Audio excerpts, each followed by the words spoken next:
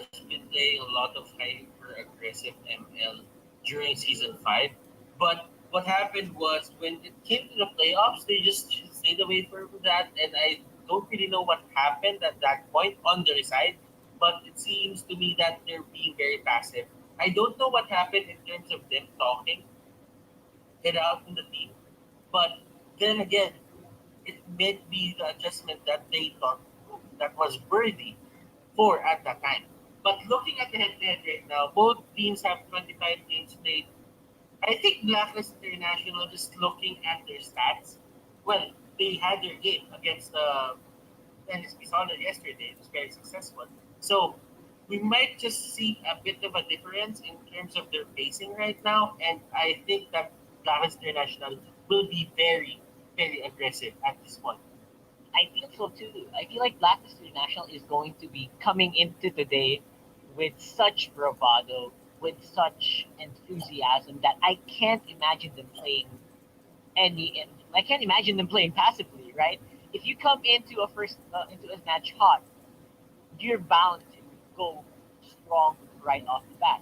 And I wonder, is that going to be a weakness? Do you think that's going to be a weakness for Blacklist, or is it going to be a big blessing? Because on the player head to head, obviously full clip, he's got a lot of KDA, right? And usually you have a lot of KDA in games. You kind of feel good about yourself, right? Yeah, it's the confidence that comes with it. I mean, even without the KDA, I really think that this guy is just comfortable in his own skin right now. This is his playground. He made it look so easy. And you know what?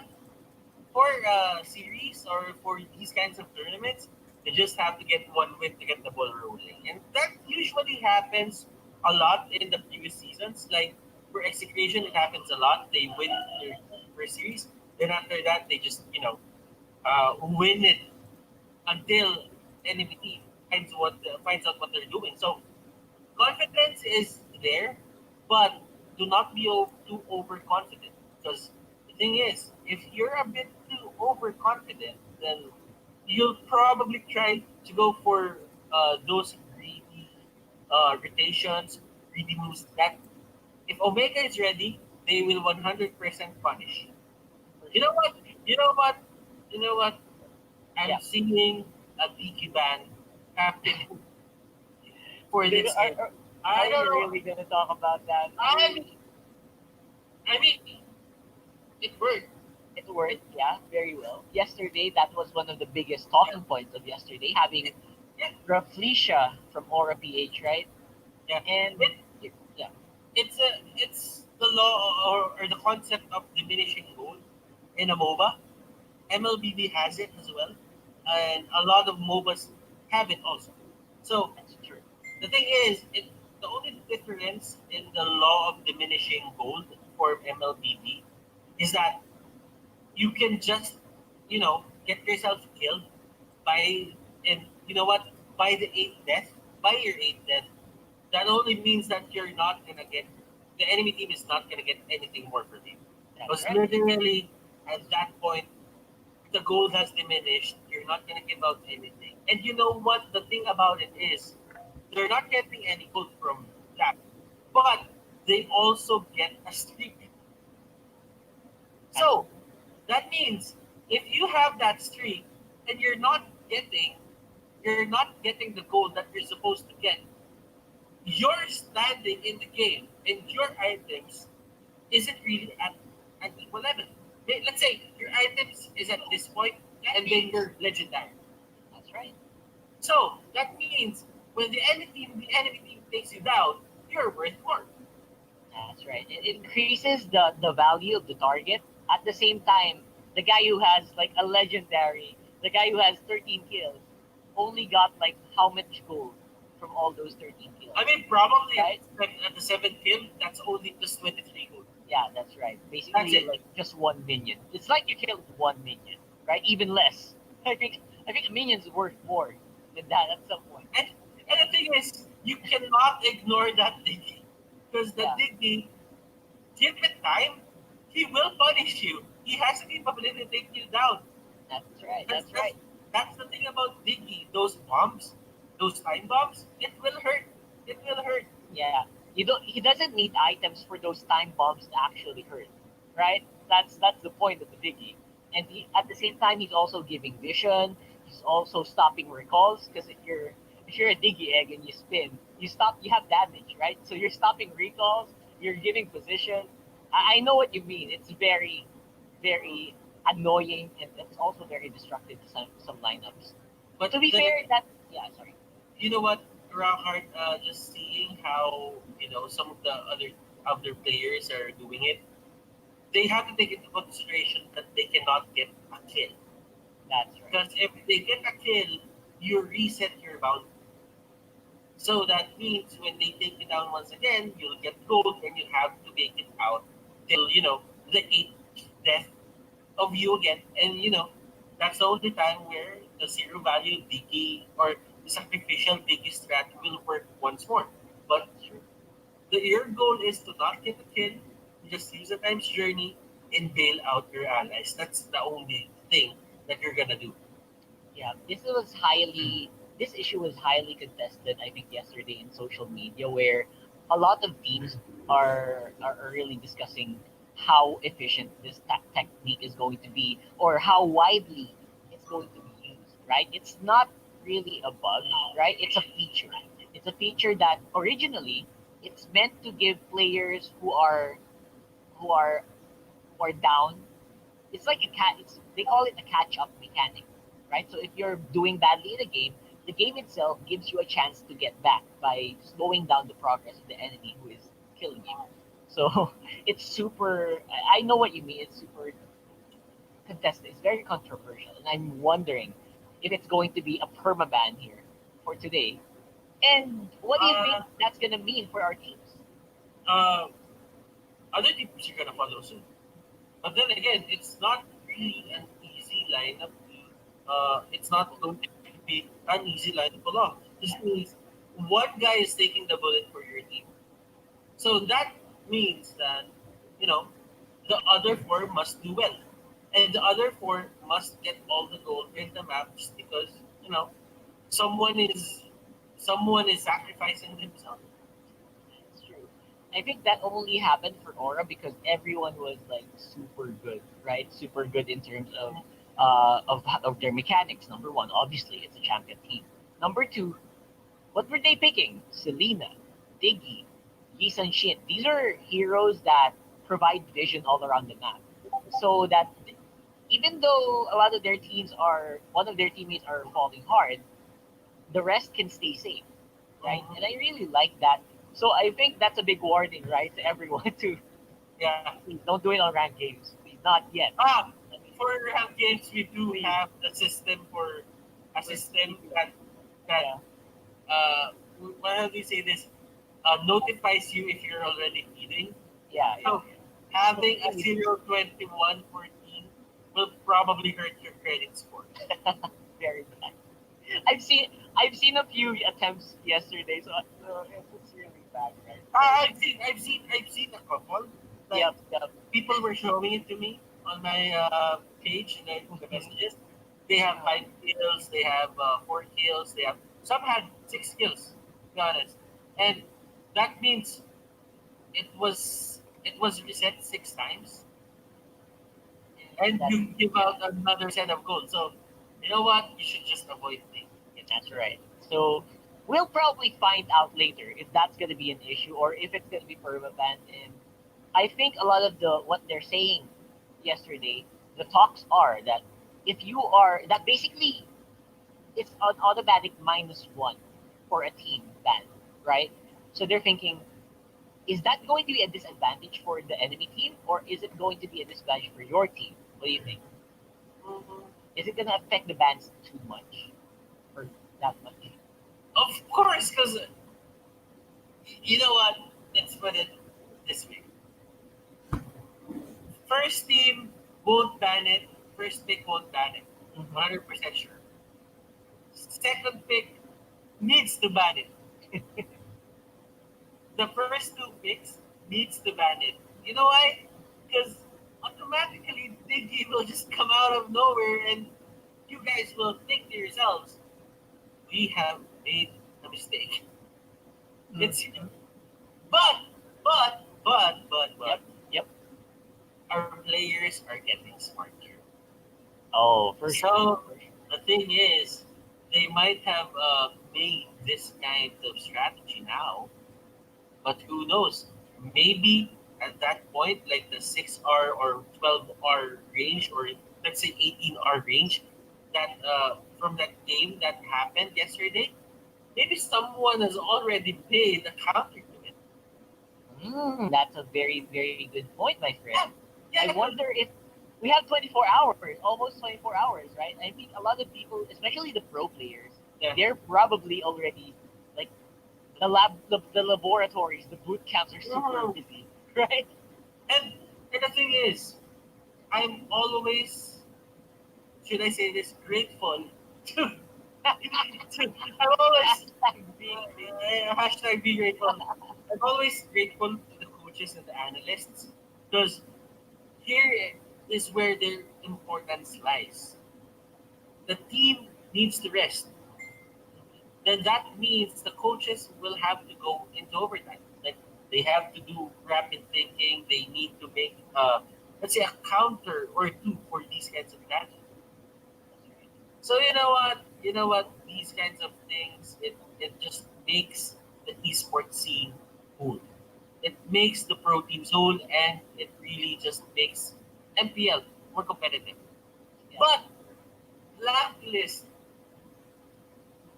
the coach Bonchan, live did a live stream earlier on his page. Right, right. They show the way to stop it. Okay, I mean, he that was like it wasn't an actual strategy, right? It was Yeah. more of like a statement that it was a short statement. I saw that. It's very cryptic. He didn't specify how, but it's also kind of scary. And I think that's gonna happen. Something weird is gonna happen if they don't ban it, right? If they don't ban it, if they start to not ban the Diggy, Blacklist will probably come up with something new. So that's also a reason why a lot of people are super interested, super excited for this matchup as well, because this is going to be the first match after that very big issue On. yesterday, right? Let's call it on. And yeah, I saw Coach Arcadia Mm-hmm. actually post something. Yeah, Like yeah, he did say that it wasn't really the best strategy to run, and I do agree myself. Like I'm seeing that certain kind of strategy to be a one-off. right, It right. would it wouldn't really work twice. Because you know what? If it works once, Diggy will get banned, or players will realize that if the Diggy is rotating a lot, then just let him be. Just let him get a kill or two. Yes, If yes, he's exactly. sacrificing himself, just let another support sacrifice themselves on your side. And you I get think the goal, and you just keep on resetting it, and you're just literally feeding at that point. Then the Diggy isn't really that important in the meta right now, because it just counters the fatal links and the other big old team fight ultimates. yeah. Usually that gets picked with Atlas, right? It gets picked with Atlas to counter against the Atlas rather to counter it, and it's not always going to be the best strategy because a lot of teams just want to. Actually, yesterday during the game itself, they were starting execution against Aura. They were starting to adapt to it, right? They were starting to ignore the Digi completely, and somehow they were slowly making a comeback. But overall, in the end, it just proved to be super, super difficult to deal with. So this draft, man, is going to be super duper important. And let's get into it right now here for the first game, Blacklist International versus Omega. Now, Mm-hmm. no bans on the Diggy yet. I like it. I like it. No bans on the Diggy yet. We'll find out later on. And I'm pretty confident that Omega Omega will probably have something else. They'll probably have something else in mind when they're drafting here. Like I know they prepared for it for sure, but for sure they also had their draft that they've been preparing for months in Mm-hmm. preparation for the MPL, right? Yeah, and I'm actually excited to just see how Omega Omega will deal with this. And I'm actually surprised to not see Kenji right now. Oh Kenji is yeah, actually the one playing. And we've been told that he's a six man, but they probably made some last minute changes. that's true. You know That's what? true. To whoever is going to play this game. So Blacklist International, I think they were caught off guard as well. So it's surprising. I don't I'm not really comfortable in seeing this lineup without Kenji because Kenji is a really strong player and he's known to be one of the best off laners in the Philippines. But yeah, if it's an adjustment that Omega has to make, then OMG, by all means do it. I think that is a very good statement, especially for Kenji. Like they don't got those medals for no reason. You know, if I had it, I'd flex it. I'll say that. So Mm-hmm. double tank setup here. So far for Omega, it looks scary, right? It looks scary. It looks like it's one of those picks Of that is course. designated, designed specifically to dig into the Yuzhong. Now, is this a good strategy for you? Do you want to see picks like this, or does it leave them a little bit vulnerable? Uh, I think there is a bit of a leeway for this team to just adjust on the fly, and this could be done now because we are still in the six-man band setup. But if it's going to be the five-man band setup, you have to be very careful in going on these kinds of setups. That's true. That's true. I mean, right now it's available, right? You better get used to it. Go ahead, run it while you can. I think that's what Mhm. we're talking about here, right? Because next week will be a different story. But before next week, obviously, these strategies are definitely very much valid. Um, Although they are going to be a little bit hard pressed to find a good carry for Wow. this. Um, they are still leaving a lot of heroes available, right? They're still leaving, and I'm scared for Blacklist to pick up a Diggy against this lineup because if they do, that might just nullify so many things. I'm not, if I'm Blacklist International, I wouldn't really, put it in my priority list to just get a Diggy right now because that does a bad as well. Uh, but then again, Blacklist International, they put themselves in hard mode right now. Yep. They do have the lane, but look at all the control that MLBB has. If ever he gets caught out with a bouncing ball or the way of the dragon, there is no way that this lane is jumping out. Uh, Yeah, These are the layers of stuns or crowd control that Omega PH has. Now, right. bouncing ball, the taunt from Gatot, and the wave the dragon is going to mess him up real bad. So I just feel that full clip will be a little bit, limited in terms of the things that he can do. But if he can get away with this, if he can get away with this late pick, if ever he's the one who's going to use it, then I have mad respects for the guy. Mad respect, right? Right. I mean, that's just. These are just. This is just. I know like this is the bravado talking, Yeah. right? That you were talking about, but it's Mhm. very scary to use this against this guy. These are three hard crowd control. This is not slow. This is not like a small hold. Yeah. These are hard stunts. Because So the thing good is, luck. the thing is, Rockhard, there's a way to counter these kinds of heroes. And for Ling, one of the things that you can advise Ling players against this three-man setup that Omega PH has is to not get caught. Absolutely. And how do you do that? How do you do that? You just fight a later stage. They just do the cleanup. That's what you Ba- do. Yeah, so basically we'll just see them like see the link flying Yeah. to wall all game long, right? And avoiding the engagements from these guys, which is very gonna be super difficult. And the main carry here, the main carry for Omega will be Hayabusa. Mhm. Do you think this is a great idea? Because I really think that after the shadow kill, their damage output will be considerably less, especially if they use the shadow kill and the feather terrestrial. Mm, yeah, I think it's gonna be good. But you know what, Rockhard? I see an Akai. I press like. I see an You do. Akai. You're I a see simple an guy, Akai. right? I'm a simple guy. I see an Akai. Akai is one of my favorite heroes, and his pick. I'm happy, and people say I look like him, but whatever, man. He's back. Welcome At least back. he's back. Welcome back to Welcome back, Akai. guys. Welcome Yeah. back to our guys. Um, I I do like the Akai pick because one of the things that Akai does well is just control these kinds of heroes. Like if it's ever like to the wall aggression coming out here from the side of Omega, what he's gonna do is he's just gonna use the Hurricane Dance. I actually forgot his ultimate name. Almost. It's been Yeah. a really long time.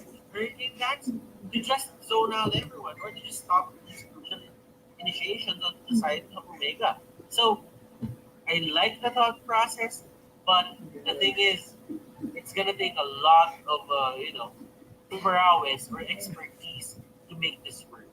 That's right, for sure. I feel like that's going to be up to their practice. It's going to be up to their practice whether or not it's going to work out.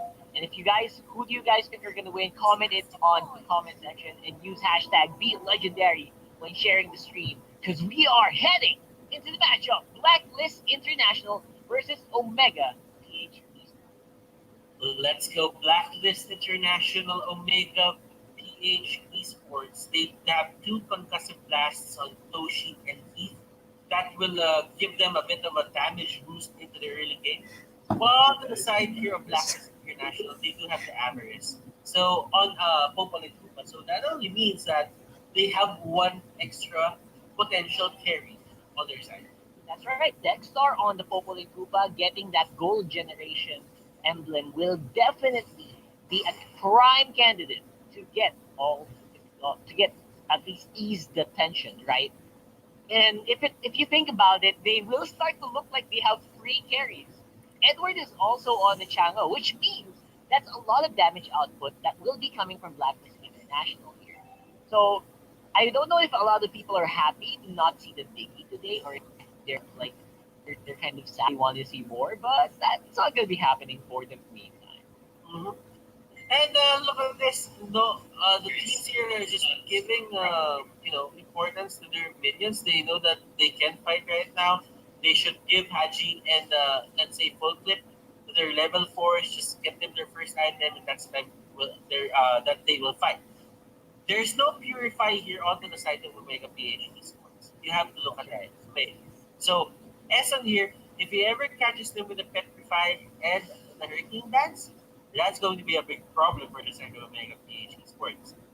That's true. So again, the Essence gonna be one of the main components of Engage, right?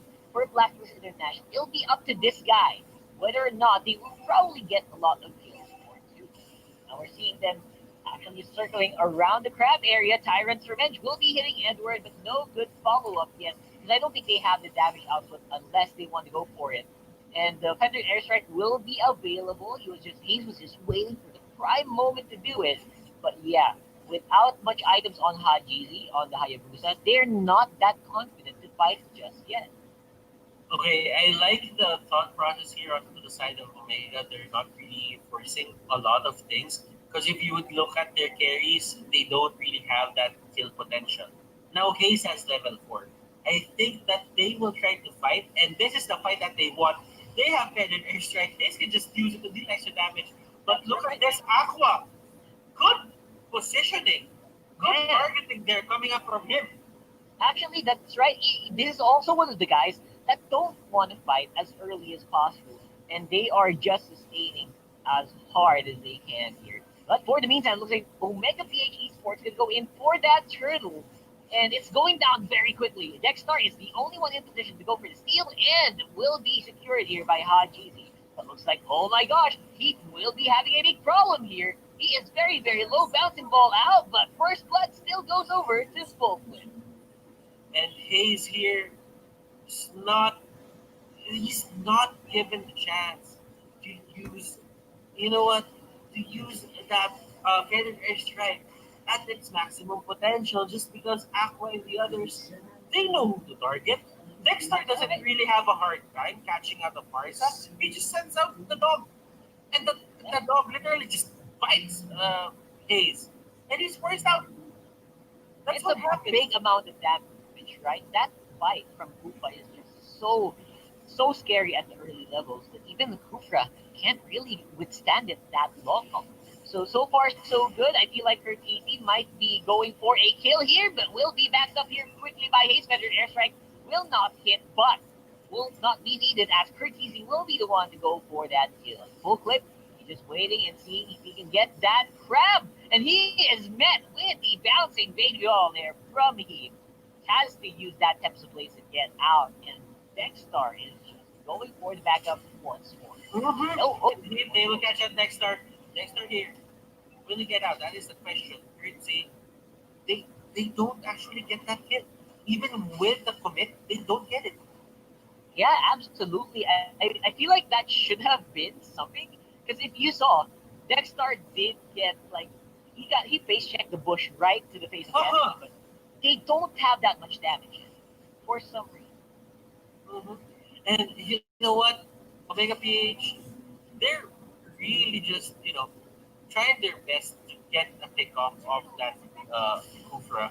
But the thing is, if Hayes isn't in the vicinity, their damage output isn't going to be good. Yeah, for sure. I feel like the damage output is going to be so massively lessened because that's the only mage in the lineup, right? That's the only guy who has the burst. Hayabusa's more of the sustained kind of guy, he just wants to chill. He just wants to get that gold, does not want to die, right, for the remainder. And that's what their plan is. With Eson, though, he is getting hunted down very hard by Omega, and they don't want to give Eson any opening to make an engage, apparently. Mhm. And this is really just one of the things that Blacklist International is abusing right now. I mean, Omega will scale. They will scale 100%, but Oh, he look at gets that! jumped on. Oh my Oh goodness. man, this is what we were talking about, man. Eson and Kai is not that afraid of a Kufra as long as you have good teammates to back you up. After you lock someone down with the Hurricane Dance, it's looking really good here so far. For Blacklist, they will have an opening on the Lord. Will they get something here for the Yes, Avatar they will. Guardian in the back line? Turtle will be secured by Full Clip, and he is doing a good amount of damage here for the team fight. Tempest Blade goes down as well. Hajizi is not going to fall for it at all. Keith and the others, they just run away. They realize that they don't have the damage. And I really like what Omega is doing here as well. They're not giving those unnecessary fights. Yes, unnecessary kills rather. Like, to be honest, looking at Toshi, looking at Keith, they use their flickers.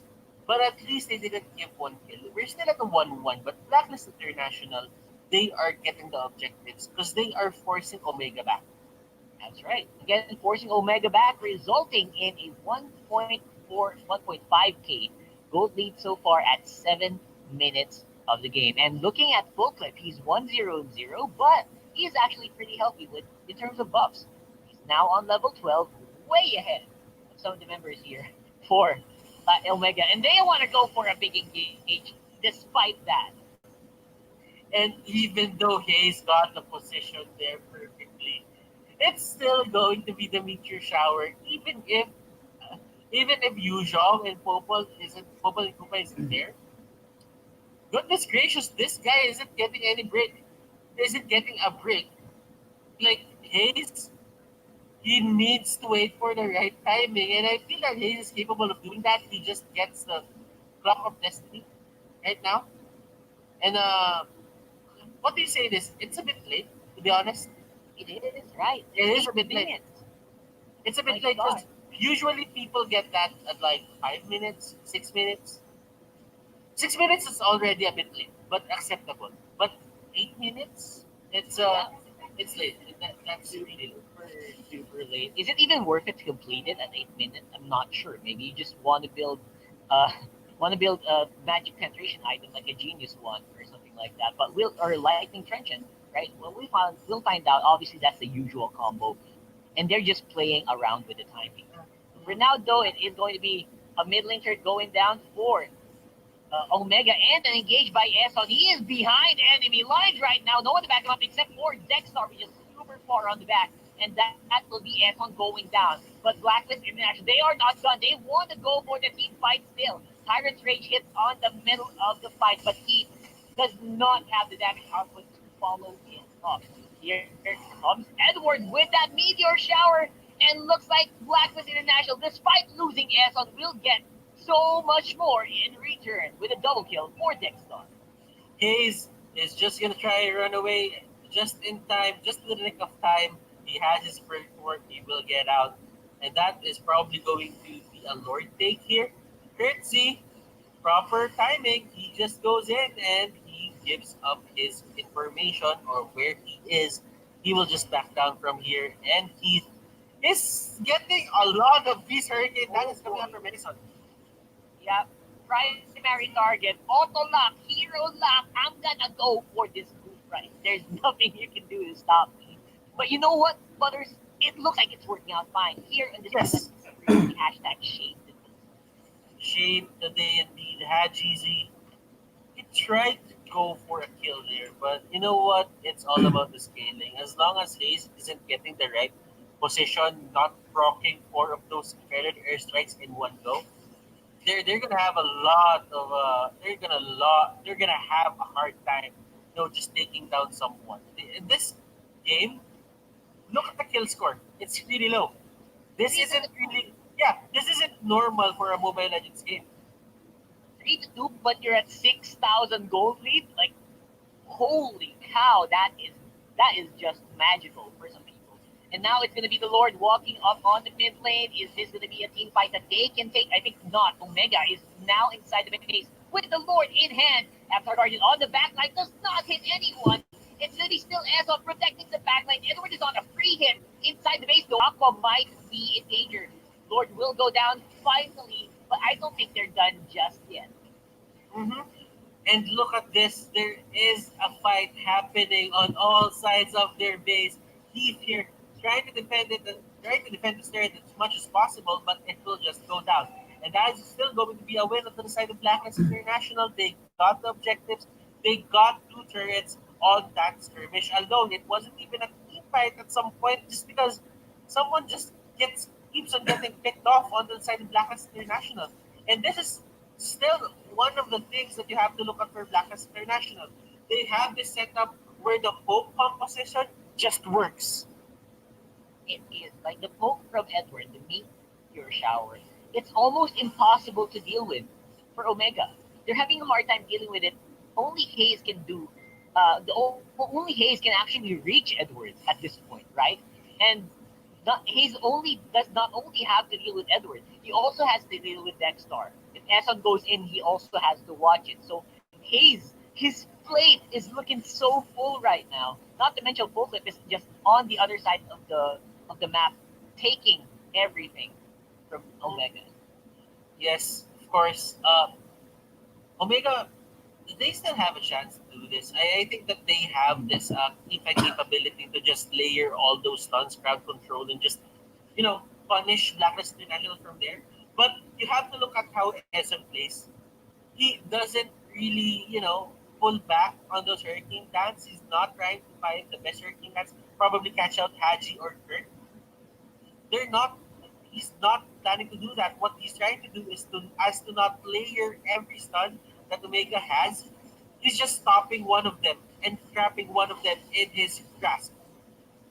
And somehow that's just starting to look like it's just about enough. Now inside the base of Omega, it is looking really, really ugly. Everything is in shambles. Traps are inside their base right now, and I don't think they even know it. And for the meantime, Omega is just gonna be on the defensive for the foreseeable half how many parts more of this game. So what's the comeback mechanic here for Omega, man? I'm having a hard time thinking about it. You know what? It's all about getting the initiation that they wanted ever since that they drafted this lineup. They haven't had a chance to get a good Tyrant's Rage that connected to the avatar of the Guardian and a ton. They haven't really set up. Really haven't set up case to go for a feathered airstrike that hits multiple people. Yep. So what do we need to do here? What do we need to do for that? Does he just have to hit one? Because I feel like one is not even enough, right? I think you need to hit so many more 4-man, 3-man Tyrant Rage for you to have actually a chance to wipe out Blacklist. Because a wipeout, I think, is the only way that they're going to be able to get this back. Are they going to play it around the Lord area as well? Because they are, man, Blacklist looks like they're a shark in water. Mm-hmm. Shark in the water indeed, Rockhard. And Omega PH Esports, they're not fighting in those areas that they actually have the advantage. They have the advantage with, because if you think about it, if they fight in a narrow space, Akai thrives on those spaces. That's right. I And really like it. Like right now, you just said it, and Jeezy, the Hayabusa, who is supposed to have the most mobility in their lineup, just got removed by Eso right there. And I think without a proper setup, only Toshi and Hayes available here, this might be the end for game one. lesson number one: do not fight on narrow spaces whenever there's an Akai near that area. Blacklist International, man, oh man, they have a new understand. They have an understanding of this meta that doesn't really, cross out or just doesn't really, ring a bell for the other teams, and they will Yep. get win number one on this game number one. This is victory for them in dominating fashion once again. Yep. Congratulations to Blacklist a 1-0 for this one. And now we gotta talk about what the heck was going on in that game. Low kill count, but the economy was just way off the charts here, brother. Any idea how that happened? Um, I mean, they were really just trying to get the objectives Blacklist International. They knew that if they fought at an early stage of the game, Omega, they had better capability into just getting those setups, getting those kills. And if ever, let's say, Hayes, they don't account for him, he's just gonna destroy everyone on that fight. And that's literally how Farsa strategies go. That's right. Literally, right? Just literally. And the damage output was just, man, I feel like if I was Hayes in that game, I would be like sweating right now You'll because be, I had to annoyed. watch so many things, right? You'll be I had to really watch annoyed so with that. many things on the map. On the map, I had to watch the front. I had to watch the side. I had to watch my back, and it felt like a mess. So the double tank setup definitely did not work out here for Omega. Are they gonna try again? Are they gonna make big adjustments for that? Those are the things I'm wondering right now. Final thoughts on that one. Well, I think we have to throw it back to our resident analyst. But yeah, let's just talk about it when we get back to the MPL-PH Day 3 of Season 6. We'll go in.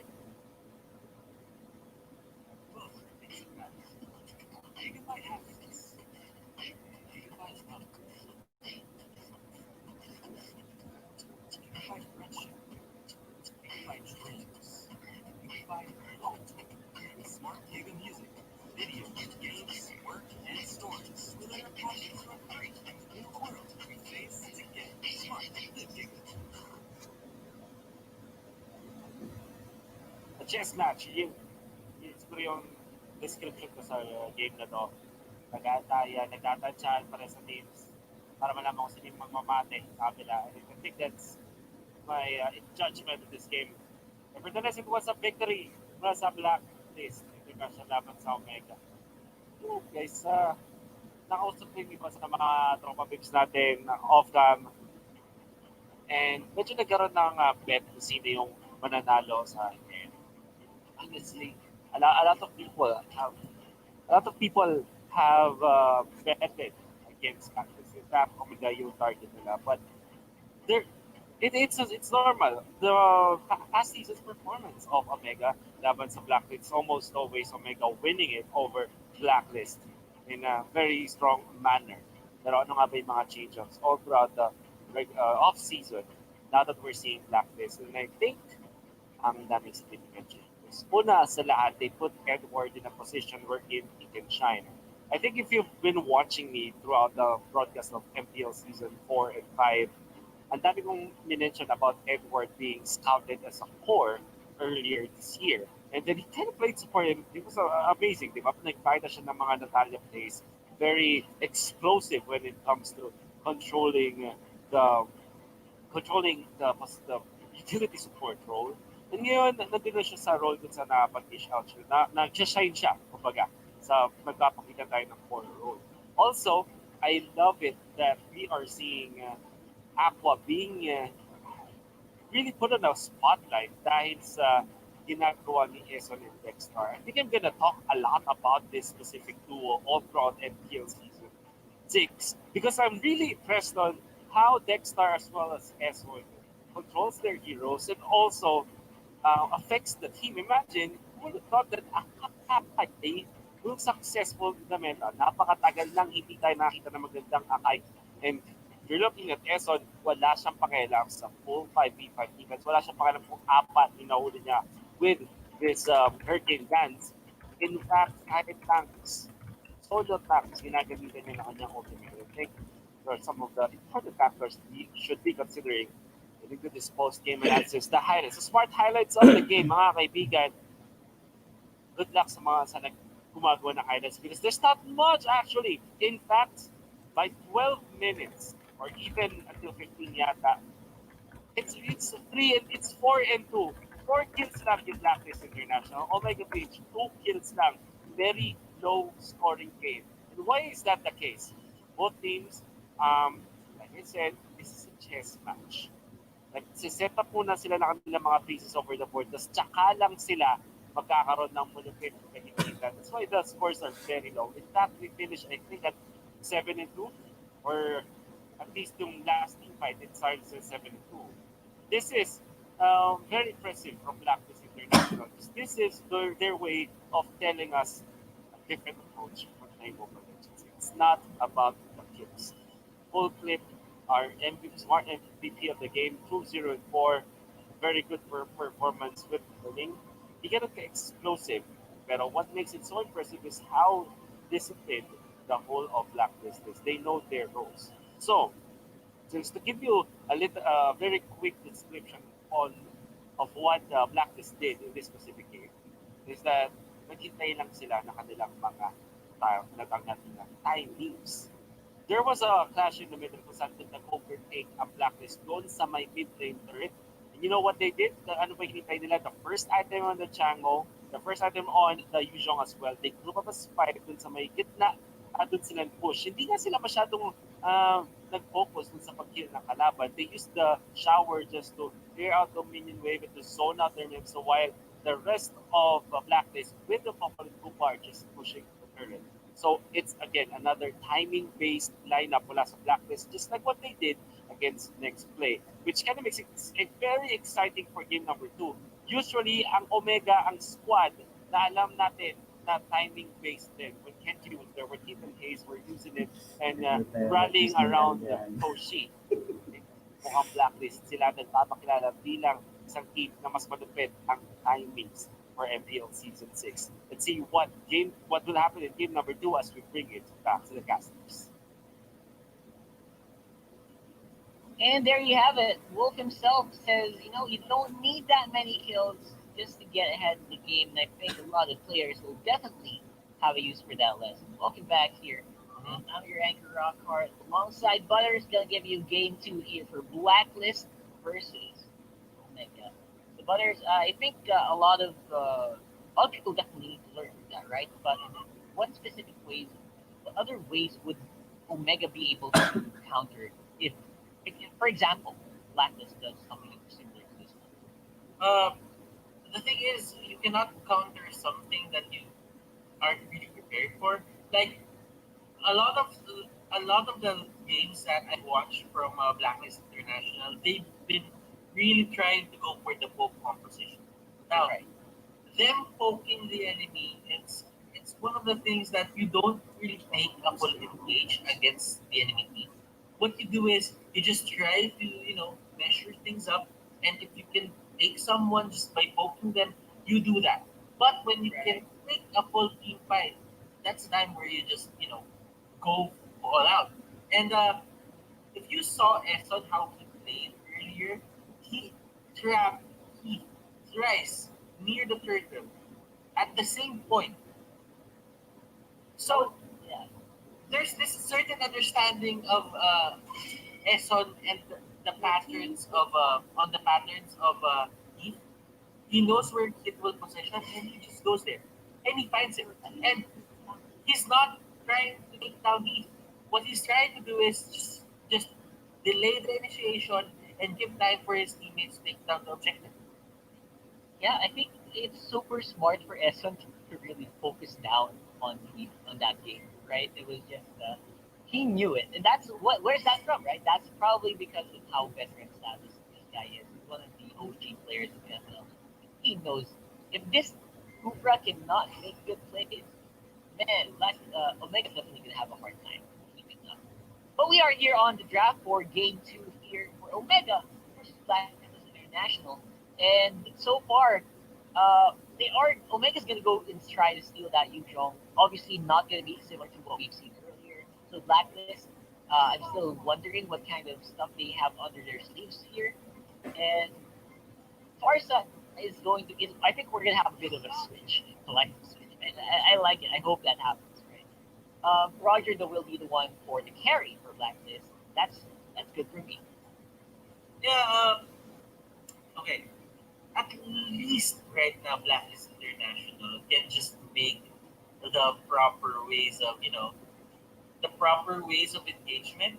Like they can adjust on the fly what they want to do with this Marsa. Because earlier, you did tell me if there was an advantage of picking a Gatot and a Kufra on the first phase. Yeah, There wasn't really much leeway to adjust just because you have hard initiations on your side.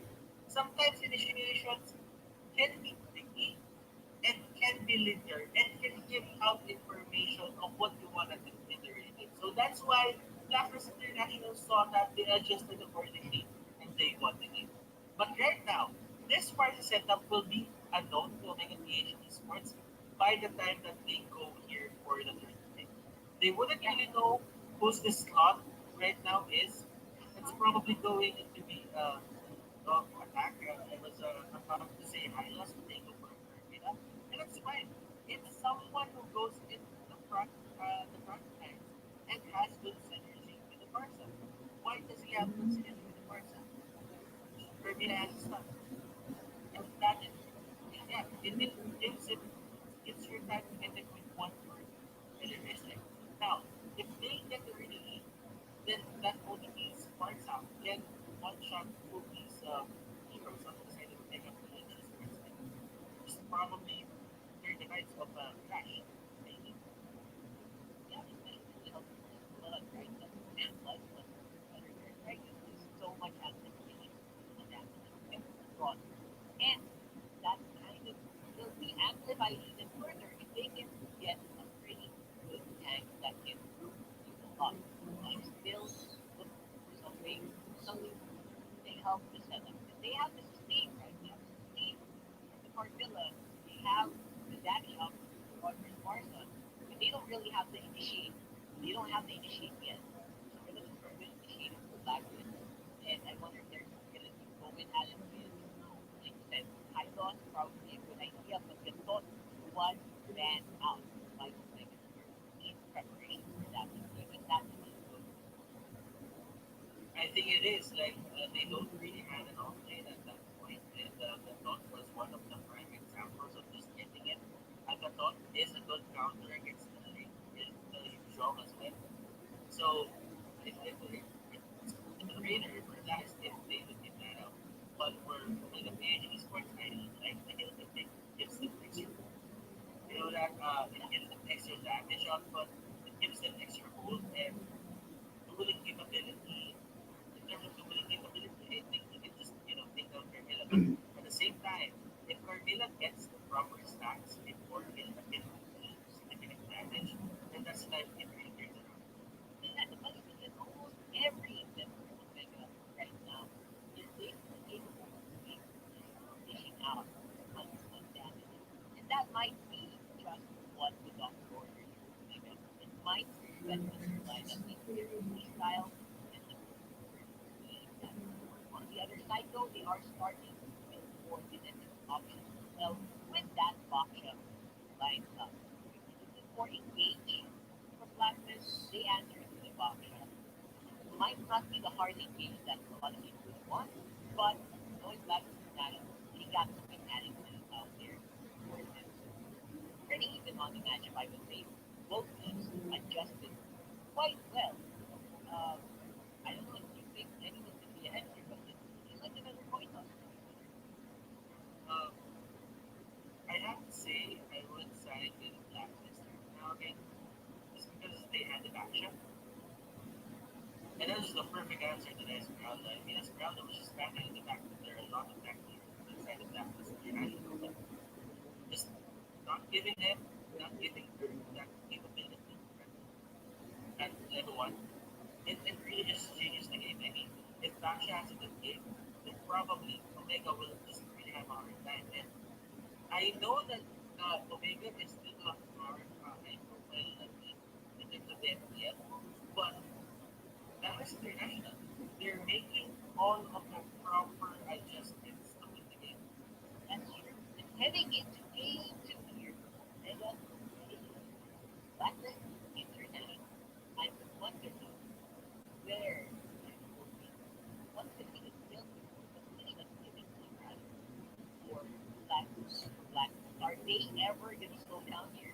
Right now they're on the 3-0 streak way from yesterday, and they are not showing any signs of stopping. Like you said, they also have a pretty good draft. So what's stopping them from getting a 4-0 today? You know, what will stop them is probably them not being inspired to be creative anymore. And as far as I know, Dexter, Killer, and the others, they are going to be very creative in these types of drafts. They've showed us here again in season 6, and I don't think that will stop. Edward here, I think it's really comfortable to play off lane or side lane. That's for sure. I mean, Edward always been. He has never had a problem with that, especially with the hero right now. One time that could be like this. And on the other side, Omega, they still have that off-lane hero on top. And still with the part using that lane might be a bit difficult. Right now, though, the difficulty here is in the mid lane when Dexter gets caught out here. And that vengeance will not save you. First blood goes over the head on that swing. You know what? This is one of the things why um, Omega is still a high profile. They know how to punish you if you go over the line. And Dexter, sadly, well, not sadly, but yeah, sadly for him, he went over the line.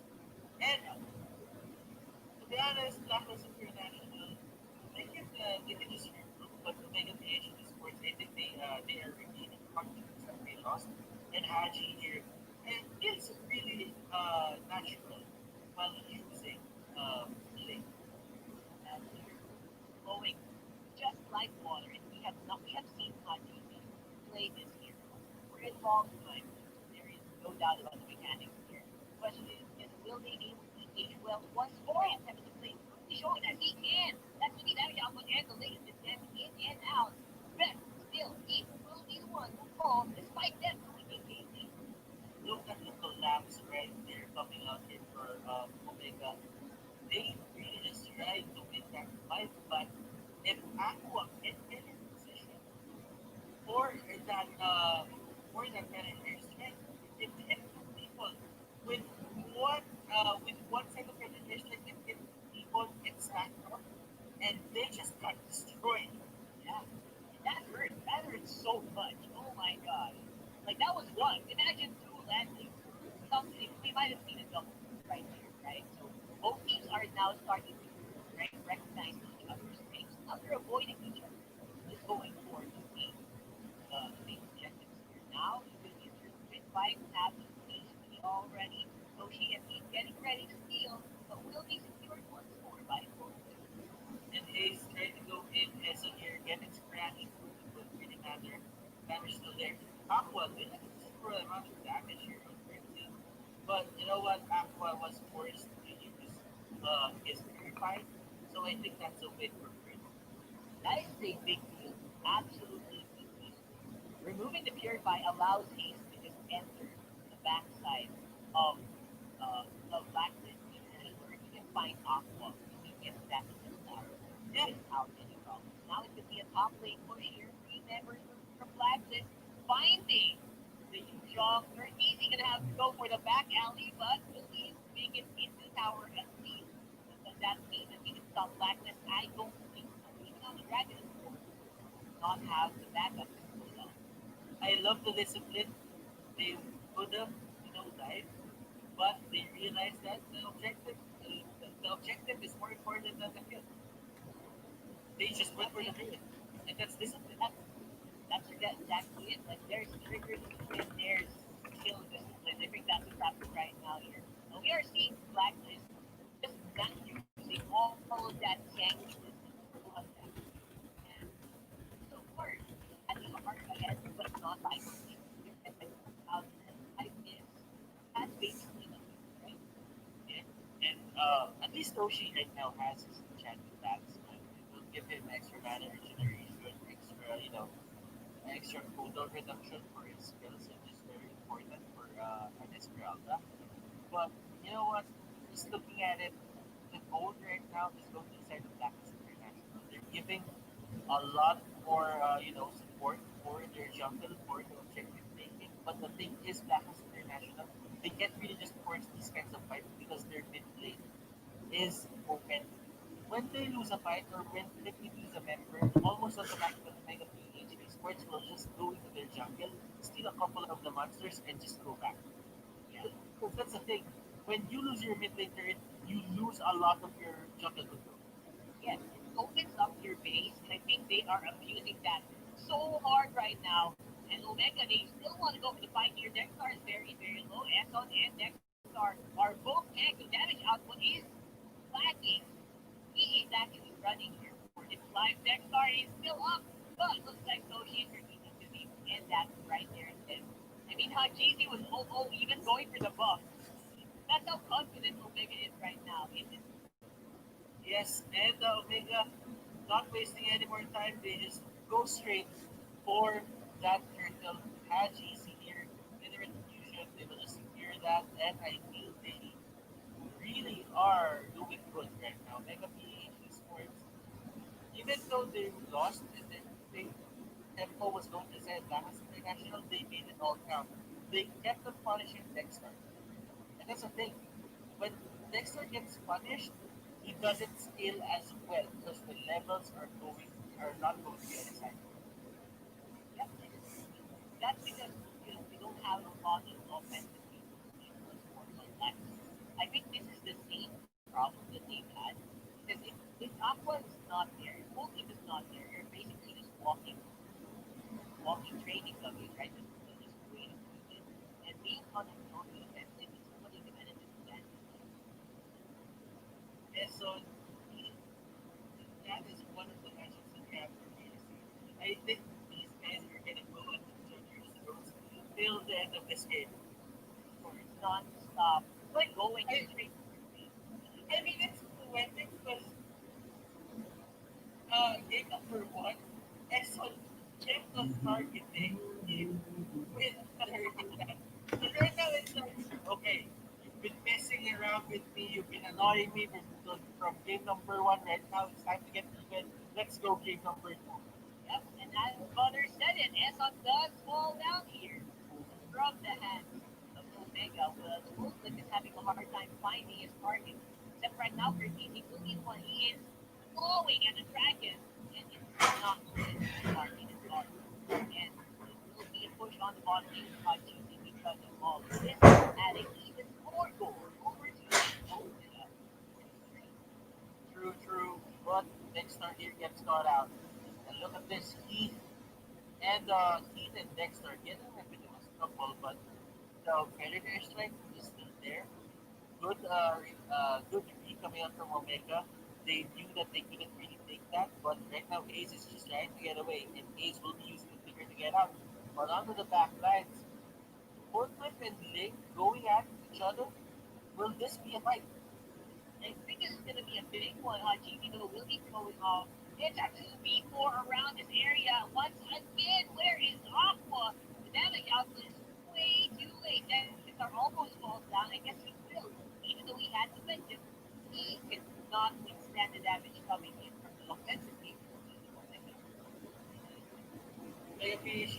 Omega, they found the right rhythm to counter Blacklist's, almost, unstoppable drafts.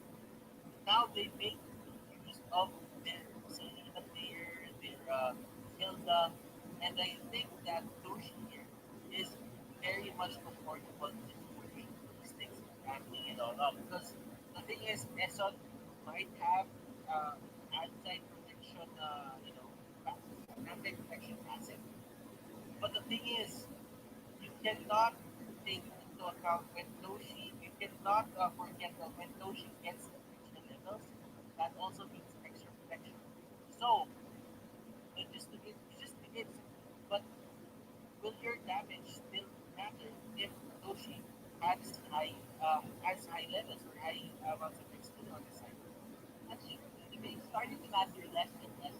And this point, towers is falling without the help from the mid game. That's how powerful like the Omega is right now. But again, they are still not out of the just yet. That challenge finally will be here. Four-man push here for Blacklist make that 5 as Exxon is about to go for the engagement. Exxon, where is everyone? Exxon's all alone. Step in the place knocks him up and will be taking it by Toshi. Because of that, I think I am starting to sense a little bit of miscommunication happening on Blacklist. A lot of pickups are coming from the taps. They have been going back and forth, the supports as well. And Omega, Omega, they were just punishing. There wasn't really anything special from Omega. They just had to punish. And they did that time and again. It's a very simple concept of someone just being out or not in position to do anything, and they just take advantage of it. And look at this. This is actually a deck rush, and Edward here trying to attack as much as possible, but the link is there, Toshi is there. Wouldn't really Yeah. matter. He will go down. And the funny thing is, everyone was actually in position, all very close by, but they didn't want to go. And that's super weird. Now it's yet another big fight here on the orange buff side of Blacklist. They are repelling the opposition so far. But how long can they keep this up? That almost 12 minutes in, we have Omega ahead by about 7,000. That is really big. Board is now actually open for contention if they want to go for it, but really going for the same route and just don't get far on the other side of the middle. It's a, it's the same thing as game number one. This is your tempo that that is international wanted, and it's just the Shadow just gave a lot of trouble inside of Omega Nation Sports. Now, this is a high kill game. Compared to game number one, this is high kill. Compared to game one, this is high. That is international. Full clip isn't really getting that much support. I mean, full clip has the items, but not as much as game number one. But I mean, he's going there. He's getting there. He'll probably carry in just 5 minutes or more. Yep, and that's starting to look like 5 minutes is a long time because they want to go end it right now. They want to get to game three, and they have the damage out from Haji. They can do it. A double kill, and on the back one, it's still in the end for it. He's all alone. There is no way Blacklist can enter it right now. Lord will start to walk on the top side of the map, and everyone, as I said, the damage is real here. Damage is real. And if Current is struggling in the lane, Lord is marching up top. And that's what be another kill. Barnes not getting too much about it, and that is their last line of defense going down from the pressure. And they will just take this game. Yes, that's going to be a 1-1, and we have a series with Jeff Omega taking over. Blackbird. And it is very fitting. As we all know, Mega is still one of the best teams in the Philippines right now. So a 2-0 wouldn't really have made sense at this point. I mean, Dallas International could be that strong, but you know what? I'm pretty sure that they will never happen. Yeah, at this point, it's so difficult to think about Omega falling flat in the league, right? These guys are championship caliber players, right?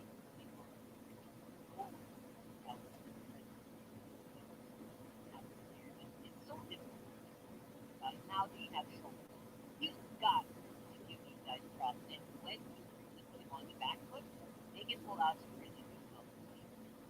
Was Kind it? of for Omega, it's, yeah, Yeah. No, go. yeah, the competition is very well thought out. And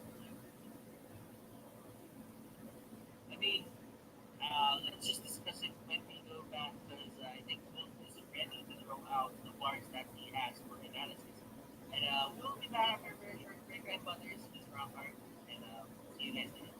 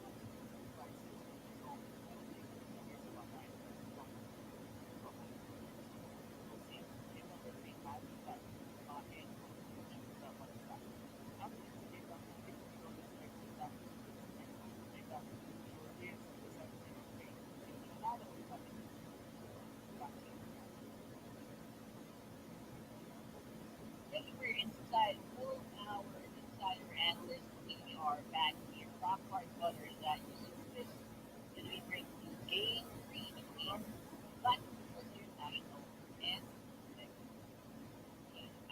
I think he is on the docket here.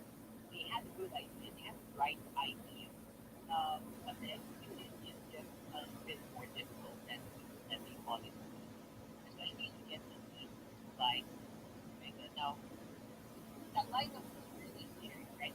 Almost all members had that. Even the all tags, even the support, Selena, they had a lot of groups. So what do you think this should have been fixed here?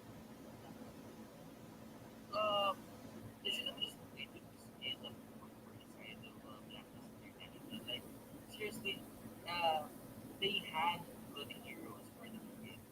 If they waited just a bit, just and they give out the pickups to Omega as long as everyone is progressing on their side. But that didn't happen. What happened was everyone was just very happy at that Fair point. Compared to game one, it was a kill heavy game, right? point. So people, both teams were actually able to turn up the Whatever discipline there was on game number one, it went out of the window literally. And I think a lot of people will agree with that. But for now, we are heading into the draft for game three. And we are still seeing Yeah. they're not probably becoming a different than not sure about effective. And that's why it's surprising for me that that was the China was a different side. They prioritized getting the first two picks. And okay, so the current MPL for this game is whoever has the link, that's how we know it. And Selena is quite successful in this series. But the link, whoever had the link, they just won the game right out. Yeah. And there are very few heroes that can outright and there are even fewer heroes that can beat him in a 1v1. Right? So that becomes the big problem. How do you catch the link and how do you actually kill him with this? I think one of the reasons why even now they need this so ridiculously high in in the game. Now, It it it uh it forces you to get uh more from right, right. like a lane just forces you to pick more stops or more practicals. It's the nature of the hero. Like he can be he can be from point A to point B at any given time. Like it's really fast on his feet. But the thing is, if he's on the other side of the map, you should have a stun or a crowd control to scare him from just doing whatever he wants. And if he's on the other side of the map, that should still be the same reaction. He should be a bit scared of doing this. I think that's a bit of a point. Sometimes you have a link and sometimes have to pick up from a high control, Yeah, right? Hard crowd. and and this is what baffles me about this game. Like when when Link came out, there were a lot of heroes up at the islands. Literally had those heroes that had single target stunts, as to not get dodged by this Link. Right now, we're stuck with two Esper packs. Atlas and Boomerang, that's it. That's literally it. Everyone is banning them out. We have the Gaton, but he's more on the offlane side, so you wouldn't really, see him fight as early. But that's international. You know what? They have the Esmeralda, they have the Yuzhong, they have the Hilda. Let's go for the X on the stick. Let's beat them with the stick. Let's go for it. Going for the Balmont right away. I mean, if the Tempest Blade is not enough to scare you, we got an incoming thing with the next one. And I like that. I like the idea behind Blacklist. Right now, they're the ones who are racking full damage. And that's, I don't know, I feel like that's basically what you do, right? It's the first advantage. You look at what works justify it, especially if you practice it anyway. You practice that life before. So why not go for it this time around? Something that's not going let's say this is not going to be repeating it. That's right about right here. I'm hoping that might have a hard. But we were talking about hard crowd control. The thing. They went for the Cyclones with the homing. Hey, hey, I think for the longest time, we didn't see Cyclops just being the direct answer to the link. And now, I think the scaling of a Cyclops is still there. The catch still stands. But you have to be very careful that they don't just kill with the link. Because the link might be the right target here, but the link can actually, the projectile gravity type. Yeah, it's not, it's not as fast as people think.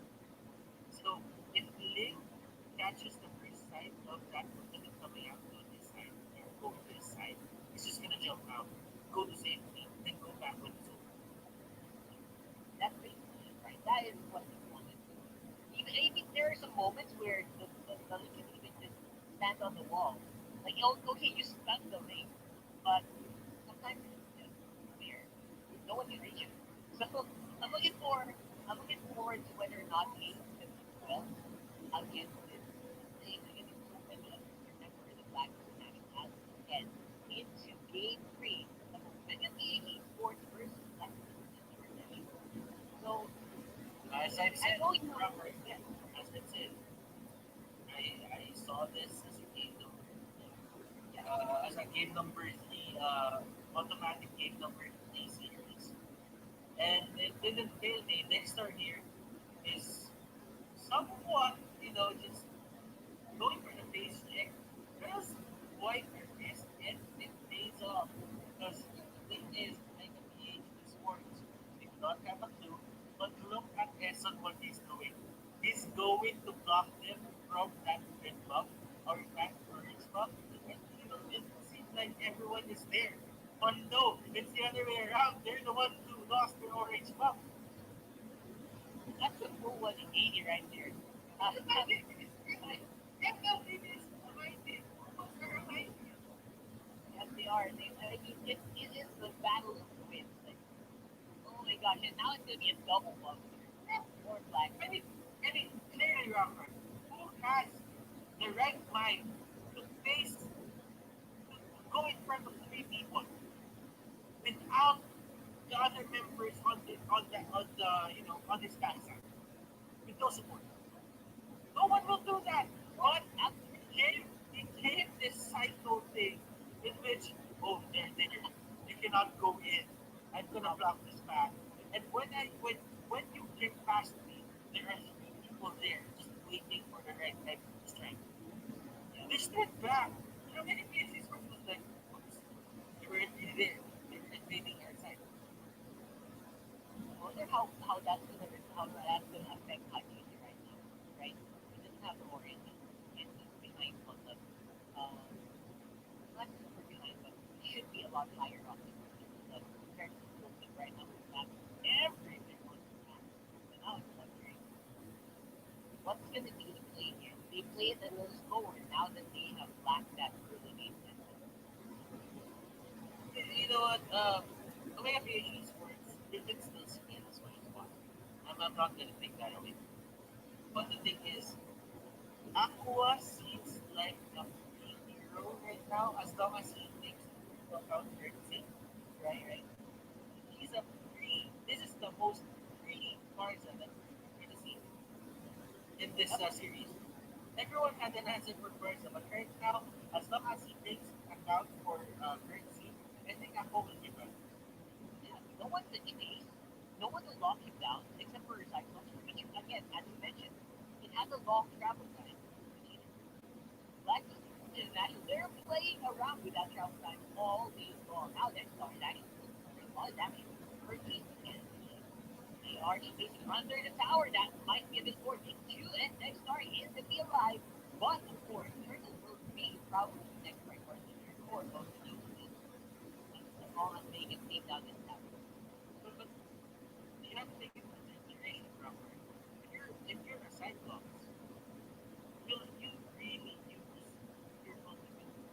for a varsity. That's Because absolutely true. because Have so when many targets. yeah, because when Coldplay sees that you use that limit, it's fun time stuff for him. It's going to be the fun time. It's going to be the playground of play. No, no, no. Here's the thing I, I I, noticed. I like Oh I my like gosh, wow. I like the play. I like the play. Stay patient, you know, not They giving didn't out. even mean that them as a play. Didn't even get started. Right? They didn't mean that here with Blacklist. Yeah, Blacklist International, they're not wasting their shots. That's the thing. Blacklist International, they are just going to, stop MLBB Esports from doing whatever the hell they want. If they want to have a good game face, so they just stop it from there. And Martyr will just try to get away, getting extra procs, getting extra shields from his skills, but it wouldn't really matter as a mega team Esports. So, you know, just take it down as well. But it's still a win for Blacklist International. That's a For hash sure. I would say. Yeah, and on the top lane, they're also doing a lot of damage. That tower is very close to down. So that's going to be a lot of your main goal. That's going over to the blue side. And on the bottom side, that's just full clip going non-stop.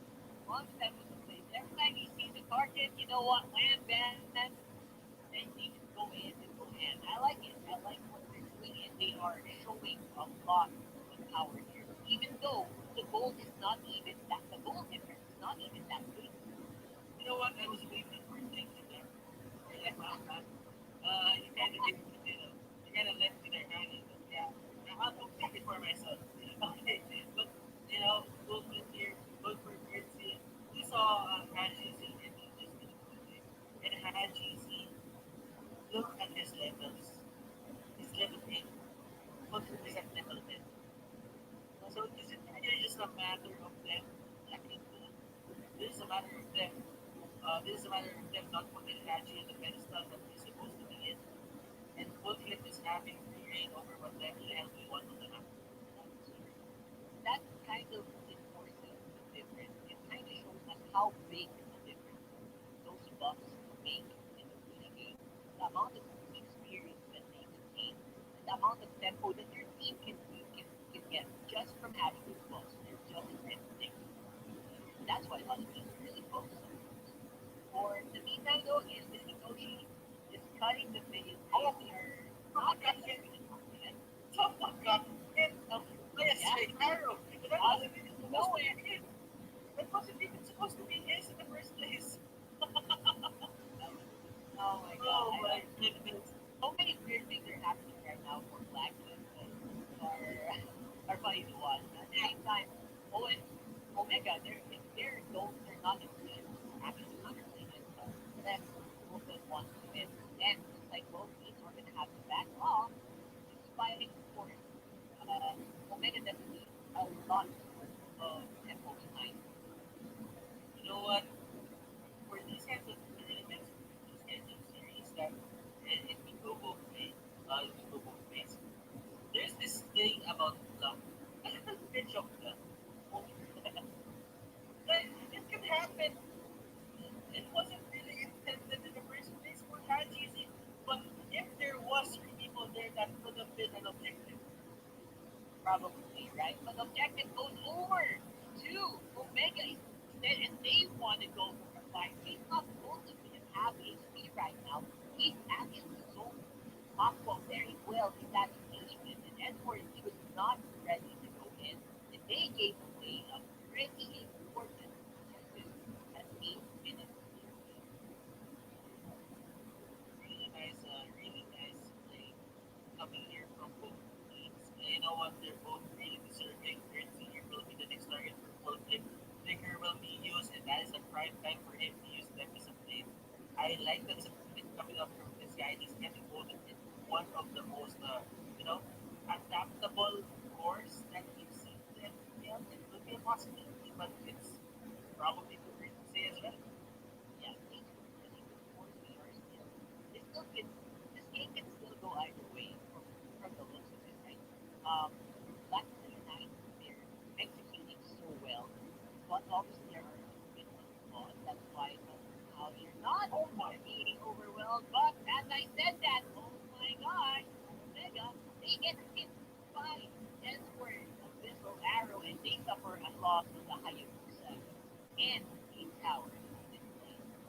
remember, projectile travel time is a thing in ML. Cyclops is a good way to contain these kinds of heroes like Link, but if they see it going to their side, you just you're asking it to you're asking those kinds of heroes to actually go out of harm's way before you even reach them. And there are so many ways they can do that. I mean, some people would go crazy and like make the BMU, right? So some people estimate that, but of course that's not going to happen here. But I'm just saying, it is. You're absolutely right. It is something here in MLB, and projectiles is not the only traveling. So your boost also got different rates and will be traded on the bottom with a tower of their own. There's still 2,000 gold between these teams, but looks like Blacklist is pushing themselves to the map. Oh, Arrow almost hitting Hatch easy, just by just by an inch. You almost got hit there. Ultimate will be used, but they're already on the back lines. Edward here will survive. Currency will try to go for the engage, but even with the perfect initiation here for the side of Omega, it doesn't pay off for their side. Can you imagine the calls coming out of here for the Blacklist right now? I feel like they are having a hard time closing out this fight. They are the ones engaging. Mind you, they are trying hard to engage after the initial engage. They're actually not able to take down chunky members of Omega just yet. I think that's the ultimate stopping. I think Blacklist Blacklist gonna have to do that in the later part of the game. That is international later parts of the game, but I don't think they will take it that they won't keep it that long.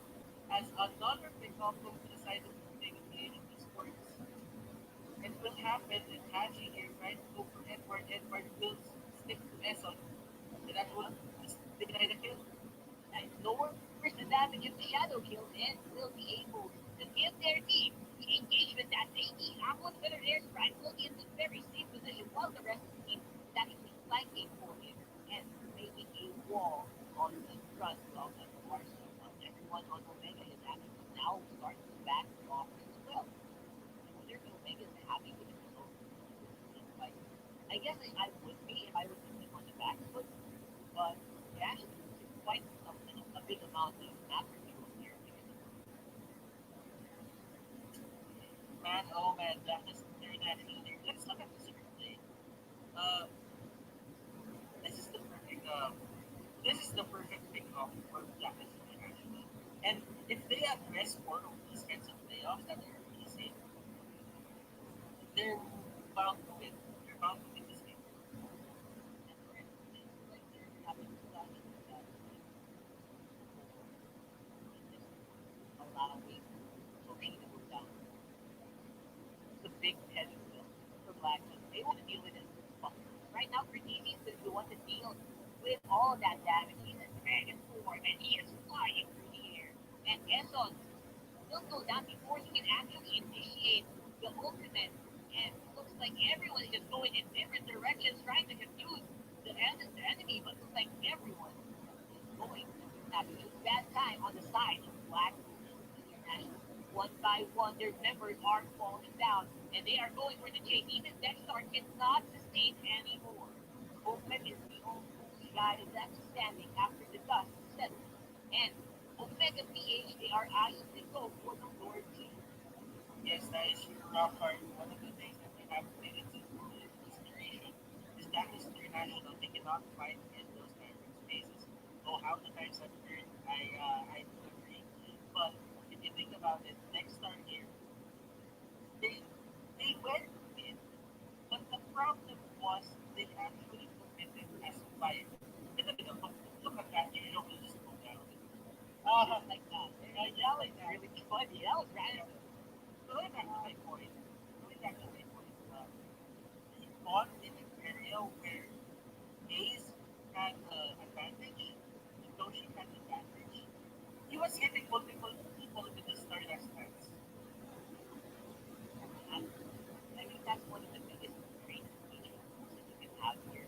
Is just whittle down black, right? You just have to whittle it down and make sure you absorb a lot of that Edward's arrows. I think he is also trying to do that as long as he has a big shield card. But right now they have the Lord in front that will be their pseudo tank just so that he can get pushed in. Bottom lane is also pushing. Hayabusa's on the top. GG wants to get a tower as well. But the damage is real coming in from Blacklist, clearing out the Lord in a very quick fashion. Lucy also stopping the pushes on either side lane. And now we are back to where we were. This Blacklist defending. You know, it takes one to find turn the tides after they're using his ultimate make to really eat. Won't really get the stun. But right now, there is a good ultimate coming out here from Aqua, and that changes things. On their side, Edward here will be the primary target. Will the first damage hit him? No, it won't. It's still going to be anybody's game. Blacklist International survives the siege coming out here from Omega. Yep, and despite of course being behind for the big part of the beginning of this matchup, Blacklist they are sorry, Omega are starting to get into the groove and they are getting ready. They are getting poised to take care of these towers. Somehow I just feel like the damage output for Blacklist is starting to fade. Fulton is still stuck on 2 5. I think even though he's low 50, he's having a hard time getting even more items. Although he is item almost item locked, I'm super surprised that he cannot really burst down members from Omega. It's starting to look like he needs all of his items just so he can become a very ultimate devastating thing. Right now they look like they want to go. You know what?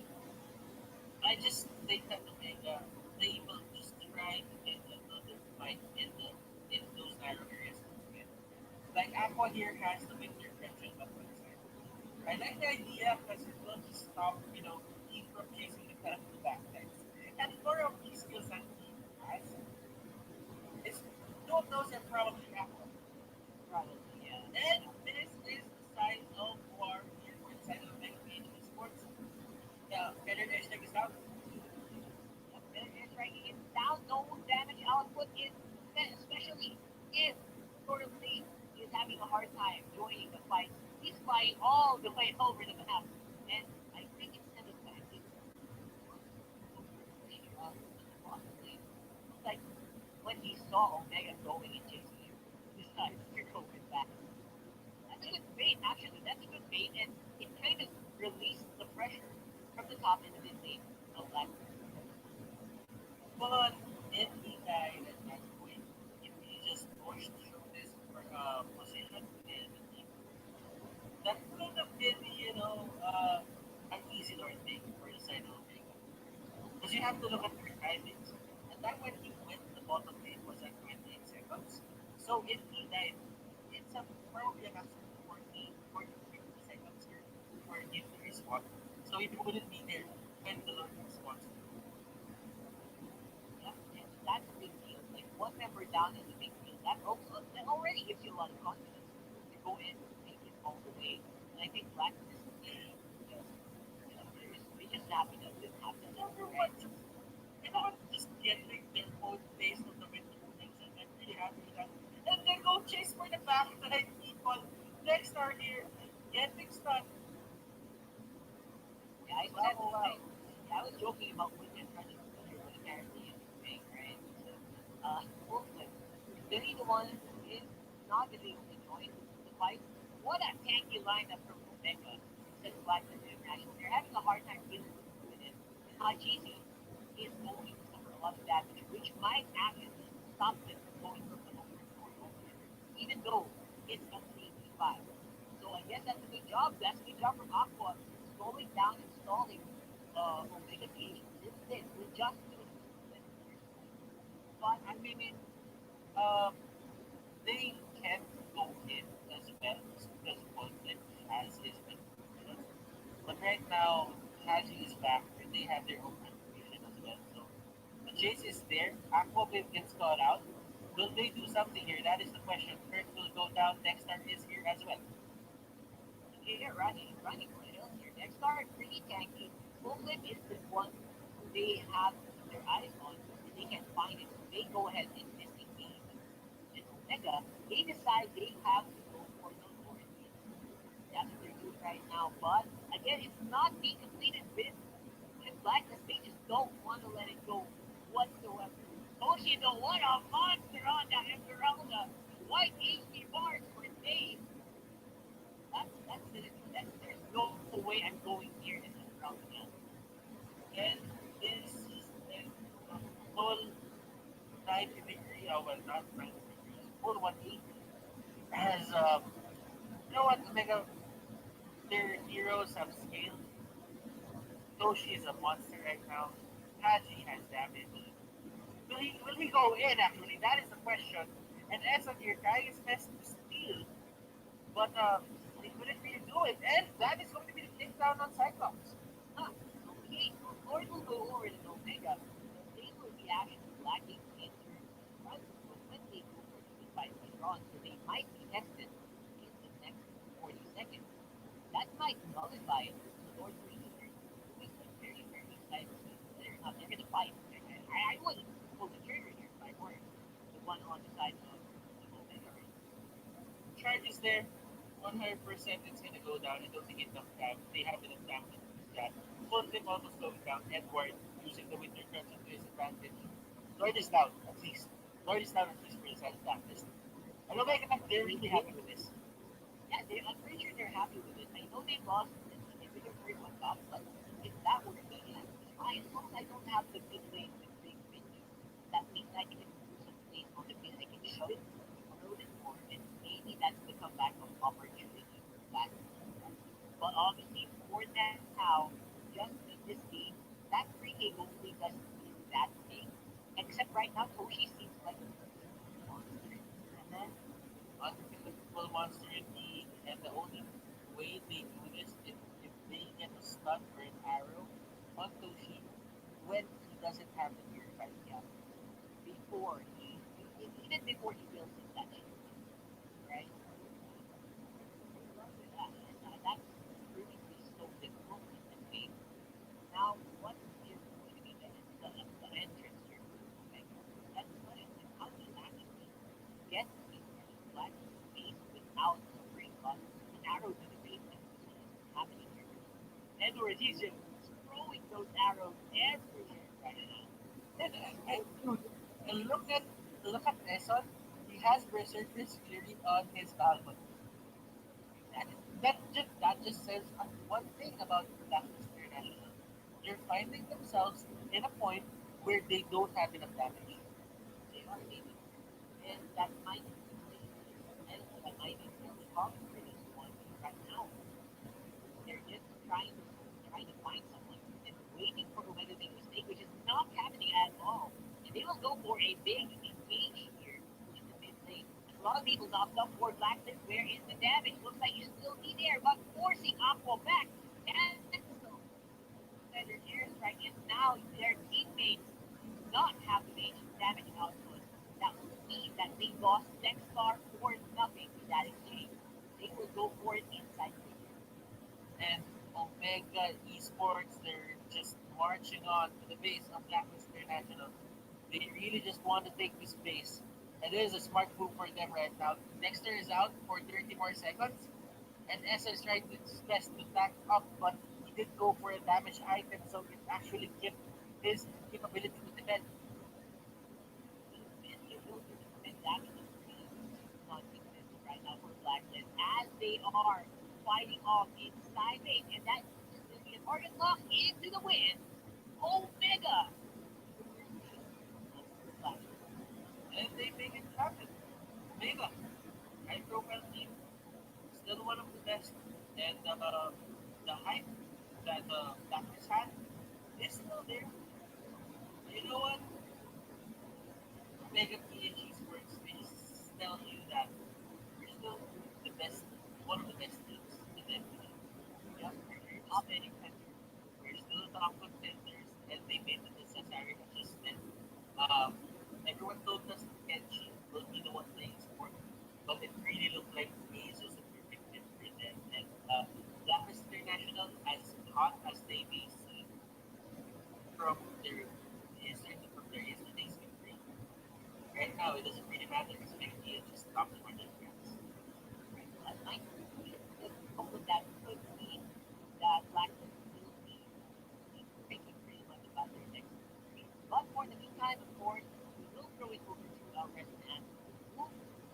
card his brothers, and we'll be back for the match number 8.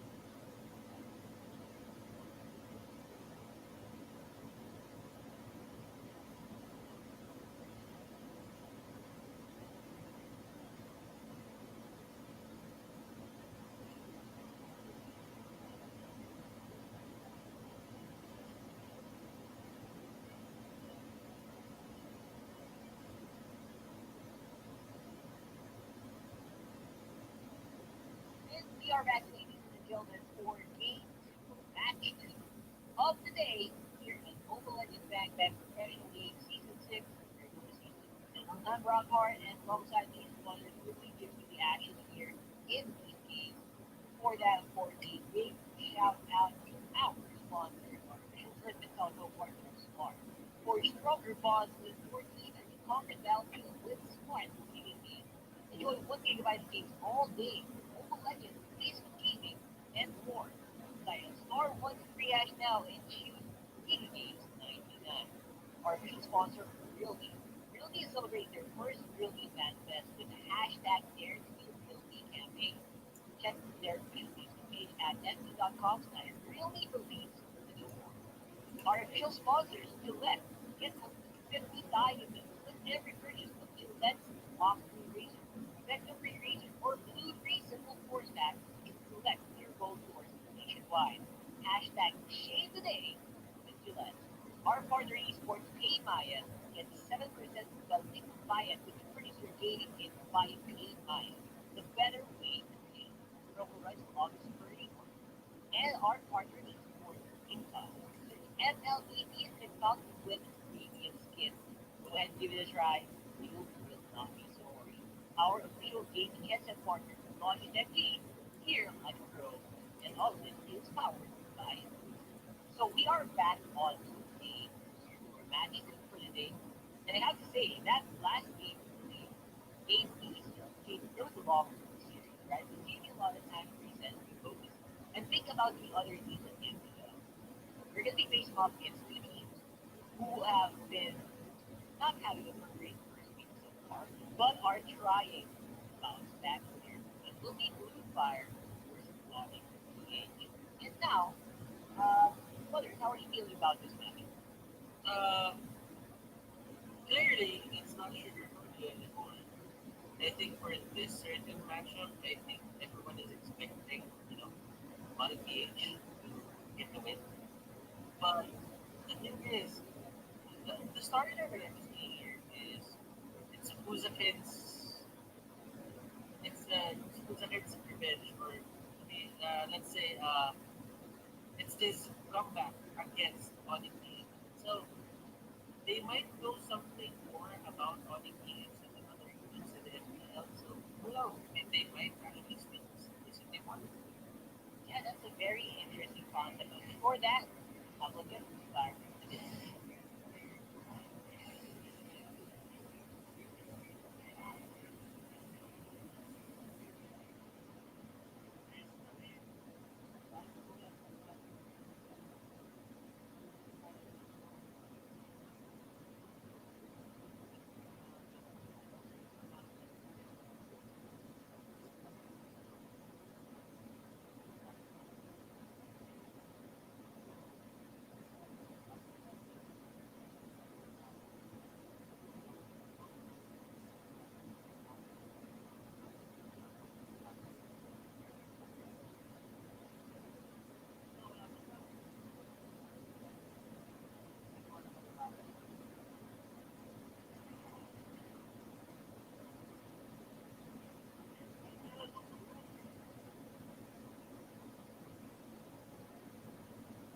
And that is Blue Fire's signature unseen crimson. Skin and limbs. Others mentioned that we can never disregard the amount of information that players can take or can impart from their previous teams, right? So is that going to be reflected on it? We will have to wait and see because, of course, a lot of things can happen because of that small variable. For both of the teams, I think this is their recent game, and especially for Blue Fire. Blue Fire, let's just say on the back side of things, the Philippines in MPL, they were put down a lot, and they're trying to, come back from this and make it a point that they will, come back and be stronger in the next game. So for them, it's it is a statement game that we can do this, and it's actually a statement game, and it's actually a confidence game, not a statement game again. It's a confidence game for them that whenever they just take one win away from Onic or from the series, it will restore whatever confidence they lost on day number one. So you think it's more of like you don't need to win the whole thing just to have a good team. You just need to get a game on your side. That's probably going to be enough, right, for these guys to really get into gear. You'll have to wait and see next year. Something else here for Onyx.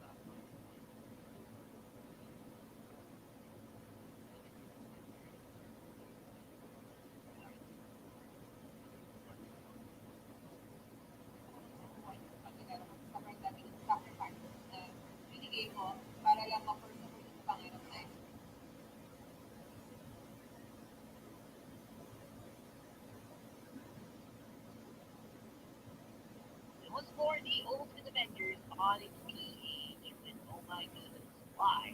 Yeah, J and Basic, which had a pretty rough first day, and it was a long fought battle, but overall, Brand Esports were able to do an Avengers take on the Avengers themselves.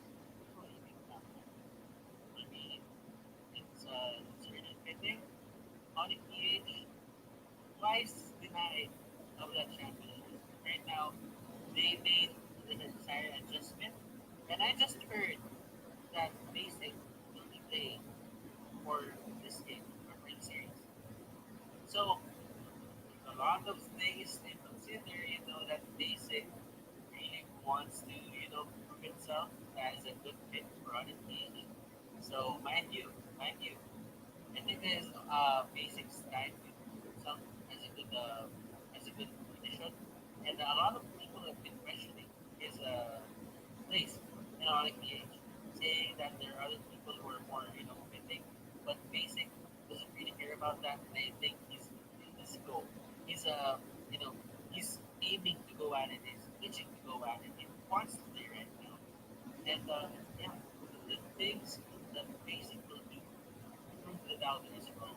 And mind you, they're the ultimate point athlete on the internet.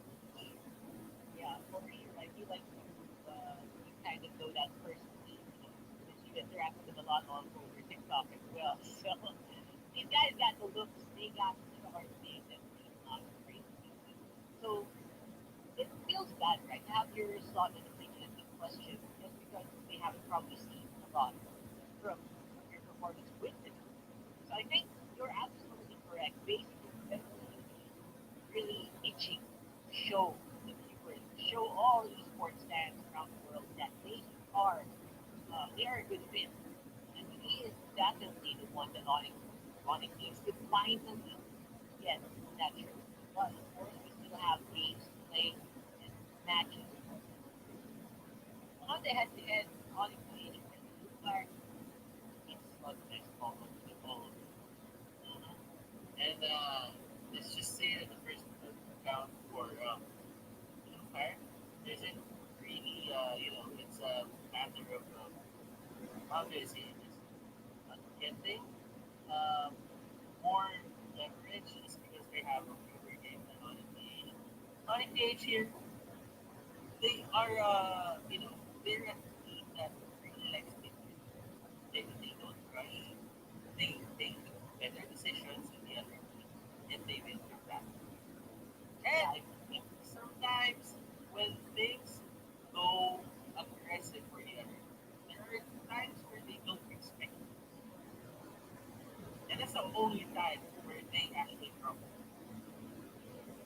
yeah, and I think that's what's usually the weakness of Blue Fire from before, right?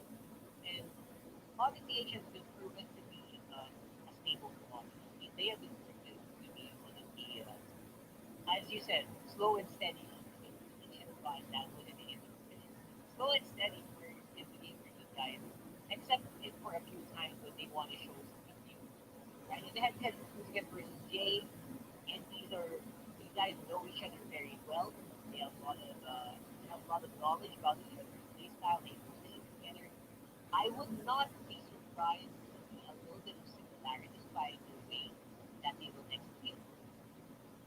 And for now, I just feel like that's going to be the difference maker here in this matchup. Who's again is also a guy that has a lot to prove for his previous team, because he's fighting against today. And I wonder how that actually affects the mindset of teams. I mean, the mindset of these players in the head-to-head. I want to tell this team that these players are actually good friends of mine.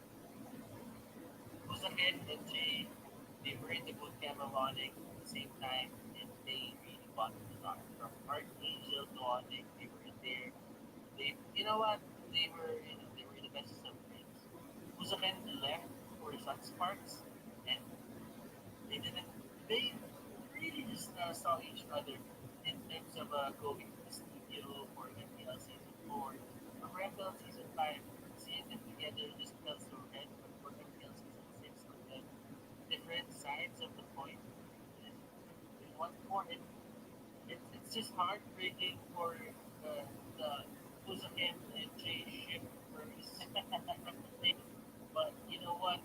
As long as these two are playing in different teams, they know how each other plays.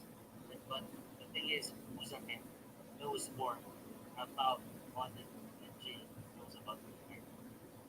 That is a great point. At this point, there is just no way that any of that might translate, right, to Onic PH. So if Onic had a few things that they were hiding before, obviously some of the old stuff is going to have that. I mean, it's so weird. Like, the information is changed, right? Because obviously these teams practice ridiculous amounts of time. And of course, you can't really help but just best buds with some of your former teammates. And now they're gonna have to share a lot of that info, and a lot of the picks, a lot of the previous picks on it will definitely need to be changed if they want to stay competitive in this matchup against someone who probably had to beat on. Well, because it's the beauty in the fact that Onic, there's the favorites to win here. They really display their intel well. They might have a slight hiccup with Red Esports, but that's still Red Esports, one of their hard enemies. Considering that, let's say, okay, let's put it this way. Way back to the end, the rivalry, the Trinity, to be exact, the best teams that we have Philippine, we have Ops Gaming, and we have Digital Devils for Gaming. Now, I say that the Trinity for season 5 was Sunsparks, which is now Aura, Onic, and That's now, absolutely. now, the thing is, this team is not pushed. And Blue Fire will never get me. They have the best performance against the next team, but it's too early without them. I know that people are saying they don't deserve the slot, blah, blah, blah, or whatever. It's too early to say. Blue Fire still has things that they haven't showed us. Like, right now, see this. You've seen this, but you've seen it. And Absolutely. but you've seen the back. So that's very, yeah, it's So they very didn't do that. But let's see, get easy. Top level analysis. Well, top level now to I start think everybody. they're one to go for the fixing. Yeah, But you know what? You've seen this. Use of bad. The bad for other teams. Uh, from having scenarios. Snap. right. We're here in the draft for game one. Evolving PH versus Blue Fire, and some really tanky boys being removed from the field. Means that it's gonna be one of those times where it's like we're simulating next week. We're probably gonna be seeing a lot of really strong tanky fighter lineups, right? We're gonna see a lot of tanky fighters. We're probably going to see some reliance on vision, some reliance on the of Russian here, and I would not be remiss looking couple into one presentation if ever I would be allowed to.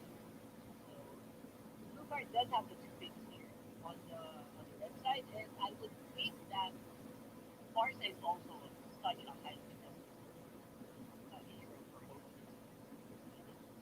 Onic PH, they're pretty much, comfortable with this decision. We did see decision even thrive in day one. They really like the idea of just getting that extra vision and uh, extra fast in their action against the biases.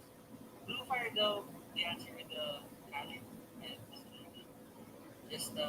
They just get a very annoying hero and talent. So just they for this Onic PH might have answer for talent, so they don't really have to train on whatever hero that they want to off lane. Or the forces that go for the runs or something that would stun that would stop talent or just be regenerating its HP or getting its HP back at a certain point in time. Selena is more the vision control. It's a vision, getting the information, and Onic PH answers with their own vision. Take who's going to be the opponent for that. That's right. A lot of vision, the traps, and not to mention a lot of vision from Ethan Sheik himself. I like that they also think that the fans are not going to be able to pick a solid engage tank. You won't just have a solid any off lane tank, right? Any off lane fighter.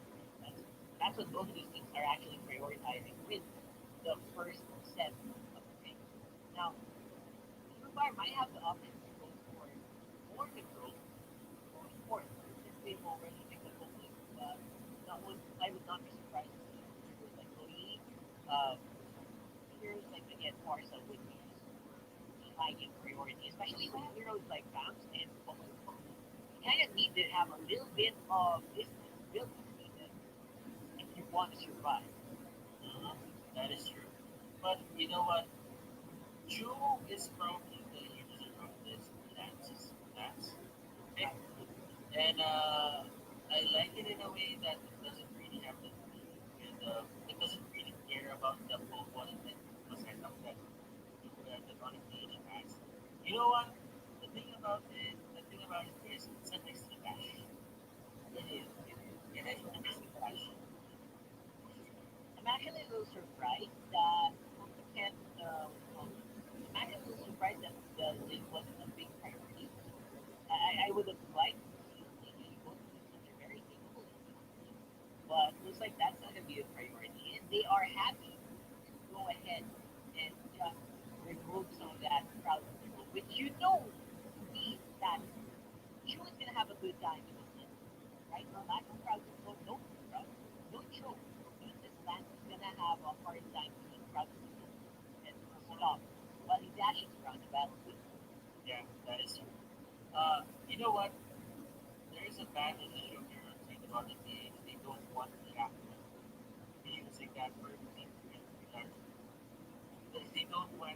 They don't want that very sturdy setup of the side lanes. They already have the dams. Giving up the show would be, a little bit too much. They have the pickup priority. They have the durable off lane that has damage and needs to be. And yeah, for the side of Blue Fire, they're pretty much scared of that. But on the PH, thinks that the Farsa is one of the mains here for their lineup. I kind of agree. They don't really have a way to, gap close. So it's possible that Ufra is out, Atlas is out. So they do not want to be forced to, probably they do not want to be forced to use a high loss. Yeah. So they just ran it out. And looking at their side, just removing that Farsa, like I said, Farsa is going to wreak havoc on the Honda PH lineup. So not picking it up on first rotation might have been a mistake for Fire, but they'll be happy to go with it. Just go with the hill. And really, that Onic PH kind of recognizes that because they say that won't span. Now, the tanks that we are looking for, are they even going to come in here? Guard, I don't think they will need it that much. That's the role that Hilda plays, right? That's the role that Hilda kind of plays when you play. That's the reason why he gets picked up a lot. So I like that, and I wonder what this last thing is going to do for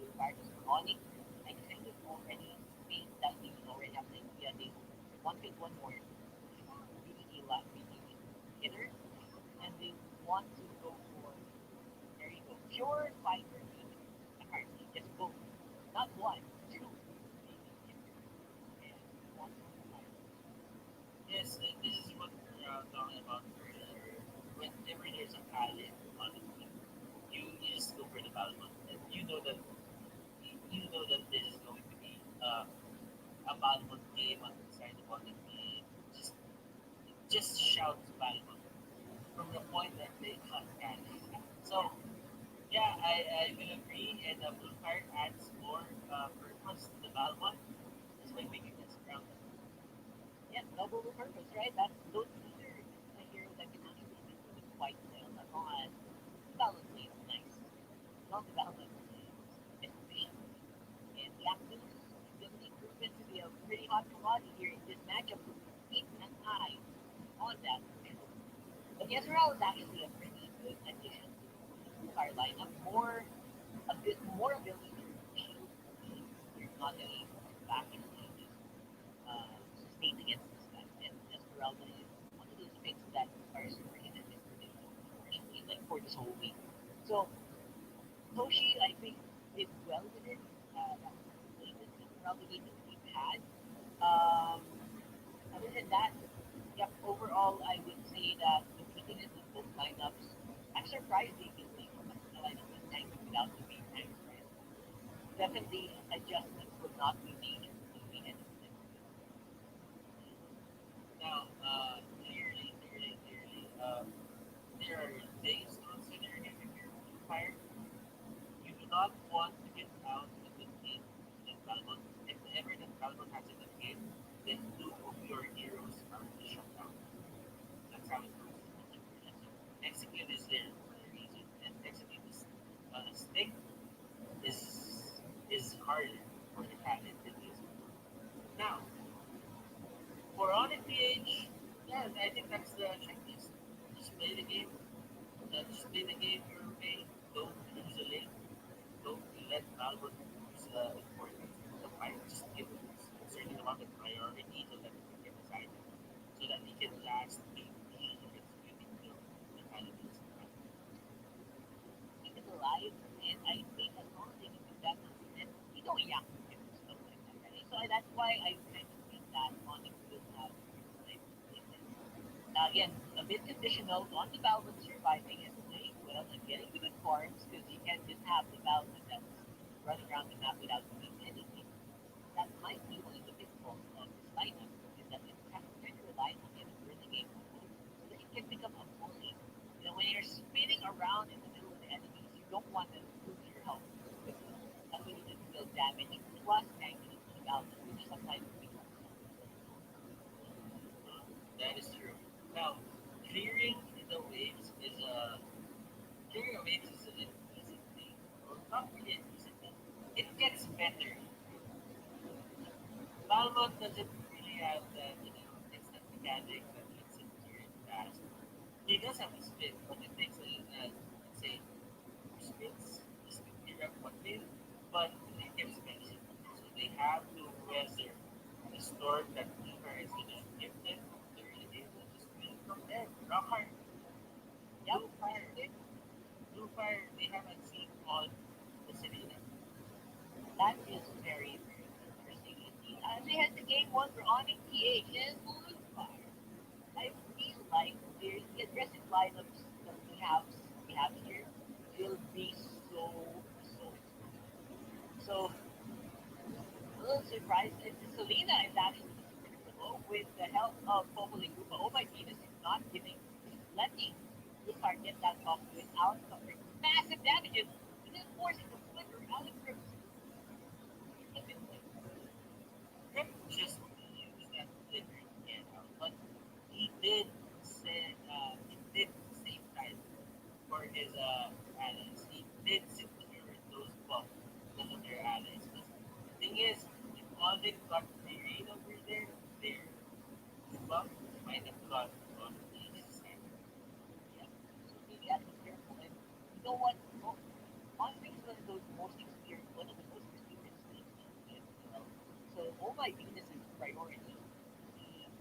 knows the timing of the buff. So that's what make Omidita such a good sport, right?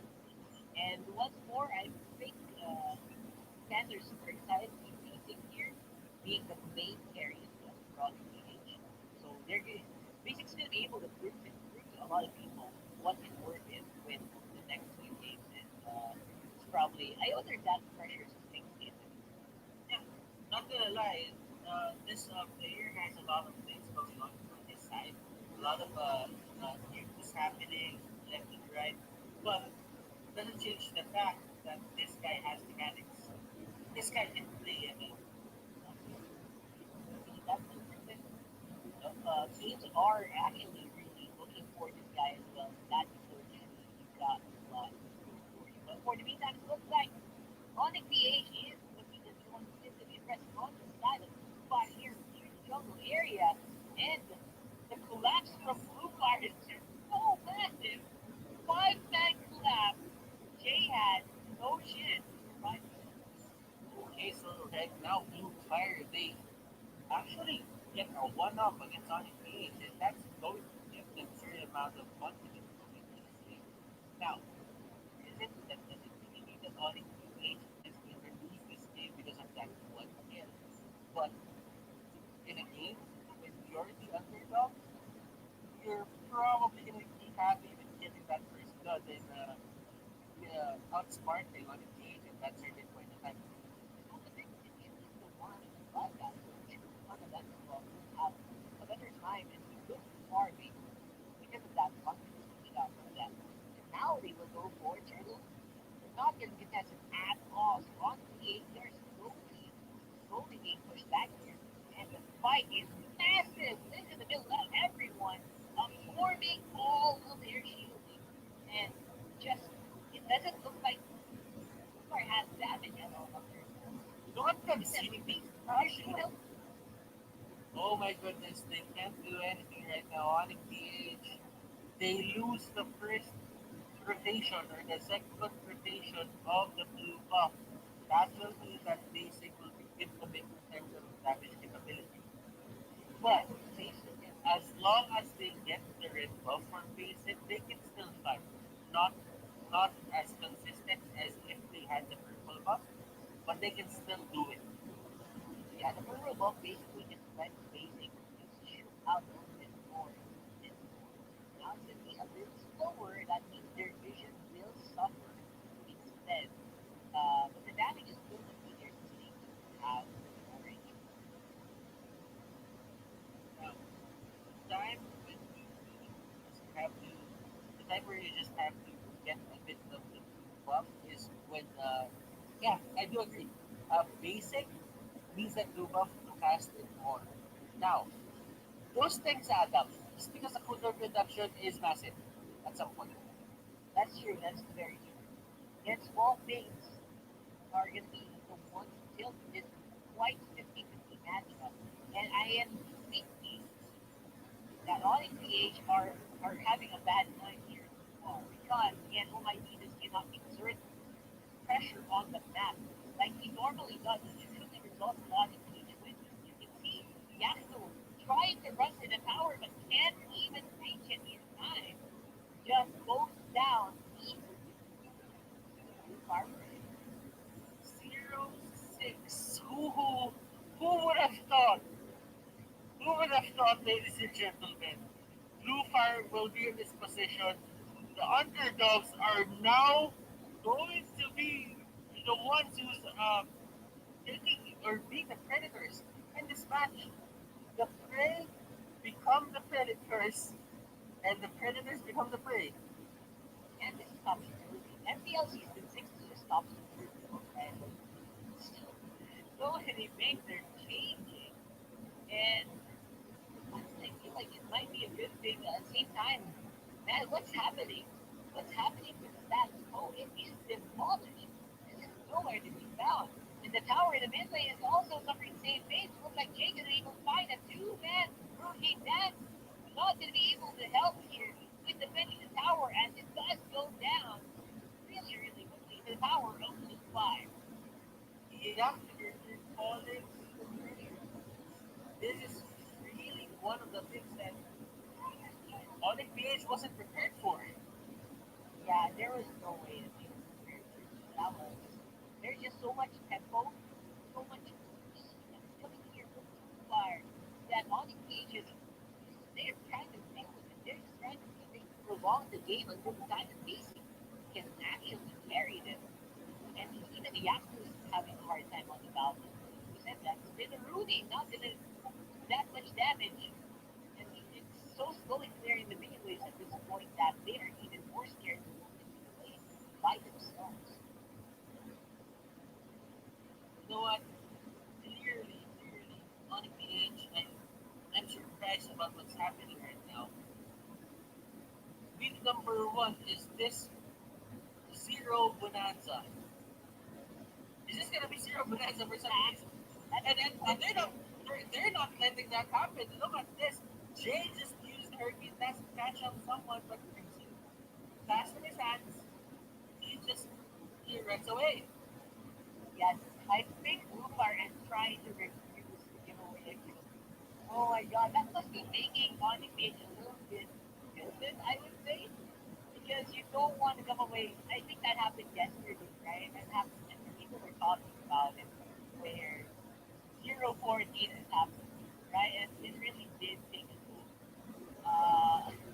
on NXT. So I'm not sure if that's going to be happening here in Ronnie Page. I mean, touted as one of the most veteran teams so far in MPL Season 6, being single-handedly given a bad game. Like, Who knows, man? Maybe this single bad game could turn into a series a bad series. oh, that's scary. Yeah. And on the PH. They clearly didn't like losing to Red Esports in their first series. But right now, they're losing another game to Fire. Which is, Yeah, that we're not saying that they have lost the game already. There is still a chance, clearly, for them to come back. yeah, I guess we'll wait. They have a lot of things to catch up. I guess what they're saying is that it's just basically going to be a injury, if ever, right? If ever it happens, and I'm sure that's very, very much a possibility in their mind at the time. So I hope somehow they are going to be at least get back into form because Blue Fire is just going to run away with this for sure. And they are looking phenomenal in this game with a almost 8,000 gold lead. Take that 9,000 gold lead here at 9 bids. Lance's POD Lord here having 1 minute recall for some reason. I don't know why, but somebody gets hit, that's all my Venus, and they are forced to go back. Yep. Now the rest of the map is in possession of Blue Fire. I'm a little worried that this game might end so soon. There was some in Buster what's going on. And So uh, I'm actually thinking that Fire might have surprised on the age one way or the other. Like, I know that Fire is because technically, these are players with experience. Unseen and True came from ULEM. Ripsu has been here since season one. Clearly, this guy knows. Secret is a former MPL player. When he came back into season 5, he never let go of that stuff ever again. yeah, that's what we can. The only good here is Vince. And so far, Lindsay is looking like he's pretty okay. He's looking pretty okay at this point, right? He doesn't seem out of place. He's won a win in North Arena, and he's doing the job that was given. And overall, just outperformance, right? I mean, in the each and every team fight, outperforming each other, each member. And so far, we have a Lord push happening. This could be over quickly if everything goes bad. And this is actually a story to behold. Blue Fire, one PH, facing us here. Unseen Chu, once former teammate with Basic, but right now they're on the different side of the map. stand on the map and they're trying to win. Is this going to be true and unseen winning over basic? Or is it going to be irreversible? Yep, these guys are definitely looking like they are made to go ahead of each other. And look at this. The pushes have not stopped here from Onic. Mid already has fallen here. Onic PH, they just want to clear the minions. Go for the minions. Get the minions, get those minions non-stop. They don't even want to fight anymore. Just dodging arrows, moving your minions, and it's working not so well for them. And 0-9 score still stands. Jay here going in. Jay will go down. And that's the mountain shocker. Getting a lot of people there, but what really matters is Basic doesn't really have the damage. He doesn't have the items. Let's just walking away from all my ideas based there. Just want to go for that tower. One more fight. Let's do it. And that's not this. That tower is just dead, but look at the damage done to Onic right now. Almost 12k gold in here, and there are no signs of stopping. Although they will slow down for a little bit, just a little bit of rating here for on PH. But man, what can we do with this? What is the comeback? What is the comeback play here? Still the Lord. They still the Lord. They buy themselves time. If they buy themselves time, they can still scale. Because clearly, they will have an idea, but show. Oh my god! Can't fight. What a beautiful engagement here from Blue Fire under that buff pin. I cannot believe what I just saw. I mean, I felt like they were hurting dance, but they're the ones doing the kill. That is so confusing. And now Ritsu is going for Yaku. Yaku stopping the minions from walking into the base, while the rest of Blue Fire goes straight at it. And with one tag minion can't even be cleared by Opal and Koopa. That is 1-0 for Blue Fire over Onic. Blue Fire. A lot of flash has been thrown out to these guys when they lost their first series. But right now they're back with a vengeance. They're here to prove everyone wrong. Blue Fire wins again versus one of the best teams in the MPL-PH is in Onic PH. Goodness gracious! Oh my goodness! This thing, this is what I love about MPL. Clearly, surely this is one of the things that you love about MPL. Season 6 to be exact, there are no clear favorites here. Onic PH, they were told that they're probably one of the best teams. They're one of the contenders for MPL, but no. Blue Fire says Blue Fire thinks otherwise. And I don't know how well that's familiar for Onic PH, but especially for basic, man, that's a big win for these guys playing right now. But I have to say that was a very cool victory. Straight from the first minute of the game. That is just beautiful. Oh my god. We'll hear more about that right now. We gotta get ourselves ready here for the next game. Just go ahead and chill. We'll be back after this.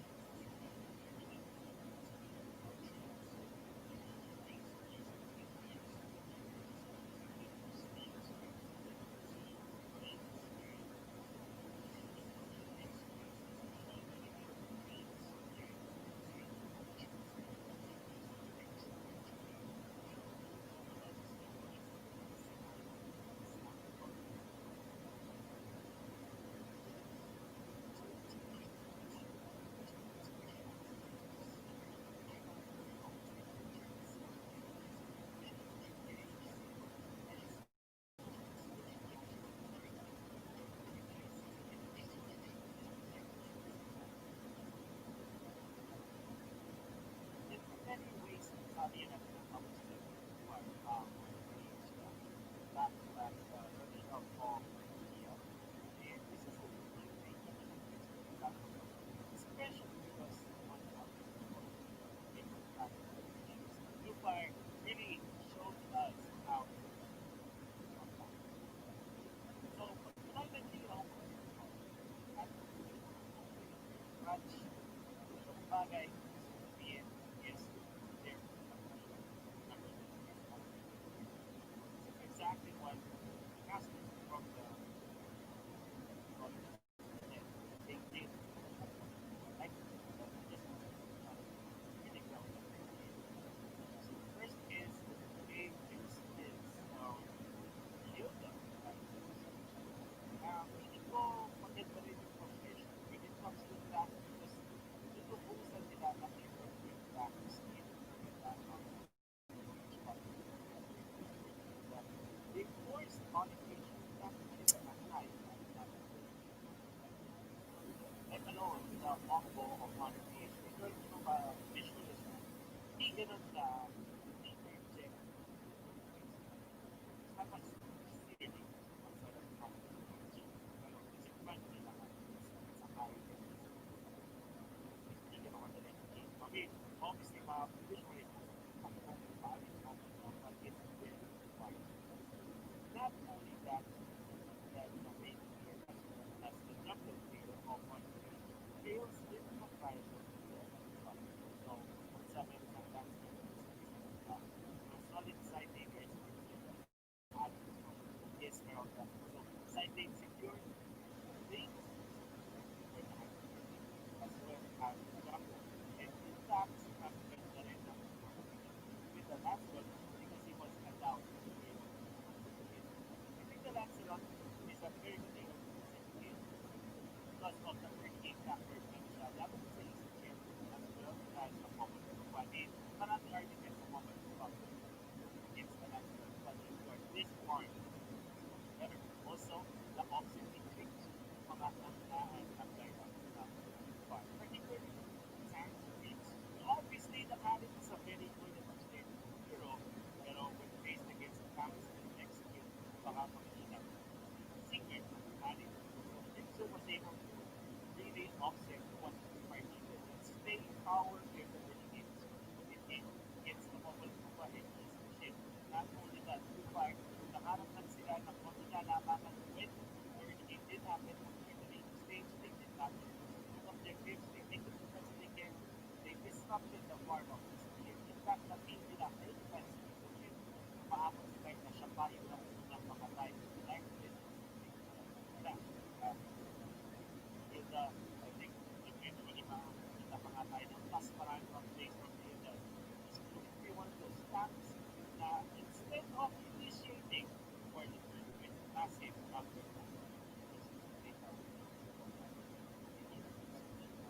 this our Esmeralda with our game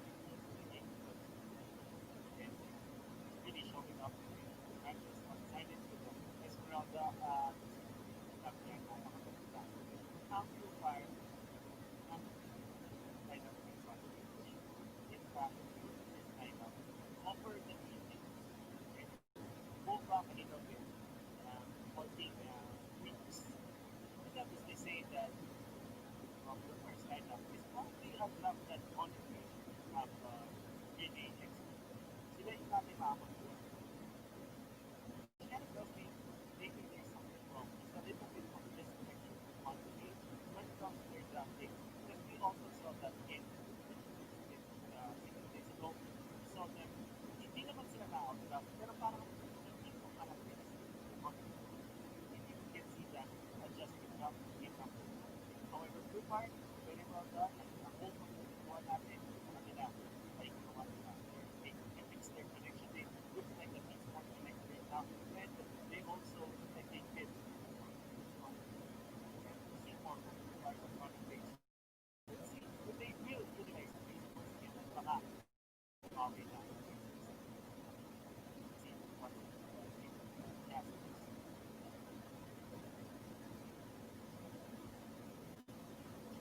Well, that was definitely something to think about. A disconnect, a disconnection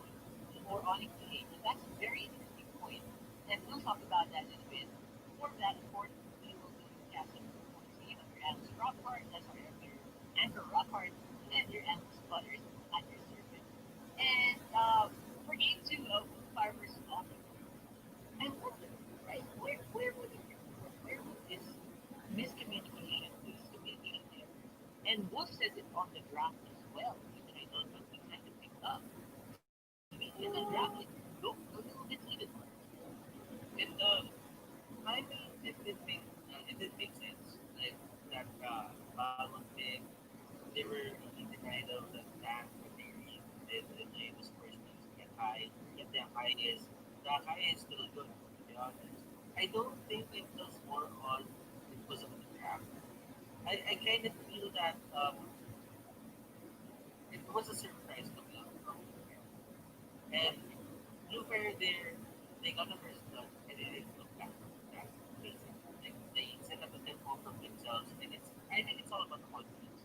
Like if you're confident that you can win over anything, you play in a normal pace. And I think that there's a driving force for Bluefair here to just continue just because of all the things that happened to them in number one. I wouldn't really I don't really have to say it. A lot of people just did. They ran on Blue Fire like it was nothing. And now Blue Fire proven. It's Blue Fire just showing us that you cannot take them for granted. There's Right. no team that can beat other teams for MPL. And that's the thing about MPL. It's very unpredictable. Even if your favorite team 2-0 Blue Fire, it's not really a gauge on whether they are good or they are deserving of the MPL slot. A series won't really tell that story. Exactly. It's the whole. It's the whole of it. And MPL is a marathon, it's not sprint. So even if you suffer a big setback in the beginning, doesn't mean you end that, right? And that's exactly what the Fire is showing us here. With the draft for A2, we'll have to wait and see what San Justin Monsters are going to do because apparently Wolf is a draft problem and wonder if they agree. I would definitely say Blue Fire just had a better tempo, right? They had a better tempo in the early game, as you mentioned. But going for the fifth zone, obviously the bottom one could have been really strong. And right, I mean, it's not a bad pick. It could have been strong, but it's just that it was run over.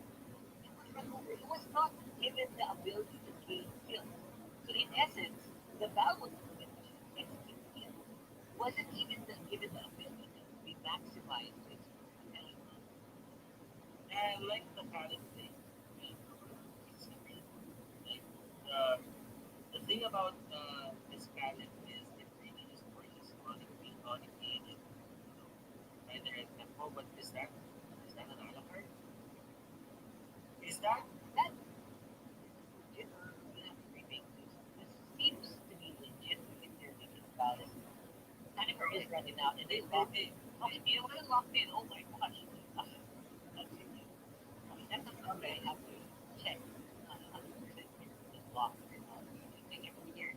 Maybe he wait for the audio sheet. Or it's been locked in. I thought it was short locked in coming out from them, First but week out for the right magic. it's Onic PH, being there are certain things they're not doing. Right. That you got the Selena, you got the Pokemon, but so just saying telling Bluefair that we got their favorite heroes. Continue to now. Yeah. We got some of the best leaders in the league. Plus, both of these heroes are used for map fitting. So they will have maximum awareness on the map while everything's happening. And on the other side, Blue Fire is trying to stick with the same recipe as last as last game with his true priority. Now sharing a lot of gold with other heroes. And okay, that might be a problem. There's no already seen so far. A lot of heroes that need a lot of gold. It doesn't function properly. I don't know. I do agree with it 100%, but looking at it right now on the PH, they got the show from they got the show for probably yeah. So he's probably really happy with that. And It's funny that to be honest, Newlander is not really doing much of a change. They're still going for that fans. And the thing is, the difference between a 1 game for Lance, they have an answer for their answer for the Lance outside of one. Like they didn't have the short game before. Right now they needed that single target, uh, single target goal, crack throw, just to keep Lance on the place while they actually keep it. And that's the only thing that they need. That's true. And not just the show, right? Even the Formula 2 players. If you get hit by the slacker, that's a lot of hard crowd control being put mainly by Onic early on. Which is, I think, one of the biggest problems of the draft earlier, because they did not have any tools to get a hold of the shoe. That's one which I did mention it before, but it was just as not as pronounced. Now they are very much thinking about the shoe. Okay. Esmeralda is probably an offlaner, basic hero. I don't. I'm kind of trying to think about the pattern here of Onic PH. Um, it's a pattern, not really seen that much because you know what, the show and Esmeralda, they're kind of open and mixed. To be honest, uh, I'm seeing Esmeralda more exciting. Like I'm expecting Onic PH to just pull off a fun from the fifth pick and just use it in a support kick from there on out. And yes, for roaming, and for roaming probably like late Esmond. Yeah. And then again, they can use the fun that is around them and just with two fighters on their side. And Esmeralda with two fighters.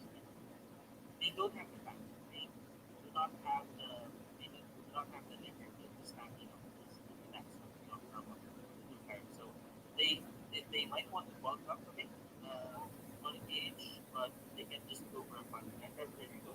There's the Roger. It was perfectly set up at the There's your Kamaru.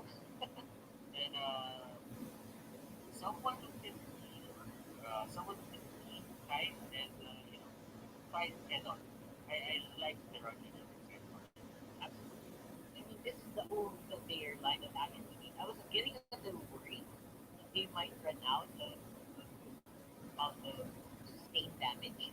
But apparently, it's not a problem. It's also one of those heroes that can dive away from the lead, right? It's not something. It's not a carry that is easily manipulated by the crowd control.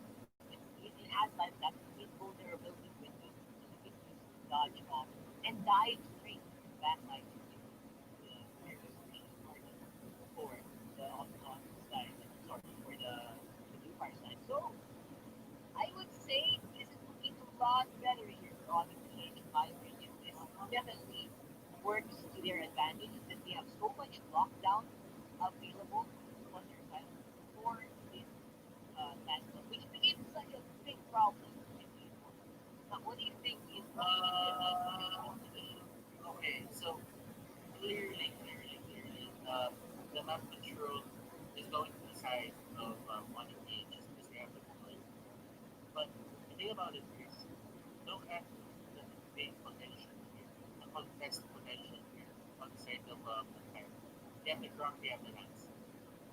So they might just want to deny into the early game with purple buff coming for their bundle for the Roger if they really want to. It is going to be scary for the side of Onic PH because in terms of tempo, it's really hard to stop a Gronk and Lance together. That's true. You're gonna have to choose a target, and then sometimes the Crimson's just gonna get all the targets, and most of the time you're probably gonna be just really good with the timing as you drop, and that gets nullified a lot. And apparently, as I'm not even close with the sentence, he makes a big move, and that's a 1-0 already for Onyx. Very uncharacteristic of Crimson there. Yeah, I don't really think that it was really his best intentions to die at that point because a lot of things are happening in the map. That could have been an invade, that could have been a one jungle monster in exchange for his life. Chew here almost missing. Oh well, he did miss their execution painful, you know, painful ranges, but he doesn't really pay for it, so it's all fine. Chew, yeah, Chew. I think that it's a top priority for us to work with her to get it ready for because I think a lot of the firepower and a lot of the annoying things that can come up from this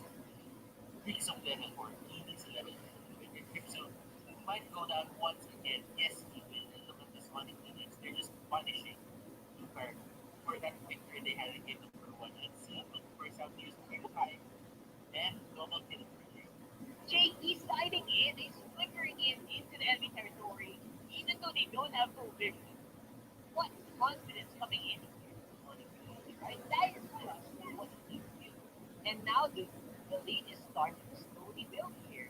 For the red side, clearly you have to look at it in a way that Onic PH is within their element. They're not trying out things. They're just using their favorite heroes, and that's when Onic is scary. Like if you let Onic PH pick whatever hero that they want and you just give it to them, you're probably just asking for it at that point. Secret with the talent doesn't really have the capability to chase down, and I think it's a good idea for Blue Fire to just let them go for a bit. yeah, just let Onic PH be Onic PH, and they usually come out on top. And I think that's what's happening here. There's no forced fighting. There is no unnecessary kickoffs that are happening for Onic PH. And because of that, they're making a bit of a statement as well that want a 10-0 game. We'll try to give it to you right now. And Jay is being such aggressive. Selena here in this matchup with Dragon being fed into the team. Goodbye, Limbs. And the answer is going to be a true. Will this be contested though? I think it will be. Quality is going to be very good, but the trail will go over to Chu instead. And that is going to be really hard for Onic to put this just because that's a Lancelot, that's a Sword Rose layered with a retribution. You cannot really just save the it's going to be easy at that point on. Basically trying to run away the limbs. Um, this is his retribution. This is his vengeance. He wants to redeem himself. And he tries to look for more kills, but limbs at least he got the kill on basic. Basic here has the execute. They don't really have the retribution. So Onic PH clearly they don't really have a priority in terms of getting objectives and getting the critical. I mean they can fight. But as long as Lancelot is there, it's hard to, just secure those turtles and those bugs. Yeah, I think so. I feel like they are just having a hard time in map control, right? That's what happens with map control. It's so easy. The base checks are running in your hand. I would say we are just waiting for. I'm waiting for the moment where Onyx, Blue Fire's going to be mistaken. Onyx can probably capitalize. Of course, there is going to be a comeback lane here. Coming from Blue Fire on the bottom lane, Jay is 1v4, and there is no way he's making it out here alive. On the other side of the map, that's also being mirrored, but this is doing a lot better than Jay did. But he will still fall to the power of Onyx. Oh, there's a bottom lane. Yeah. But Blue Fire still wants to push. I think there's some I like it. Blue Fire here not really backing down on the chase. And look at this, in terms of objectives, they actually won that. Look at the goal. That's 5 kills for Onyx. But in terms of gold lead, they only lead by 800 to 900 gold at a certain point in time. So Blue Fire, they're really making their shots count. They really are, especially in a very clutch situation where they're being forced by Onic PH to fight non-stop. They're actually adapting quite well. And if you saw go to the game with 4 members being best protected here, and Chu is fighting off a lot more than he can. Now they're fighting inside the drill bit. Chu still gets it on the last law. I cannot believe my eyes. He's still alive. He skipped another drill, but now they should be forced to back off. More throws into the air will allow him to back off from Pilar, and the wall will kind of force Pilar to fight inside Oh the my cage. goodness. And he takes it though, the Phantom execution being there, rips through it. Oh my goodness! Is this going to be an unofficial one? No, It that's looks like we were happy with one kill. Then they tried to get another one, and then they tried to get another. some explosiveness coming in the air from Fire. Beautifully done there from Ishu, executes right on the target. He almost actually failed on the dash and missed one the face here. Able to reset, able to get into the pin, and as well as also just go in the ball in the backside. Now Chu with Ivex with the buff, with the full HP, they go for the hunt on the Yak, and they got some protection here, but here comes the cavalry. Chu almost takes down Bull by Jesus. One more hit with inside that trick, and now he's still keep backing off, but not before massive damage on his feet. Man, oh man, what did Blue Fire eat for lunch? I want some of that. This is another Blue Fire squad we're seeing right now. The game with next play solid, to be honest. Of course, they had a bit of a hiccup there, but this time around, it doesn't mean that.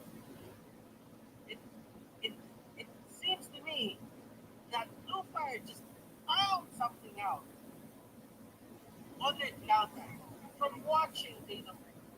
That's usually read into what is the primary target for Onic. Would you actually need to take down your Onic in order to weaken their lineup, weaken their push? Now though, oh my gosh, Lips, what are you doing? Big catch there from Onic PH. No one to back him up. Actually means that this turtle is now no longer a free turtle for Goodfire. It will definitely be up in the air. Actually, they have the upper hand here. Blue Fire, they still have a retribution. No retribution aside on it. Basic has execute. So even if they got limbs, it wasn't really enough. If you can't take down Chu, those big jungle monsters, those big objectives that you need to get, you're just gonna lose to Chu. Yeah, that's what happened there. Even though they were a man down, it still wasn't true because of retribution advantage. Now they're getting a bit locked in here, and that wall could have actually killed. Oh my! The door was open, and the door was held in. So now it's a push on business for Onic Creation, trying to get some tempo back into this matchup. Blue Fire though is ahead by a little bit of gold, but it's not something that you can climb out of. But the map pressure is something that's very, very big. Mhm. So it's going to be Secret versus Yak in the top lane proper. And Secret isn't doing that well compared to game number one. But that's the thing. If if the shoe is doing great, then look at that timing. Oh my goodness, James, that was immaculate timing from his arrow. A bit of a miss there on the execute, but that's fine. Facing is in the middle of the fight. He is sustaining. Like he got. Oh, we have to fight you. Finally, with the way of the dragon, and now this could be the very bad turning point that we will see from Fire. Lays with the knockup. One more hit will do it, and he goes down, forcing the flicker out of grip. Now, Fire are playing on the back foot. Okay, Onic PH right now is definitely playing for her. If you look at their position, they're just trying to find ways to stop Secret from just annoying them when they're taking down the Lord. This shoe is still down when the Lord goes up, so they can probably just take it fast before Juke can be there. But right now, this is the prime time for them to actually go for the Lord. And right now, the Lord has spawned, and they won't reinforce it. They probably think that it wasn't really enough time, and it's going to be an opening for Juke to just shoot for the thing. So they just stop. I guess it's still a nice one. It's still a nice one of it. It is. Actually, I think it is. And I think that they just need to reel it back in a little bit. Maybe they got overconfident. That's why. Let's have a look at that again. If you look into the replay, hashtag shade of the day. He actually just waited on the bush for a long time to find Shu finally unaware with all his skill on cooldown. And after that, it was just dominant that six for Blue Fire. And it worked really well in balancing the game on the side. And I don't know what happened, to be honest. Is this really an execute, um, Roger, or did we have a bit of a hiccup in terms of just changing it? I hope it's really an execute.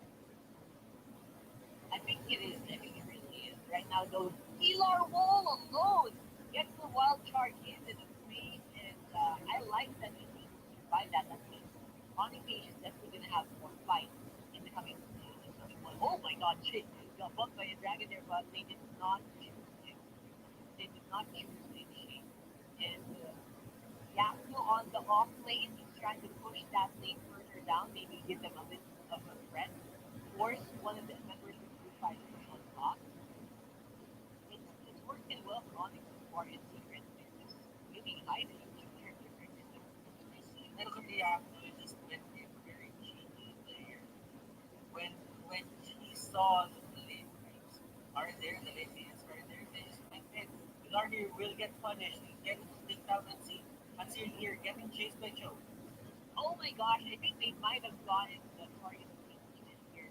But of course, eyes on Shu and Secret. He decided, oh my Venus is going to be taken, but Lives is also following suit. Shu, going for the chase on Yaku. He wants some revenge for the kill that he made earlier against the guy, but the arrow was defeated.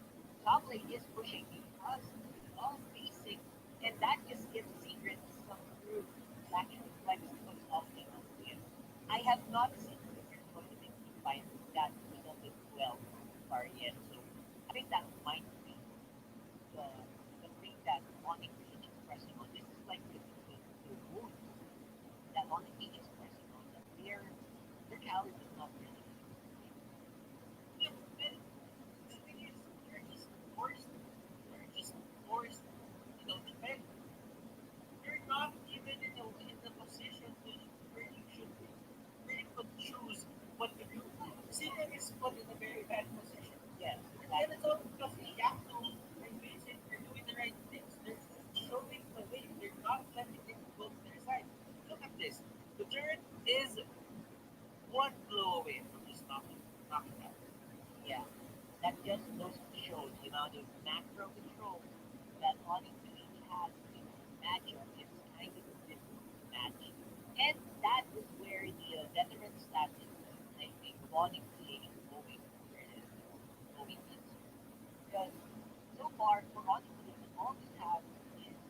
all you have to do is just basically shove, right? And then someone's definitely going to answer. And if you try to force a fight, Secret's not really in a position to do so. He is a it's difficult for him to engage in the fight because you kind of put in a position where you have to hesitate when you use the ultimate because it's on such a long cooldown. So you don't want to use it all the time. You want to use it when it's short and there's a target to hit. And that's probably what they're so happy. Just running. They're just running blue fire all around the map. And clearly, just clearly, knowing how Onyx is, they're putting their fundamentals in front, and it's working to this point. Like clearly, the main idea here is to just keep on pressuring the legs, do not let it go to zero, and that's what Onyx is back. And they're not really giving that much of a importance on the big objectives. Like, they can contest, but they're not really giving it 100%. It was a very good because they don't have it. So you just stay away from it because it will really hurt you a lot if you see the enemy team get a turtle, then they clear 3 or 4 people on your side. Yeah, I mean, it's already should on your side, right? And now it's not going to be a problem. There's not. If you think that's the reason why they were having problems in the game, right? Because you was always getting that little button thing is put it on the line button uptime is ridiculous.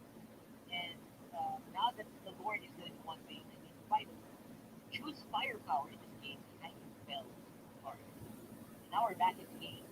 We're still seeing a very minimal goal advantage, but you can tell from the map that Onic is just want to play it, and they are just going each and everywhere they're Um, you know what? Secret is what the top lane. Secret can do it. Can really do it. I mean, if you're Secret right now, you're probably itching to cut the wave. Yeah, yeah. But then again, if you have to see you doing that, you're 100% dead. Yeah, you can't just the tower, there's a 90% chance that there's a Joe waiting on the bush. Right. And look at this. The moment he went out, Joe was there. And he's trying to get away. Clearly using his ultimate and secret here. Doing his best to regenerate. No time for links to help him. And this is the dilemma of secret. If he goes out, he's dead. It's one of those times when I'm so proud of being candid and something. When I say something that happens almost instantly, right? I know you feel something. That's just the difficulty of the climate of whom our hat is. And this talent. No matter what player you put here, they're gonna have a hard time. And look what he's actually putting him there in the middle of everything. And look at that, a four-man wild charge. Will it matter though? That is the question. Oh, Joe! Oh my God, Joe! What did you do? Oh, that could have been so bad for this guy. And he almost got yacked. But he has to. Fast hands. Last time. Just went in. And Secret here still put in a position where he needs to, clear the way. And Secret just goes in. What can Secret do? That is the question. Let's wait for it though. The ultimate will pop up soon. Lord is at 25% HP. And they are trying to get that. Now to execute that. Whoa! That did not happen. I think that's game. That is it. That's probably game. Like, that's 40 seconds without you. The minions are on the top and the bottom. They could push if they want to. But looks like Onic. And you know what? This is what Onic PH doing the right things. Onic PH taking the right positions so that they may win. Yep, Then that time that number she it didn't really happen game number one. But you know what? It happened for game number two. And they look really scary when they just get some things. That's right. Please have the crowd top and mid are gone. And bottom will follow. And this is probably the last team fight inside the base of Blue Park. Can they hold the line during those minions? And I think while charge just to save himself, everyone is just slowly dying inside of Blue Park. And ladies and gentlemen, that will be game two.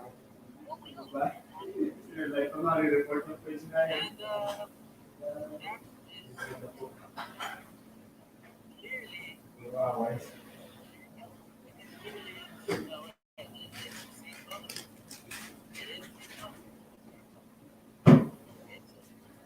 Kita mo si 150, pre. Kala mo si 150. 150 kala mo. Streamer na... I just feel that Onic PH, Na mas report yan? they made it happen. And this game against BSK Oo, was kasi parang... Oo, and as that happens, it's clear up in the air. And the person showed us that they can beat Onic. And they dominate the fashion. I think they dominate the fashion. Obviously, it's not a zero for you, but it's exactly. It's the rock paper scissors that it is. Bumalik ka, pre? It grows Hindi, iwan ka? all of our theory craft and that thing will have to be set on mind and throw it to the next trap again. And before that, we'll be throwing over to before that we came out. Rock hard.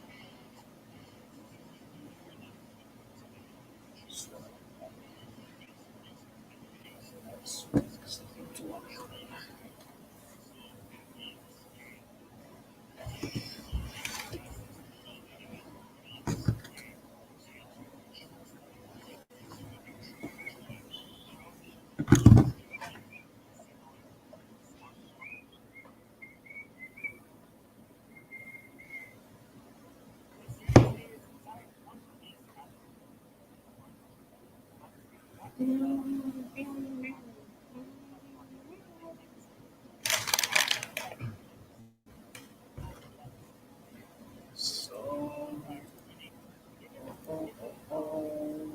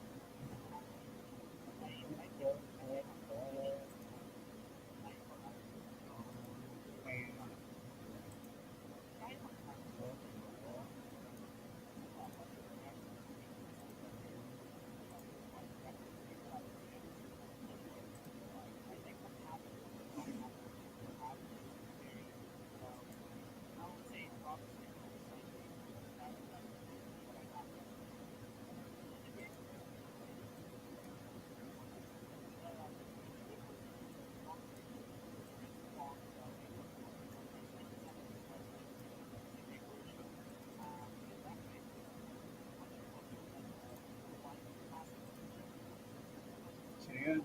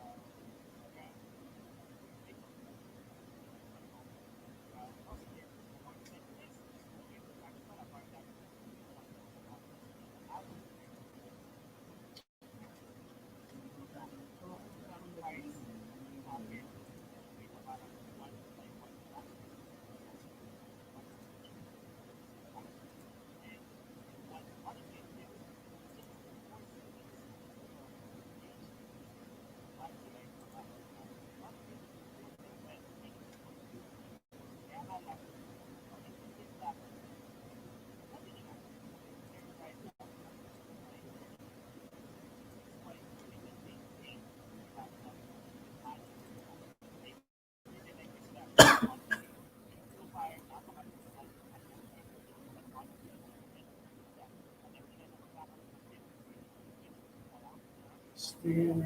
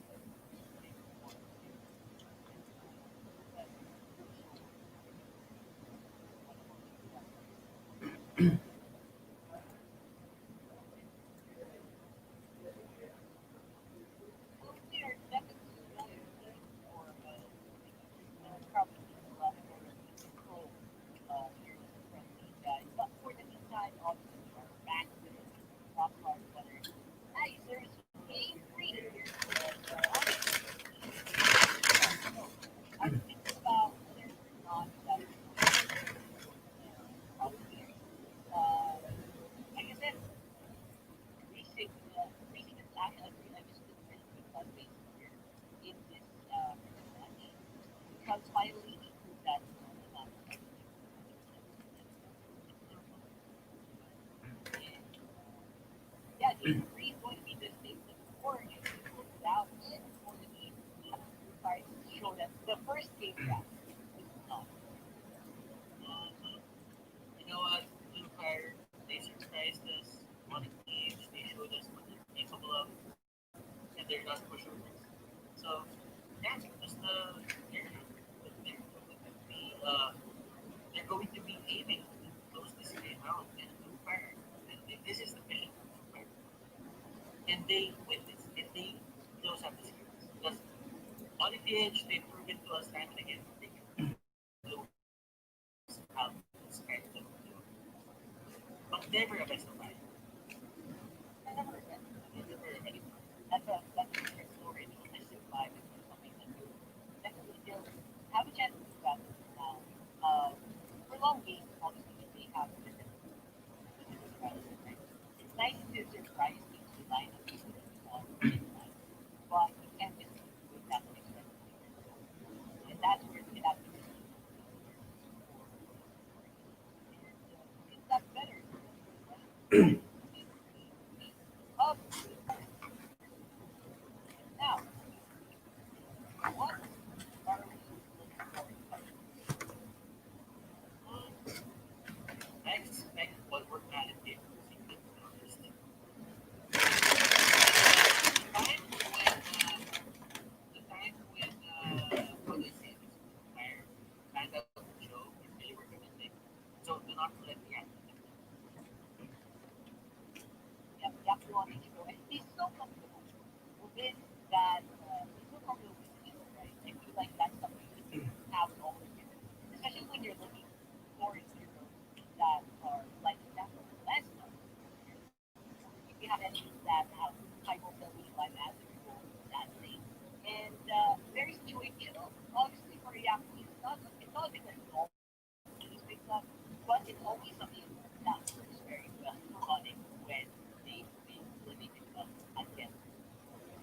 So now we are in the draft for game three here. And Onic PH and Blue Fire are in a lot more reset. We are on a bit of a more level playing field. I'm sure Blue Fire would have recognized a lot of the things that happened in that last year. Yeah, clearly you have to look at it in a way where you do not have clear favorites here. This is a best of one. And as you all know, anything can happen in a best of one. Yeah, Wow. absolutely. This is back to where we were in qualifiers. We're in the reset. We're gonna have some more fun. We're gonna have some of our secrets. We've had this some secret stuff. I mean, Blue Fire has it. With an E, with a three for an E, right? They have a grid with a three for an E. That's three times the fun here. Right? Fun secret. So absolutely, we have to be watching out for a lot of these weird things. And the fans are a bit different right now. There are a lot more available options. And we still have the link being left open. I'm 90% sure if the land got let's get left open, it's gonna get picked up. And voila, I don't know, voila. And it's on the other side now. That's how he's on his track record in the land. How well they happen. Mm, I think Mason is going to be running here tonight. He's done this way back season five. If you remember, he was the first people who used it way back on the qualifiers, the big qualifiers. That they actually won with this game against Argentina. Argentina. Argentina. So on the PH, they got the large or the athletes around us, and they are very happy with that. Let's check for Blue Fire. How are they gonna pair this up with? And are they gonna get the bottom for themselves? Because I mean, Bottom has already a target on the other side, so it can be a possibility. And I'm actually, I'm really starting to feel bad for your race, to be honest. So four girl game almost Every single day, you get bad. I It's guess there's just no other way to say it. Your race is just so difficult to prove it. And having to force one of your team members to buy a Durant, to buy a Destin, to buy a Halbert, it's just not worth it, right? it It's not doesn't worth it. it doesn't really add up to the item really think with that. Because sometimes for your funnels, you aim for them to get the people lead early, and it will give you a significant amount of lead. But if you actually tell them, oh, you go get the net today first, then Yeah, it's not. that really means it's gonna be it's really gonna be a bad sign for you guys. But we did see a Radius for Onic in a way back, like for from day number one. Like it was a Allen versus Radius matchup. It was Black and Pilar going at it, and one of the things that Allen or Black didn't really do is get the first item in the lane. Just it might have been another story if they just Yeah, got I would say super interesting. And again, those are the multiple reasons why it's almost permanent. It has a permanent slot. Not really bad.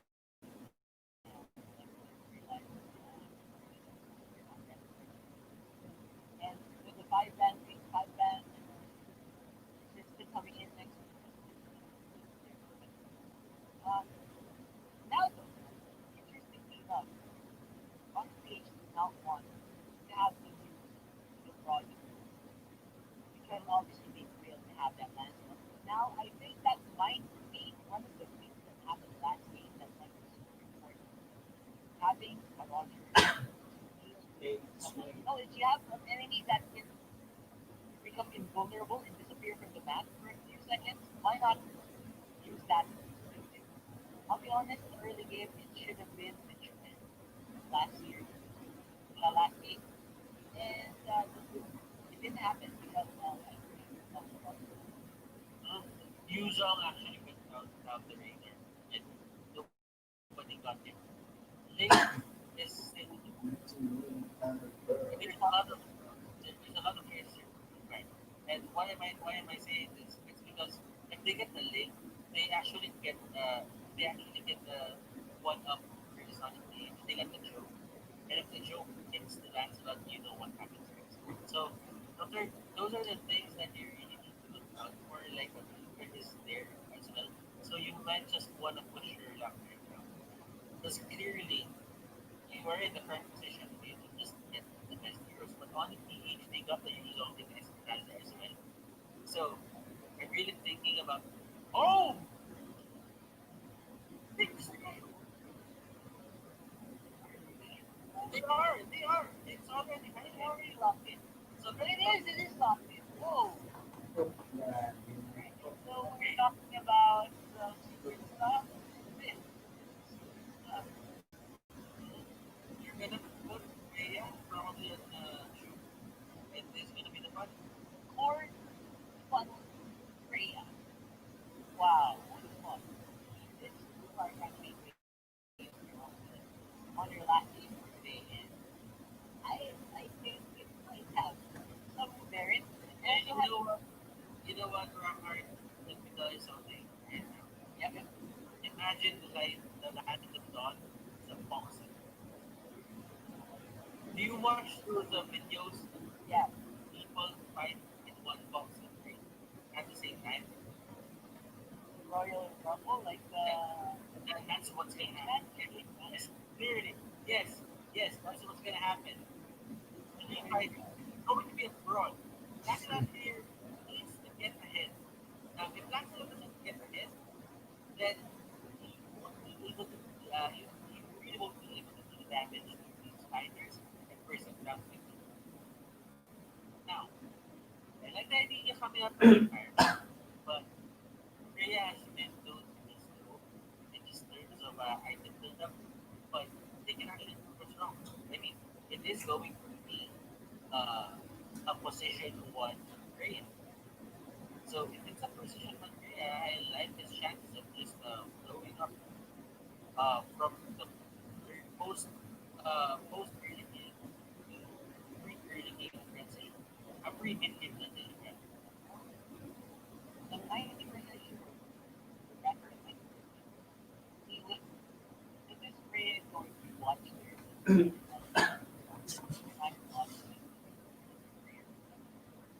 we are going to see big slumber number matches here, whether for sure in game three of Onic PH versus Fire here. So it's going to be up first for MPL Season 6. So we will be free about that. And it's going to be matching up against a Cyclops. It's going to be fighting off against Basics, Lancelot.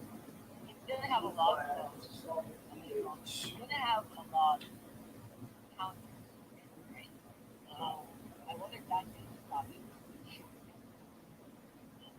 Unseen, going a bit on the edge, man. Like he didn't really get hit by three of those three. But Jake will get punished. Look at Unseen. Relentless. And Unseen.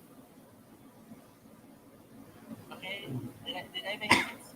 I think I did. You did. I had to process that. We are back. I had to process. So now, objectives obviously are a lot faster in terms of the and you also have a lot of toughness in the relief. It's one of those carries that are in part of the game.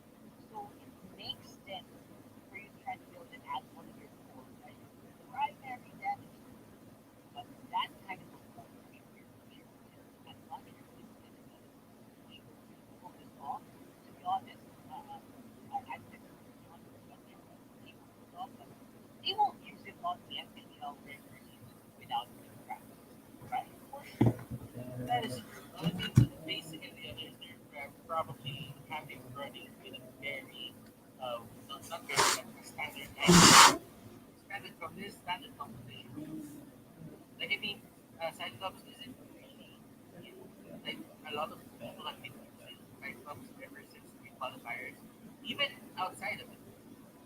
So, his feeling is good. He does turn into a damage dealer by the time when the late game or mid game comes. It really depends on how you set the tempo for him. Right? It does. And all of that is going to be timing, decision making as well.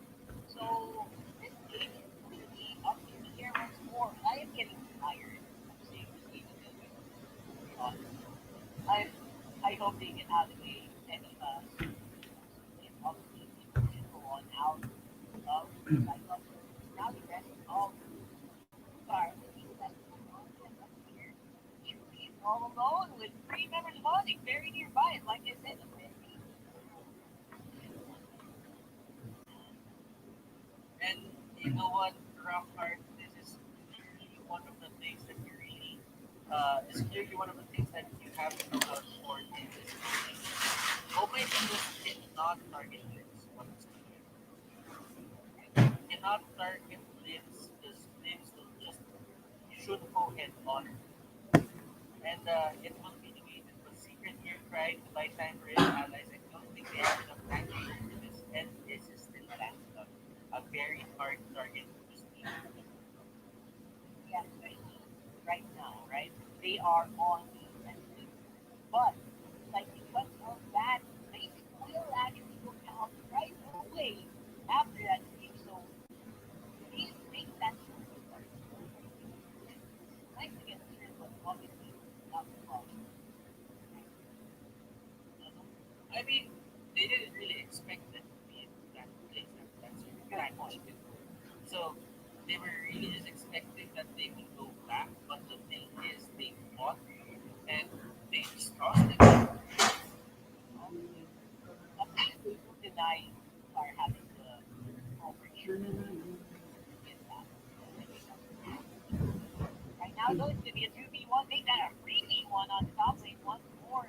That's the DDI going straight in. It's on that show and not going to result in anything again.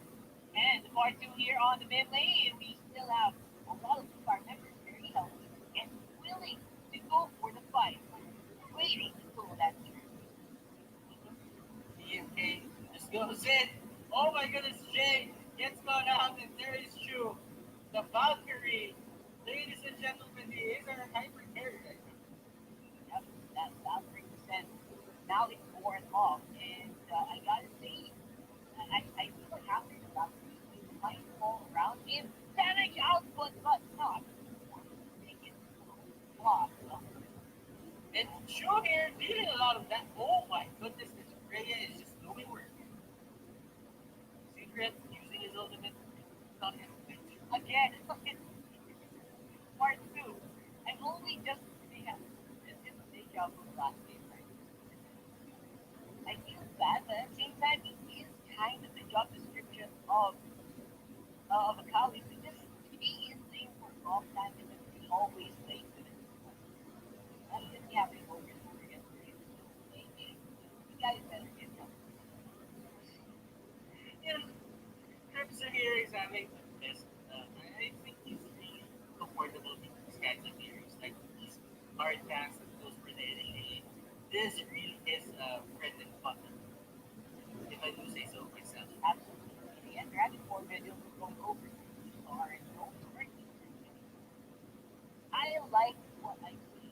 I like that we are pretty fight, but here he like really I gotta say, Chu is Chu's a beast. Even at the early stages of the game where he's over level 8, imagine imagine when he's scaling up to level 15. Right? The scale of the fray is insane. And if it makes sense, they have the killing spree. The killing spree is used more than the bounty hunter in high hit right in assassin emblem setup right now. Yeah. It's just been a long, You know this. long You know this is the fight where nobody actually. This is the fight where nobody actually wins unless you have two people on your side of the map. yep. Then That's that possible. you can just win it from there. And Khaled Secret has an idea that Cyclops is there. Unseen will try to go for the stun and doesn't really get that. And just stop from there. Knocking in, of course, because of all that pressure, top team will be traded for the mid. Now all these that getting bigger exchange over on the got a lot of access to the mid lane now, and with the help of their of Chu, it's gonna be easy for the assassin to have that triple buff. So they have a few seconds before that expires. I hope they don't know if they're using it. But the Miss Tyrant's rage, that is huge here. Being baited out by Jay on the Hilda. Oh man, they're not out of it just yet. I like the patience. They're just waiting for the bouncing ball to end. It didn't really matter as long as he had the flicker to just get away. Yeah, that's true. That's true. Although it is a flicker, it's a pretty big deal. Now getting over the Jay.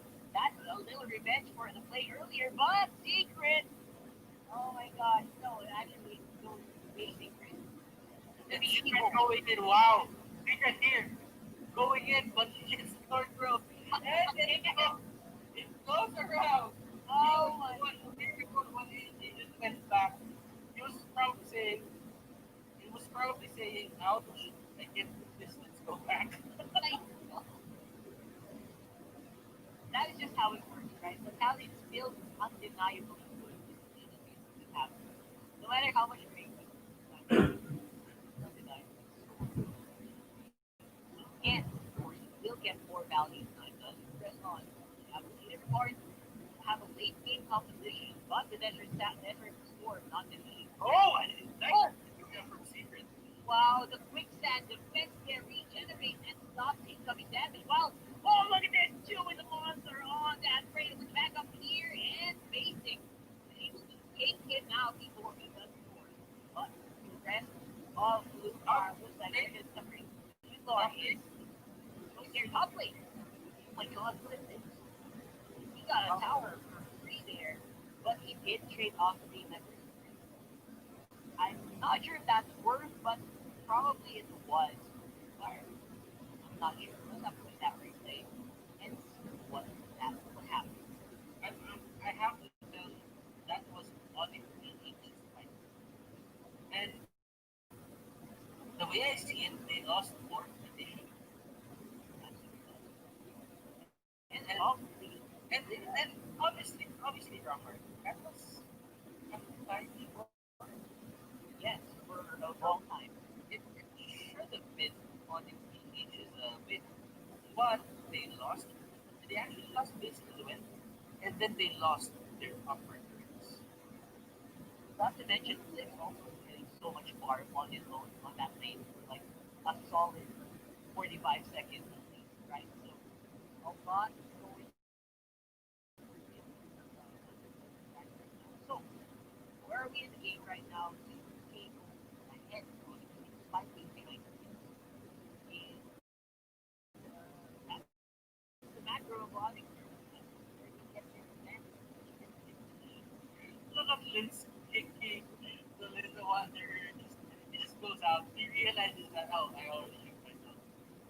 That's bad. Let's go for the fight anyway. And he's gonna be pretty screwed unless they commit all of their travel, which of course Onic is not gonna be able to do. So, but they will be doing that right here in this fight. It's gonna be a star power of Baka is on the grip too, but still be able to get that Tyrant Race out in the last minute. Everyone from Onic is having a hard time dealing with you. 1v3, 1v4 can still get one apparently not. One up birdie and Hilda dealing out of that one. Regenerating in the bush. They are in the Lord's secret. What are you gonna do here against what? Four people here. And clearly, Drew really wanted to go for that. The Lord will be trying to, they will try to steal the Lord. But it wouldn't be bad because Lynn's gets caught out as well. And yeah, that's Yep. Two bad things after that. First, obviously, there's so much so far. Venus didn't even care that it was principal targeted by the Dark House. Locking down, they care that everyone and see here, tried his best. And didn't play the guy. Yeah, he just went in blindly. He's trying to go for this one. But Khaled doesn't really don't have high damage. yeah, just that's the survivability which we are seeing right now not being utilized. Basic with the kill, and the Lord is walking on the top lane. Minions are screaming in mid and bottom as well. And Blue Fire are at a loss on how. And they should just, deal with the minions, right? Super minions. The enhanced minions came out with the Lord. They really just have to clear it out. Then they regroup. Then they try to not give out a lot of Easter eggs. I mean, right now on MPH, they're really dead set on getting the return on the inner base here, on the side of Blue Fire. But they're really doing a great job. I mean, Blue Fire, they're still in it to win it. Yeah, they are. They are for sure able to have. Again, Secret, Chu is just bursting with potential here in this Rhea. So I haven't seen him really pop off with the backup. Sometimes he does go for fights, but sometimes it ends up being 1v3. And even though he is fighting back, it's just not enough. I have a hard time seeing a team. Maybe that's because he's in the fight. The threat is not felt as much. Maybe if he was more in sync Yeah, with Chu, that might be a different story. I like the fact that you tried to put your way into this thing that you're doing. But that I was doing ever since the start of the series. I mean, you could. I don't really need Yeah, I know. Nice try, NP. No, we're not. There's no Lord, so definitely there's no big objective that Fire have to worry about. All they have to worry about at for the meantime is just keep those games in. But as I say, man, Oh, let's actually not basic, but basic here. Will they go for the punish? That is the question. North Rose is a bit off. Jay here really trying to go for that. He will miss too, but Pilar, the dragon doesn't really miss. yep, absolutely. Pilar is going to be able to get and sink his teeth into these guys, and no one can actually stop this rampaging song going into lineup 1v5 for two, and not even a full power spray has been stopped. Onic okay, now inside the base, measuring those recalls in there. Laura and the others. I smell something personal now. Yeah, I do. That's the end right there, and the win on MPH. First week once more as we fire. Congratulations. Yeah. Onic PH, we expected this to happen. We expected them to win the series, but the signs of life that the other people showed us, it was really good. And the rally of the fire there, they couldn't really, take that away from them. They did a good job. And props to the fire for giving Onic earth for their money. But still, to be the best, you gotta be the best. And on the age, they clearly are still one of the best teams in the MPL. Every other, of course, obviously, we have so much more to talk about these guys right now. But we will throw it over to Wolf to break that down as usual. We are your captors, your anchor Brockhart, your analyst brothers, fully back for the match, for the first match of the night. You guys.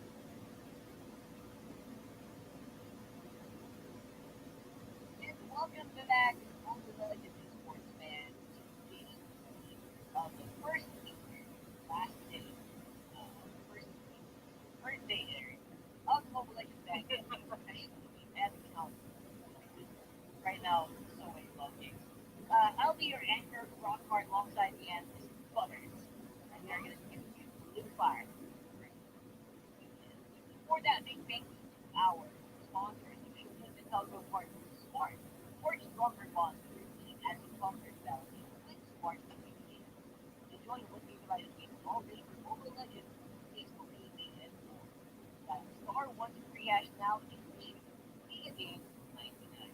Our official sponsor, Realty. Realty is celebrating their first Realty fan event with the hashtag Guaranteed Realty campaign. Visit their official Facebook page at mp.com/realtyphilippines to know more. Our official sponsor, Gillette. Get up to 50 diamonds with every purchase of Gillette Long Race, Vector Free Racing, or Reasonable Force Pack. Select your reward nationwide. Hashtag Shave the Day. Shape the day. Shave the Day. We should have an I, action have, for I that. actually have involved in like shaving the day. And of course, our partner Esports, Pay Maya. Get 7% funding bias when you purchase your gaming kit via Pay Maya. So that obviously is better in pay. Promo runs until August 31. Our partner Esports is faster than MLBB on TikTok with those premium skins, watch the stream, find out how, and our official gaming and partner Onic here on the Pro. All of this is powered by now, what happened is that Uh, kind of fiction. this is something This is else. something else. Yeah. But, yeah, I don't know, man. I, How I you don't feel? have anything in my head right now. I just want to support her. Anything no matter. And yes, they're going to be a very aggressive team. And RPH been innovating the meta. Well, not innovating, but they tried something new yesterday. It would work. And they made crucial plays that led to their victory. So you really have to look at the way they try and do things.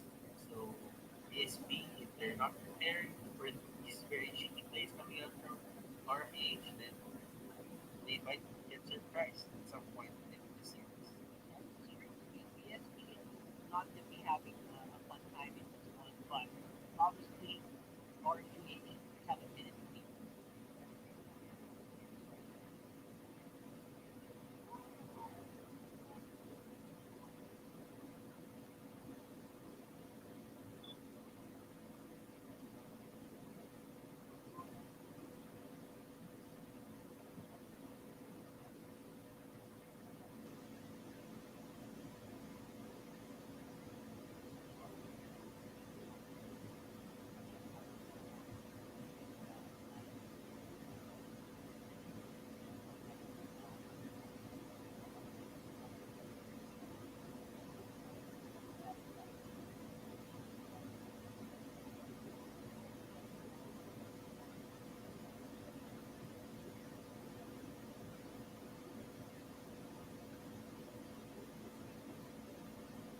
That's RBH with Rafish, LBJ, Flash, Green, JB, and LBJ. They made such a huge noises last night that they something to do. And I am very excited to see if we will have something like that on their teams. Sports Day, obviously, our team, the team could be Well, RPH, they are the favorites clearly calling me like calling PH earlier, but the thing that surprised me the most about RPH is uh, Onic PH rather is that they actually lost one game against the Fire, and it was actually very close match. yeah, that was last week. And I will have to say, even Wolf had a hard time there because he was winning at 1 point, right? It was for all of us. It was not one, which kind of puts a wrench in the cogs, right? It disrupts the power rankings from previous seasons, and it really does it goes to show that you can never. Some teams that teams stuff, they are teams are not content with being at the bottom. They're not content with being in the middle. Everyone wants to be in the top. Everyone clearly wants to be in the top. I do agree with you, but yeah, it's all about it's all about a minute to be SB, and clearly they won with this series.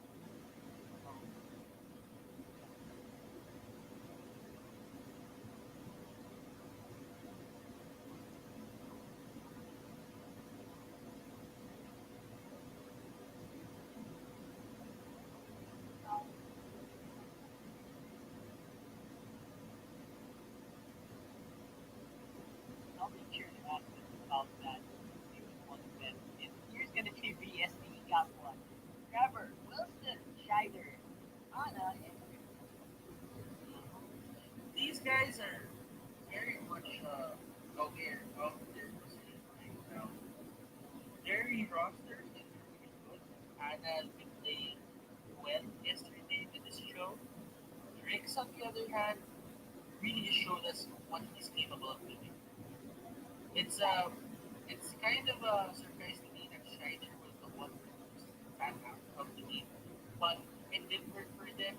They almost won that Signal Ultra game, but yeah, Signal Ultra is a strong team as well, so there is no shame for them to actually lose that series because right now they have all the chances. They have all the chance or all the time in the world to prove themselves against the back-to-back champions. That's right. I mean, obviously, it's obviously going to be a really difficult transition from fighting off against one of the newest teams, fighting one, fighting the champions on the next day.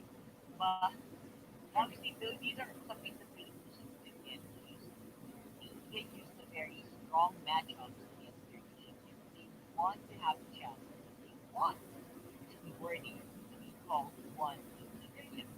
There's just no way around it. You will clash off against each other. And like you said, it is a chance for them to prove themselves in this matchup.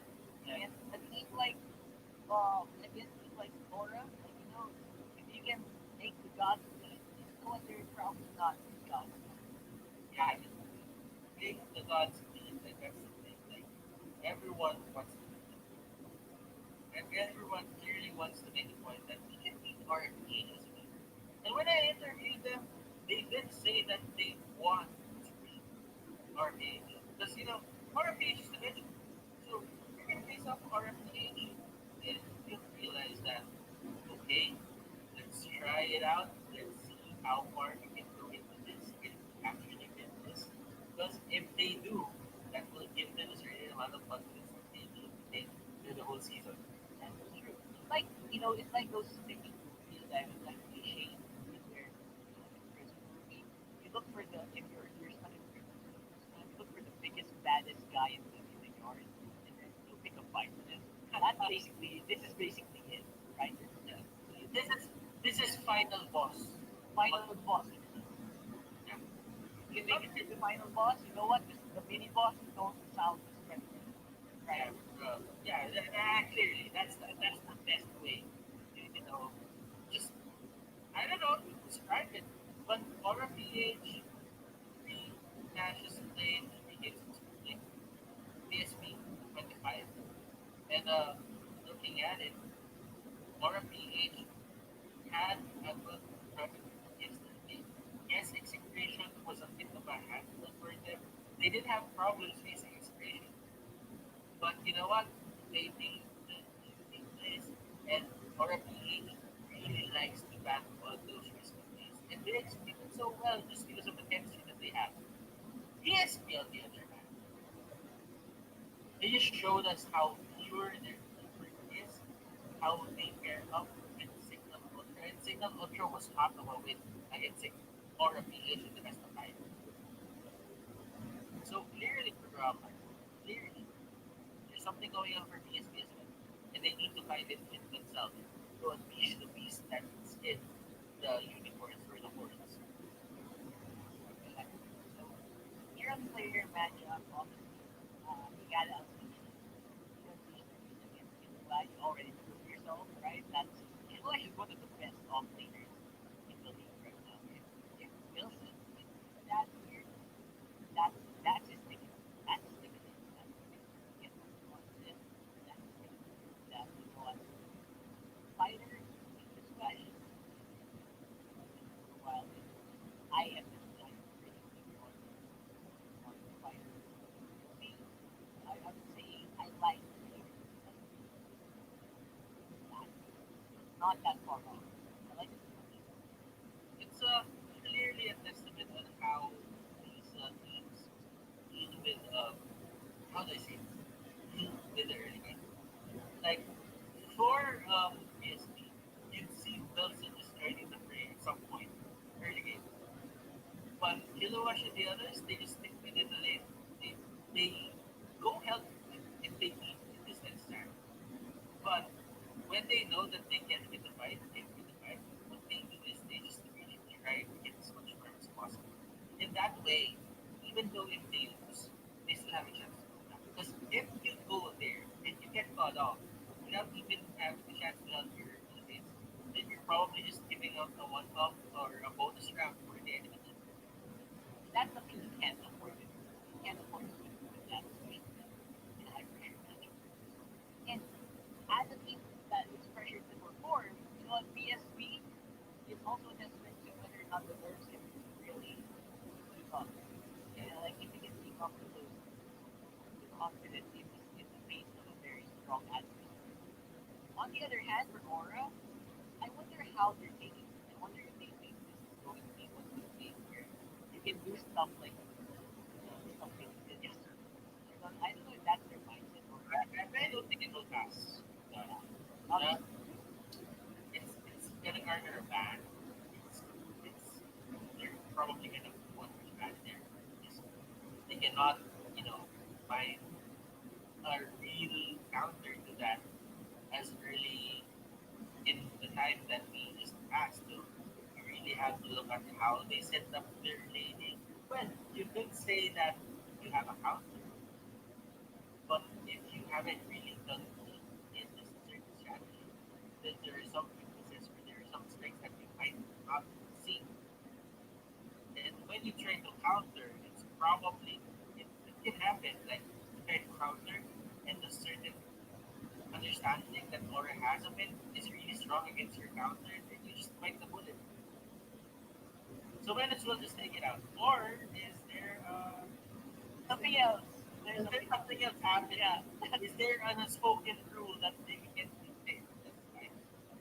I think if I were Orphe, I would want to establish that mindset on my enemies that you know what, you can keep trying to bang out stuff here, but we'll keep coming out with new stuff. That's what I think I would do, right? If I were Orphe. It's not easy to do. You know what? Just seeing how this draft goes, or a PH, they're pretty sure to get this Uranus time and again. Okay, why? The reason why I think that way is if you're facing against RFPH, you're you're gonna manage it. You're gonna manage it. There are a lot of things to back with this RFPH. Yeah, we haven't even touched that many yet. You're pretty much bound to give it to another hero that they really like playing. And you can't understand why they play it. It's Right probably now, they're just really strong at it. yeah, exactly. So I hope that DSP doesn't get too intimidated, right, by the draft that's going on here, but this will absolutely help the biggest boost. Banning the Valier, it looks random, but you know there is a good purpose to it. So what are the things that you don't want? You're planning to take if you're planning on You don't want to get with it. yeah, what's something that you don't what you're planning to get? What do you think Aura Peach is planning to get because of the book? Because literally, this the not Cooper Uranus is one of the targets. Because you know what? Other than a lot of people think that Valir is annoying in itself, but Valir is one of those heroes that can pick up the necklace of the rats without a problem. Oh, there you go. That's a good insight. Others are still maxed out the negative friends. Expand that necklace of the rats, and they have the caps as well. So with a Valir on the other side of the PSP, they will just run over this certain lineup. You can actually agree with that, especially since you usually see you usually have Mother is one of the biggest that have so much cooldown on these monsters. And they just keep spamming AoE spells all the time. Every single Yeah, skill that has a AoE. massive range plus low cooldown. AoE. And when you use your ultimate, it just gets longer. It And it takes becomes forever. Like, there's a wall in front of you, so you couldn't really just you want to do it. It's not as easy to counter as you. It's not as easy to fight against a Valir. yeah, I think that's also a reason why never notice it, we never put it on the highlight because it's always there. It's always just so dependent. It's always something that's never highlighted but always. And right now, though, especially for lineups that have a lot of mailing on them, right? Against lineups that have a lot of grading scorers, against lineups that have high notes, or stop Matilda, right? So very interesting here. And Barca really stand out. I'm not sure if Barca would have been good last year before, but it does look like it could have been. So this is an absolute reaction pick here for BSP. I agree. Like the Barca, I think the Barca to our PH will just stop the aggression from Esports. And you know what? Esmeralda will go for the falling star. And once she does that, you need a flicker to get out of the Barca's grasp. It's going to be the Predators like from there on out. And that's how uh, Barca works against an Esmeralda. You see Esmeralda use the falling star move, you reach, use the Predators like So overall, I think the shielding from Morally is going to suffer massively against obviously the Esmeralda. But I feel like Morally is already pretty good. They knew that Esmeralda was going to get lost. And they picked pretty big range of his passes. So now, I think that Morally was for something that's been like down for situation with um, a handicap situation just so they can pull off this big lineup. And getting that, and I like the Masha pick by the way. It's a great way to counter this wombo combo lineup. Like, look at Order Beach lineup. It's like, oh, it is. It is. The thing about the thing I'm really scared about here for the side of PSP is the fact that um, Link can just go back and forth on the map, and you'll be chasing this Link around. Luckily, unfortunately, not luckily, because they said it was limited and stuff, so it's not lucky. They have they have the mobile others. So at least they can save themselves the trouble of finding where the link is. I think that's a really good sign coming in for PSP. But then again, yes, I do agree. It is a wombo combo setup for each, but they're not going to rely on that solely. Because the thing is, I just have a feeling that Aura PH and Aura PH Agro Link will go to pairs. And just one stud will be able to they will be able to take down what we're giving the link is funneled or let's say is farmed by the time when level 4 comes out for that character.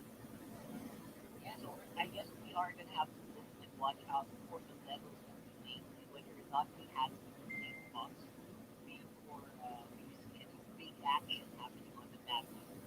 On the side of Aura, they need some setup for some of their lineups to work. But other than that, it's just going to be. They also have some pretty good fighting capabilities off of the fight man. Overall, I think BSP drafted quite okay. It's not a great draft.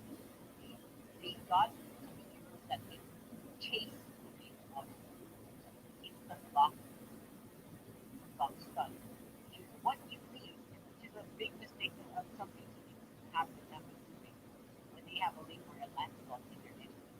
Last game we saw it, Shu got overwhelmed by so much lockdown. And I wonder if that will be the counter. Here we go for Aura PH versus BSB 8-1. Last match of the day.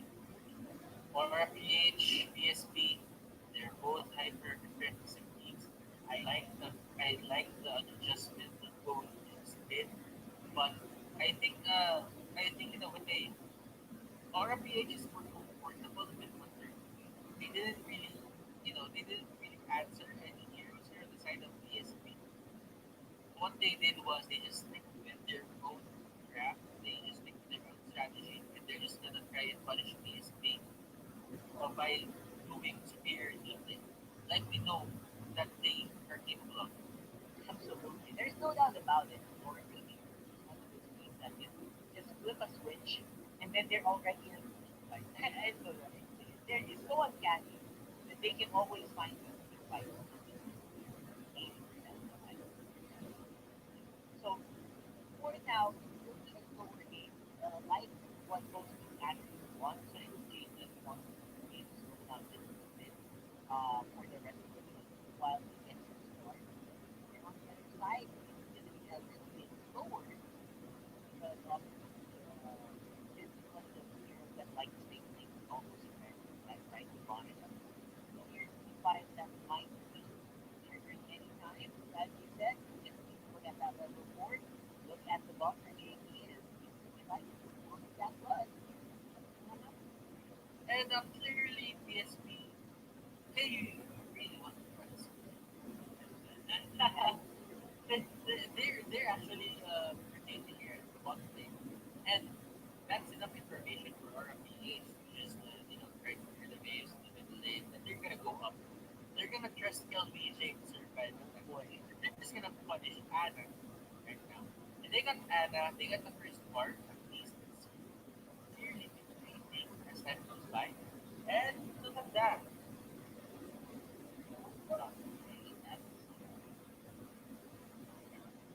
Where did that come from? I probably wanted to go for the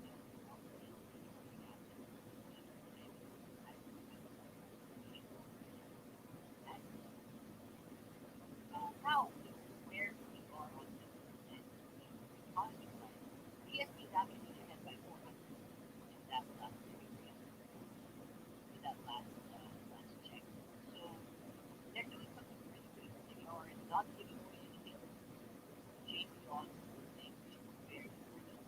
And they're also just keeping their heads down, keeping their heads down. They're disengaging each and every time they work, every time the water even looks like it's and that's that. Yeah, I mean, even moving on the area where, moving in the area while LBJ is there in the bottom lane, they're really trying their best to just move in from there.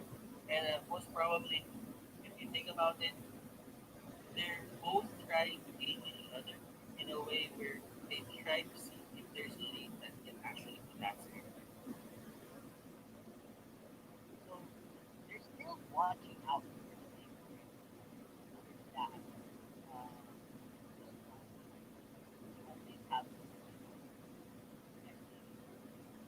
at the start the base of the carry on the other side. That's the case. Let's check as we head on back to the land of Dawn is Anna in that meeting here. Trevor and Wilson on the right side of the crush on the building. JP and Green, they go in from here, might actually catch you. No, they won't. Apparently so, because again, already we have the fatal reason, they're just friendly, right? They're just flexing, and they're waiting for PSP to make some tactical decisions. Tactical decisions that might affect the game. So I'm looking to see whether PSP is actually going to pull the trigger anytime soon.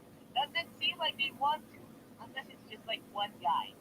They're looking for a single target here. Or maybe that's And look at LBJ clobbering the turtle. And PSP here, Rex will get that purple buff. And if he ever loses it at this point, this might be big, this might be turning point that RMPH really wants, but PSP has an answer for that. LBJ, they are put in bad position. JP and the others, they just back off.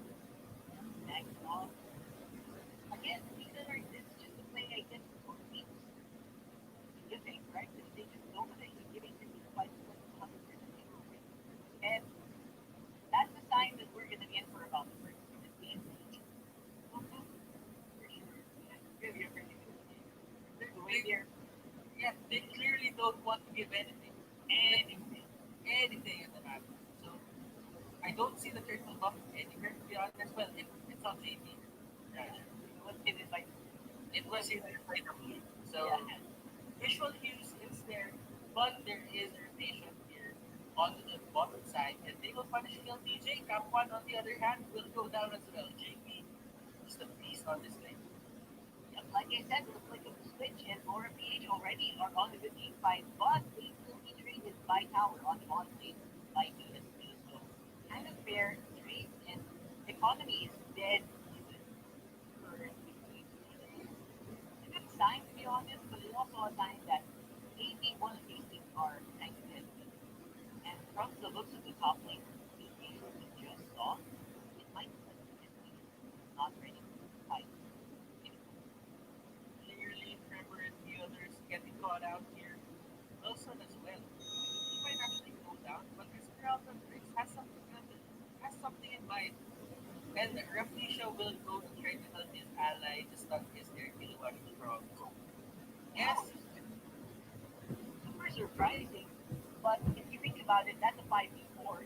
And LBJ is still wailing on that tower non-stop.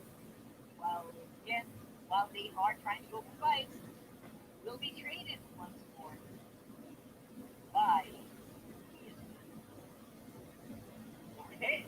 So clearly, there's something happening right now on the side of one team, but MPL-PH season 6 regular season week 1 day 3.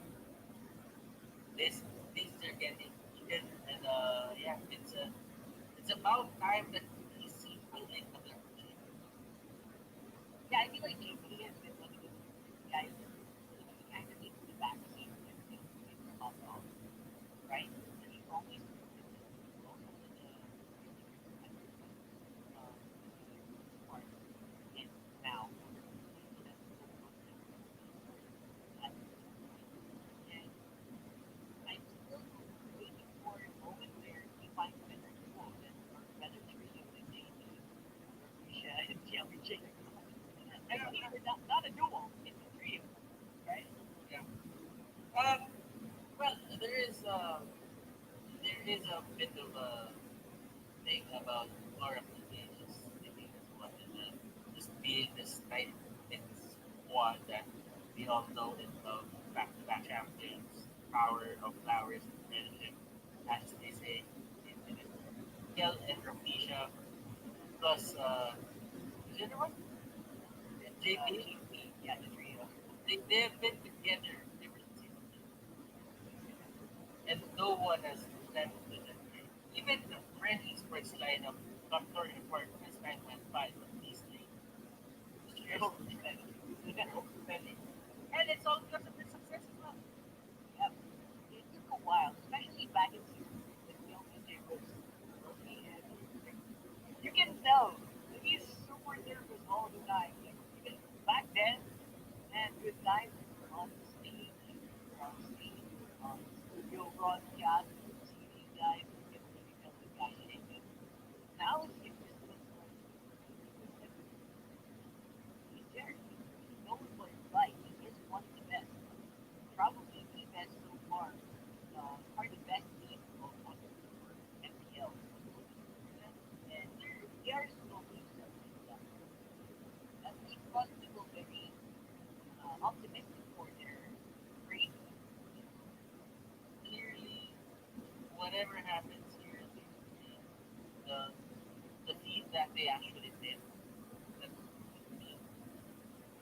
it's back-to-back champions, two-time champions. It's not going to be replicated. That is, I mean, I mean, are they the once in a lifetime team that we should know about? I don't really know, but for me, back-to-back champions in an esports setting is really hard.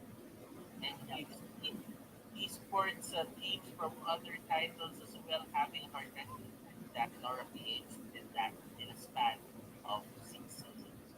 Yeah, Yeah. And in the span of a few years, we also have Gil Torres and JB talking about these guys. How long they were doing. They're already going straight for kills and objectives. That is what the champion has.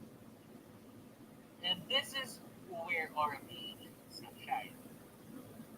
The thing about RMH is they really like to push the buttons on where they want LBJ it's just gonna go down, but a lot of people are gonna go there, and JP will have free reign over the turtle or whatever objective that one. And I'm pretty sure of that. They're not gonna be afraid of anything if they know that the information LBJ tells us is that they're here with me. They're trying to take me down. What's surprising with LBJ and James is they having that last fight with two actually kind of be running smooth here in this one. So somehow Or is actually really having a hard time here with LBJ with the follow-up into getting an overturn. They are not done here. Oh my gosh, the comeback here for JP after that failed attempt. And Onic pushing on the top lane while all of this is happening.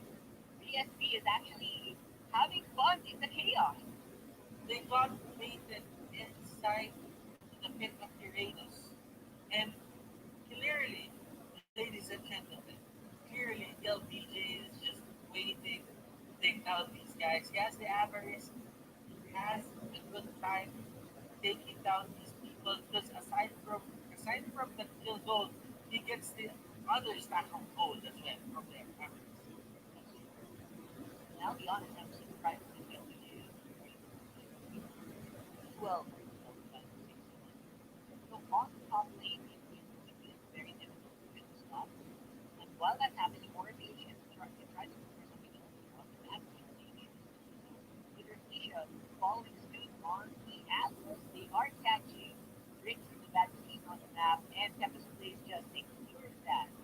Monster kill for JP already at his point. And he is one of the best league players in MPL-PH. So clearly, my expectations are, is that equal. It's doing a really great job, and this is what you expect from JP. Over PH, when you give them the heroes that they want, these kinds of things happen. And look at this. From coast to coast, ladies and gentlemen, wow! Goodness gracious, no severe. There's victim of that JP list. I think this is the foreshadowing of the song here. Green was being carried here by Richard or going in it, they will catch but that's not the party you want. Tempest plays on the outside of the turret, cannot pick up those lanes to reset. And looks like that will stop for H4 now, but because of that, they garnered a pretty good lead here. 4,000 gold in 9 minutes in PSV. Okay. So Masha isn't really working well here on the side of PSP. Well, Masha still has youth. By the time that we reach the 19, you can just focus on split push. And that will force Kinuash to just go out and try to face it in lane. Yeah, Kinuash is not joining this, by the way. This is going to be a 3v5. Somehow they're surviving, but not for long. As the BJP pushing back and pulling in. With LBJ, there you go. They do sacrifice for Felicia, but Tower in mid is suffering, as well as the bot lane. And PSP, they are still fighting. Look at the camera play from Masterful showing there. I really like the passing that he did, and they just turned it around. Trevor here. Well, just go down. JT on the other hand will try to look for three. Not using this target. Three will go down in the hands of Wilson. Oh my goodness, what is happening here? The fights are all over the place. This is becoming a bit of a stronger now, man. And I would say that the pushes that the 4K are doing, the fights that they're taking, they're all so systematic. It's like you're baiting the fight and then LBJ is running away until you can get a sure target. And that's been happening over again here. Trevor, sacrifice. And like you said, greed. Oh my gosh, this is happening. It's becoming very difficult to deal with. It's becoming very evident to me that Green is really one of the best support players that we've seen. I think alongside Filipinos and the other sports that I off that it should really apply. Right now, I think those two are the prime examples of being That's maximum uptime and always present and very, very minimal mistakes, right? That's exactly now it's doing top lane push here for MLBB. 11 and a half minutes into the game. They actually want to finish this really, really quickly. Fighting off clear top one cannot actually save was the only guy who's actually going in for kill. But now it's going to be Rick in the middle of everything. And after Rick dives in, everyone goes for a different target right away. Oh, the beauty of that. Rick's trying to survive. Rossborn Harbor is there, but LBJ doesn't really care. He says, okay, just give it up, man. I'm here, Anna, just trying to save his face. That won't really matter as Anna will get popped as well. Keep wipe and face down. Or a PH, did you expect anything less? Yeah, I think I didn't expect anything less. If not, I expected more. I expected more, you know. But to be honest, the Kagura thing is something that a lot of people bash on lately. And I really like the way he picked it up and made it work so well. Goes to show that not only right, not just pair it up with very good, very good synergy heroes. It does massive amounts of crowd control. It's so difficult to do. I'll be honest, man. I feel like I'm the one getting with circled on by that umbrella over and over again that way. So I feel that after this game, I'm probably gonna, what do you call this? I'm probably gonna take out my Kagura back. I played a lot of Kagura back then and just seeing how they, or how he plays his Kagura as a support. It just goes to show that you can never really dictate Nintendo just by looking at one scene. It's more of the understanding of the people of how they want. and for more, obviously we will be throwing it over to Wolves. Butters is gonna practice Kagura on the top. So don't go away. We'll be back for game two for sure. Rock hard. Butters, your Kagura main.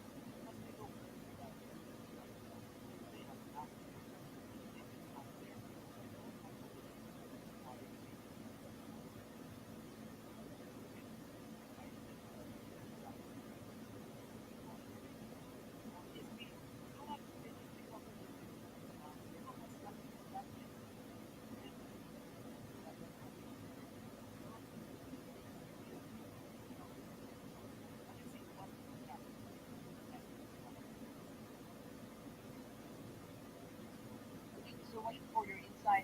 Just right there on and then back to chapter that I am on rock hard, long dive, and what we will be getting to RBH versus the I didn't I didn't know that this was MPL English League or something.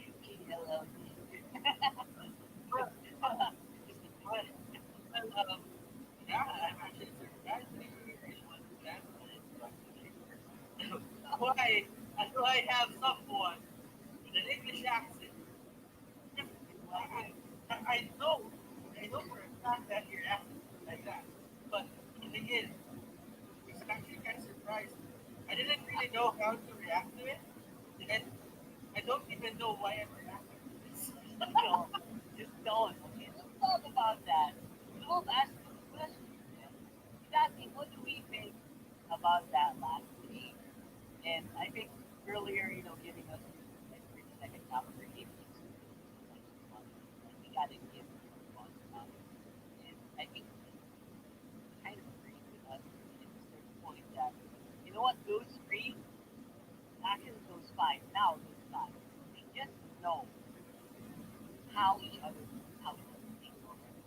I feel like they don't even talk anymore, right? They just look like they know who to go for, they know when to back off, and they know where to go on this. Do you watch anime? Yeah, The guys tell you that this is a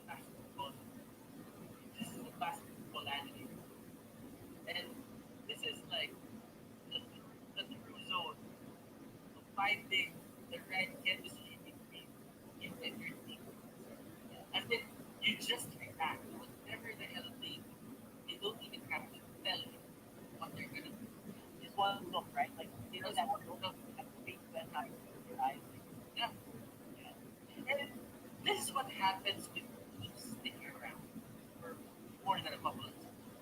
Because the thing is, there are a lot of teams right now that whenever they don't see success, they try to find, you know, something or someone to get it out of and just take them out.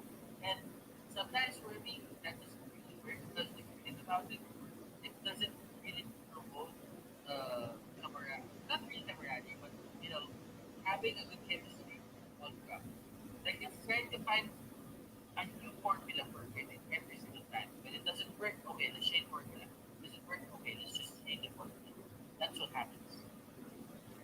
And interestingly enough, again, for RFH, it's becoming a positive thing. Because like, there's just so much synergy built up already. That from so many games, probably thousands of games, thousands together.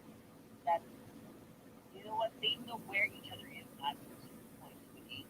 At 5 minutes, I kind of expect a lot of people on top lane already. We don't even need to talk, and know that at the moment that you respond, we already have like two people in the forward push, and then that's just what it feels like. Obviously, that's an exaggeration. We're exaggerating with saying that, but that's what it feels like. Just watching the guys play, and we are. It looks like we are going to be sticking with the Valir ban for RPH. They absolutely hate that hero, and it opens up a lot more. It opens up that Uranus once more. Mukra gets opened up again. And not sure if that's going to pick up the board. I'm still waiting for that one to be method defining goal. Uh, okay. So I'm clearly saying it this way. RPH, they really like to get with your faces. They really like these big regeneration and all of heroes for Kilowatt. So, the game plan is to not let them counter Kilowatt as easily. If they do, let's say they counter Kilowatt, it would take someone not really a natural Durant's carrier, it's more play, support root, or probably an off laner to get them. And that's how you counter. So, you just stop the tracks right there. And BSP here, they get the Uranus and the Yushong, or which they don't give an idea here, or they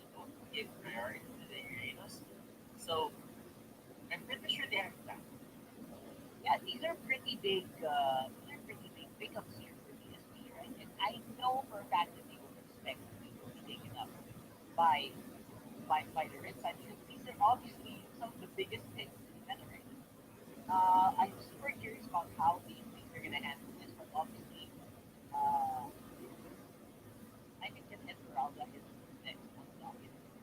You know what? You know what? The thing about the first pick, the first picks, is they are kind of reserved for the best players. So it's easier to predict for the first stages of the picks and pads rather than the adjustments that's gonna happen from base to meta. And Especially after the biggest difference. uh, and this is the last series that you're gonna see a six-man matches. Probably, yeah, exactly.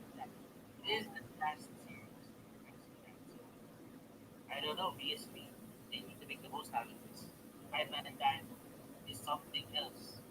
The five-man ban, I think, is going to be hard for these teams because they really have to dictate the meta. The meta right now is going to expand with 5-4 heroes, 10-4 heroes, because they can't really rely on crits of heroes right now because most of them has a chance to get banned in the first phase of the game. Yeah, because we have, I think, all of these picks right now probably gone by next month, by next week. Yeah, Probably. All these three picked heroes right now are probably prime candidates to be locked out from the game. And I'm wondering what other heroes are going to be filling those spots now that these guys are probably going to get a big axe to that. Um, Now, though, I'm still wondering about the front line picking the orange. I'm not, they have not shown any signs of their overtaking the front line. No Atlas, uh, I think Cooper is there's there. no guy that's going to be able to bring it up, and obviously it's impossible for CSP to pick it up. This ban on the talent, Yeah. Um, okay, I thought you were gonna add something to that, but you know, I did expect it a bit, but yeah, I think the talent right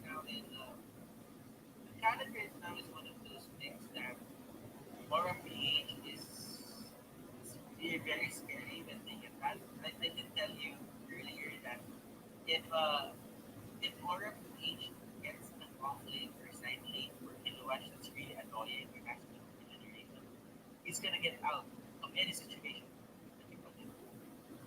It will really take a couple of people to make it happen. Do you see this guy play a Joe? If this guy plays a Joe and you go for a 2v1, he dies. One of you goes down instead. And that's the thing about Kilowatt. Kilowatt is a scary player. In the terms of playing, he really knows how to play. And he really knows if he gets hit or will he just take someone with the rated.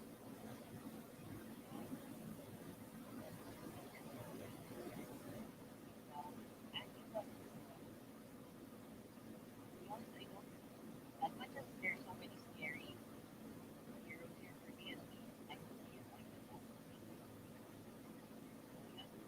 we have two heroes that are going to fight for this. We have a combo that's going to be facing off against so much absorption, so much shield absorption from Undergo. And they don't have any big long range mages to deal with. They're deal with the parts that are working around them. They're going to get bombed by Veterinaries like nothing. I mean, Show is there. And Show can go to the back. But still, if you're going to use the wind and pattern for the Marsa, then you are going to have a lot of competition. Yeah, in the coming pickups of the team fight or the next team fight. Because once they see that, the other the other boards are gonna go have you use other supports that let's go as punish. It's a thing. But then again, as you all know, Yu did you see Aqua play that Yu from their game earlier? The game against Vega? He just jumped on he just jumped on part. And that's because Ace didn't really put himself in the correct spots too. So as long as as long as you belong as your fan or compare the Barcelona, I feel that it's going to be enough. But you don't really expect or PH big mistakes. It's gonna be more of a position issue Yeah. for BSP here, finding the right opportunity to go to fight and making it clear. Oh, That right. sounds beautiful. I like So for me, the flavor. yeah. And look at the Vengeance play on PSP. Oh, that's that's difficult to deal with for JP for sure, right? But then again, how to choose when to fight and how to start the fight. Because not I everyone will go to their side. Because when the Vengeance hits, JP's gonna have a hard time. So we gotta watch out for the vengeance timing as we head into game two. Aura PH versus BSP. Probably a possibly the last match for tonight if they again if BSP makes a lot of positional errors, if they can't utilize gap one to go into developing. And right now top lane, like honestly proccing the vengeance early. Interesting. Yeah. Interesting, interesting. That's good. At least they get a bit out of that. And LDJ can just really last hit those minions, get the extra goal that he needs. And it's probably gonna force Graves back. And Green will actually go down. That's a very bad spot to be in. Kilumash, he is on the battlefield right now. So whoever doesn't get that Trevor will be with Angela, it's probably going down with X. So Wilson here is gonna stay close to that turret, and Wilson is caught up in the middle. And look at that knock up on Rapisha almost going down, and Kilowash not really getting his goal either time. JP it will be the next target for Trevor, and he even wasted flicker for that. Look at that flicker in. What an aggressive support that we have here, ladies and gents. Trevor really making sure that Kiluash cannot get out of this easily and will be taking down the Valkyrie alongside himself. So Trevor really doing a pretty good job against Kiluash here. And I have to say, that kind of aggressive gameplay is something, is that spice that we're looking for here to make, to give BSP a chance. You know what? Alex jumped into that poke, and it really took a lot of his HP. Like that was one poke that was one part of his HP. You know what? Green is getting kills. I like the way that he's playing on this because he's gonna get the top of this early. Yeah, absolutely. We were talking yesterday about the speed of the Nero that was yesterday or They didn't predict. yeah, so I think a big deal to watch out for the timing of that. Obviously, green on the Farsa, that would mean that the Farsa just gets so much more damage at an earlier part of the game. Waiting for lightning strike and proc is also very important. So block of destiny plus lightning strike is Oh! very Oh! Oh my goodness! He just went in with a shoot bow and he got pumped to the wall. Oh my goodness! super surprising out of nowhere, right? And again, a very, very weird fight here for RPH, but they are going to go ahead and fight anyway. Get Lush on the back foot. Try to keep Wilson at bay, and the kill goes over to Aura PH in the ball. But now he will lose priority. Will they try to go to contest for them? The Kilowatt just made the basketball player that is sticking near that area. Kilowatt is just huge. He was timing it properly when the other execution has confused. But yeah, it didn't really work out for him. And like I said, it wasn't the Rex who got the ring. Well, he did get it. It wasn't just showing with his reverse goal. So interesting that I saw what, I don't know if you saw that, we're going to talk about that later. JP goes down, and that's actually a great way to finish off that tower. One tower needs to block additional. What I saw was the feather airstrike going down at the same time as the mountain. Genre, it actually looked like so many feather airs, right? I don't know if you saw that. I don't know how. Yeah, Anyway, there's the minion wave is the priority here for LBJ. He is also absorbing a lot of the shield, but looks like the tower, the damage from the link and the ring will not be enough. Or PH will, of course, trade the mid lane tower for it. And somehow they are still ahead. Clearly, the priority isn't always on LPJ right now because when you look at it, they always remain back to Kilwash. And they let Kilwash secure a good game in this side. LPJ is one of those players that can actually outplay anyone in lane as long as the situation is right. And it's not because of he doesn't really get priority. Kilowatt just goes in. There are those plays that Kilowatt does that puts a thorn in the heart of the enemy. But then again, sometimes you just have to look at it in a way like Kilowatt is threatening me that he's gonna steal my buff. But it happens on the bottom lane. I want to see that bottom. Come on, Gilgamesh is actually in a very weird position. He's always vulnerable. That is normal for us, but without any good sustain, I don't think he can last too long here. This is four-man dive, and he's probably going to go down here. But again, that is four people committing themselves to go take him out and using all their strength. He is getting here into the hard guard, but will it be enough to save him? So much commitment being used by Aura PH to take down his lane, and they are successful. Esports wins the live JP. I don't know if it's worth it. It's a double for the result. Well, DJ is here in the area. Will he actually have enough studs for this? Green space near the vicinity. Does he have enough belt? Yes, he will. Three-man stun. Tap one here. Going for the cheap from no. Doesn't really matter. I think he'll just go back. So no farmer, so good PSP is keeping up, right? They are keeping up the pace, and looks like Green gonna be in here. He's gonna absorb all the damage coming from the race. He has to pull up all the hits from the Fenrir's, right? Still not successful. And somehow they are gonna get the kill on the Wilson. What a play here. Or where did that come from? Clearly, right now, Kilowatt and the others, they are just trying to make the most out of this laning stage. PSP is, you know what, there are things that PSP are doing right. Like pressure to the bottom lane, they're putting a bit of help to the top lane just because LPJ isn't really getting that much help because there's some being there, there's ground that there's players. But then again, PSP, they're reacting to these things that are being in which they actually get the shorter end of the stick. Oh boy, Arthur ends the thing. He's gonna be on JP. That's a lot of people died on him. No protection from the rest of the team. I think they were all trying to destroy him at this point. And Grease is also probably gonna go down here if he does not pull off all the hits. That's gonna be Trevor with the great assist on the street, allowing them to get one more kill as they are fighting on the bottom lane. That Yuzong is super scary. Wilson gets the one.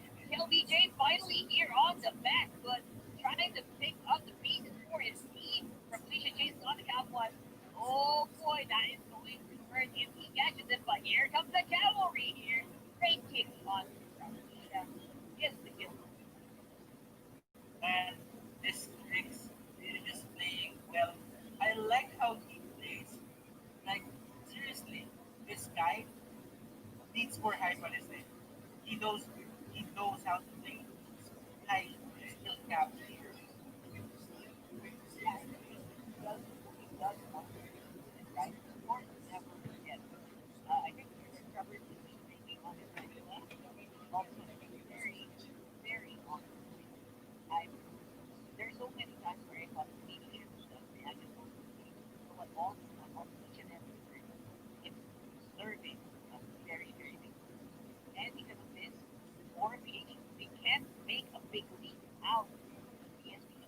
Watching the Evan is the cash that she here. You can see that LPJ is very good effort, but there was no Cobra, there was no ultimate, there's no type of range to lock down the unit. That's why they're able to walk out of there and not be able to fully use that different route. You know what? LBJ, let's talk about this guy. No help whatsoever, but still finding ways to make his plays connect. This guy, he just goes in, gets double kill. Very casually. What the is going to need to scale to Jay's mention of they don't know. I mean, yes, we don't know who's focused on if they're together, but right now, who do they actually go for? They kick off on the green instead and kills the Jay. and JP's actually quite low. This could be a very, very good fight here for BSB, and they know it. They are pushing hard on the issue, and they are going to be pushing for each back, two-man down for the flip side, and this should open up the doors here for BSB. I just want to say that Angela and Ling, that Angela combination is really annoying. I mean, it's one of the oldest tricks in the book, but it still works and it's still annoying as hell. And clearly, they're just lacking damage. They're, you know, Drake's having more to his life, and they need a bit more help in terms of getting that next off. And that is one of the things. So, I mean, everyone in Rat Wave even pulls this off, right? It's so easy to pull off. Just make sure that you shield that you have enough confidence so that you can throw out those hard waves with your love waves rather than you're pretty good. And somehow Aura Page is actually having a hard time taking up hard waves. Maybe because Trevor's such an aggressive actually, right? You know what? He just went in with a flicker, and that is it written in my mind. Trevor is the most aggressive Angela in every. Oh my gosh. It's going to be the push on the board. That Lord will not be able to do anything, but Tower is going to wall opening up the jungle of Aura PH for his base. Starts to feel like game 3, and Aura PH cannot stop the bleeding here. So the Green in the bush, trying to stave off the attack. Doing better than airstrike if properly. Of course, they are defending. They are now a little bit behind, and overall, it just looks like both parties are succeeding. But the map control definitely on the side of the Yeah, they respect. They respect the capability. Or if he usually just come back from this and get get the best of them. Well, so I think well I'm pretty sure that this double deck is set up to stopping JP from just going back. right. That's right. I think that's the only thing right to stop the LBJ. Right now, if the LBJ goes in, even with the purify, you cannot guarantee that the LBJ doesn't go down on the shield, right? Because there. Not to mention, you can't always proc the crossbow shield because there's that one. He is always threatening that way of the dragon if he makes mistakes. Now, it's becoming harder and harder for Aura Page to find a good engagement, and Ravisha even is starting to look very suspicious. And he's just waiting for the proper time. No, not this push game here. He's just staying there, not really caring about the people who will. He's just waiting for someone to just face check. And I feel in a way when PSP here gets complacent, I think it might happen. But the thing is, if it doesn't happen, then you're just wasting your time at that point. That's true. And if you look at someone's that support, the full tank who is just there for literally the kick, right? That is just what we want to do. Um, very, very close to the kid, very, very close to the good item completion as well as Wilson. Once he gets that oracle going, it will be a lot more difficult for LBJ and to deal with this Yeah, if we would look at it, they accidentally came out Jared onto the bottom lane PSP. yeah, Like they have, that was a bit accidental. Because pretty much just went and took it down. So the thing is, PSP here is capable of making mistakes as well as RPH. And they get cap one, and this is where the fun starts for the side of RPH.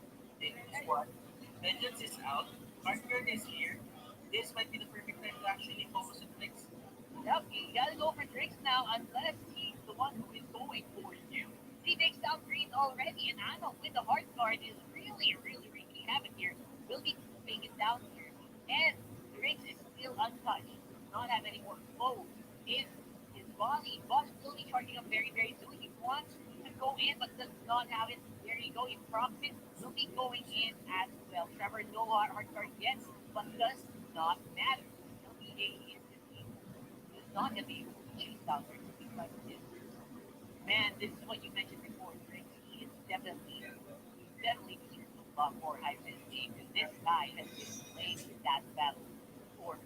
He played around with it so well against Onic. This guy clearly knows what he's doing. And, well, and as expected, he is a pro player, so he should know what he's doing. But then again, he's playing at a very high level. And he's going at it with the best players, with the best mid laners, with the best carries from other teams. And it looks like he's a natural. There's something about him. Yeah, it does. It doesn't. It feels like he's right at home with some of the best that Mobile Legends would see that's offered that speed sort of thing. Now it's really easy to being on the board that we've seen and being on the board we have seen. Green does spot this out. Oh, got one. He misses on that way of the dragon. How big is that? But looks like it still not matter as long as Rick actually can keep it down. Yeah, oh, Flash is actually trying to cut the wave here, and that is forcing Riggs to go for the chips on this guy. Is he gonna live though? There's an Angela on this one. I don't think so. How long can he stay off the attack? Apparently not. It looks like that will be it for Flash trying to go for that split. Maybe that was not the best of this guy. Yeah. But hey, it's okay because they need to save time for it. Based on the Lord. And I think at this point, that's all that matters. Misha, they see top one here in a very bad spot. And he just goes out big. He knows that I think is going to be there. Now the Trinity that has stayed together for the longest time. Not Kilowash. JP, Felicia, and LBJ. Will the power of friendship save them from the clutches of things, the clutches of the team. Because right now things are looking there on their side. Looking at the code, it's still close. Well, it's really close. It's like 1K at this point is not that big. Billion, right? One is not that big of a deal, especially at this point in the game where you have a fourth walk in and you're looking at it. I mean, everyone already has probably 4 or 5 items on this team anyway. So the offense should make it at this point. Make that call here. Or PH try to go for the forward attack. They try to deal with this. A lot of work as well on the side of the Lord is marching up top with a score, by the way. So these are enhanced minions. And on the other hand, he will just try to assist in this score. But he will actually be the next target here for RFPH. But RFPH being passive, they're not gonna force the issue here. They're gonna let him just get out of harm's way because the main problem there is going and they cannot make the Lord stick their tower because if it does, it's gonna wrap it. Once it wraps it, it just gives me an extra pass. A free pass rather, not an extra pass, but a free pass to get it that top turret. the third turn is going to be taking care of RPH. Now, the championship mindset are trying to navigate. Obviously not the goal, but definitely they are on the hunt. How do you think with a lane that is fully item locked that only has an Angela right now? If you would look at it this point from our I'm just gonna take a screenshot of it fast so that it doesn't go down on me. Okay, I have it. I have the data. Three of the people on the side of Orange, they are at 10K. They're at 5 digits in terms of gold. But 16K is on Vix. Right now, that doesn't matter because Kilowatt is probably the next target. So they're on the backline. Anna is the primary fight for the side of our each mountain shopper is there. Rocker, they want to continue this. Yeah, that's a big. That's what I was waiting for. That's right there. A big Angela head on the side of the oh, now it's going to be Killuash playing with fire once more. I think that's his role in this game. No funny. Right now they are. They're gonna reset. At least they reset with just one casualty. Now Killuash, I know it feels bad to be a sacrificial lamb for this team, but it is doing the work that is needed to keep our region survive. Because otherwise, you would be looking at a really, really big landslide here for PSP. At least that's what I think, and that's what it's explaining because it's all localized into Greece. Yes. Greece has 63. Three of the people on the side, but look at that cap one here. Getting the movement out of that where there's like Anna trying to go for green. Green will survive, Wilson can't really take him down. But LBJ has something in mind. LBJ, I'm a late game hero. I can do the next now. LPGA, I've been locked in around this a lot more scarier, and they are going to go for it. That's a falling star mode into the base of Wilson. They take him out. I don't know how, but they just did it with the power of friendship, apparently. And they're exactly The the trio, we were talking about. the trio just marching on. Star and why were those pickoffs the best pickups of this game? Lord is up in just a few seconds, and right now, RPH won't back down on that. He's just gonna chase down lane. Pretty sure he's just gonna chase down lane. And look at Kilua. She's also working up on the mid lane while all this is happening. I don't know if they can steal it, but oh my fucking racing! Wow! Oh my god, the advantage that you get with having a late lead, your team, you don't even need to be ahead. The steals are easy. Oh my god, that was huge. That is another story on the side of things. Retards have gotten fast, but there is no broken third turret on the side of RPH. Enemy team called out the board, and it's gonna march on. Waits will be picked up by next. We probably bring out the wind power of it, and probably Macheka. I'm not too sure about it, but he needs the extra damage reduction. It's right in the last second. That's so funny. Literally a thief. He steals it, then runs away. And I'm pretty sure RPH is ready for that. I They know. were putting themselves at risk that it may happen, but if it didn't happen, then probably They would have had the yeah, that would have been very right now. It's it's the it's the expected situation of RPH. yeah. Right now they are going to be fighting off with this score. It is so tanky. They're taking a lot of time to take it out. Already took down the top lane inhibitor already, and that's not looking good here for they also have tank pushing and ESP. They're sizing up their opponents. They are trying to put some pressure here.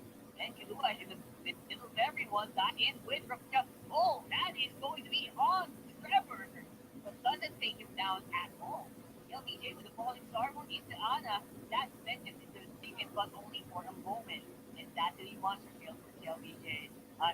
Scary, scary Esmeralda at this point.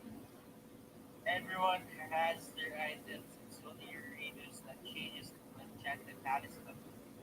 Probably things that I think for damages like Nexus, I think for Banner Region, and I think for the reduction so I can use all my skills to go in one. But you know what? Usually the others are on the back side of the map right now. Green will be the primary target here for that fixed link. They're losing one by one. All the damage dealers of 4PH are falling. Kiluash was playing too towards that one. LBJ now cannot actually deal with the straight up fight with the Angela hard guard, and that might be it for Gil. Will be shut down by Drix, who makes that another one. And that might be there. It's starting to really look like And it's working on top, trying to get as much space as possible for his team before they can get in so that the minions are pushing. Nisha is trying to defend, but I don't really think it will matter because Nisha isn't really the person fit to do this job. The minions, he's actually pushing back the minions for some reason. I Yes, don't know if he can it.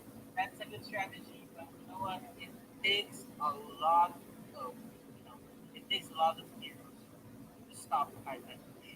And it's a 1-1 for BSB against for PH. Now, that was a very, very long fight on this one.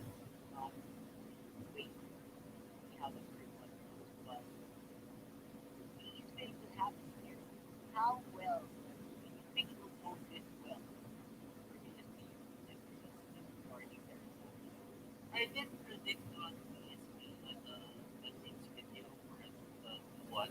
Well, I did vote for RPH as their victors, but I really expected PSP to make it from R2 because the thing about it is it's quite connected to their performance way back season 5.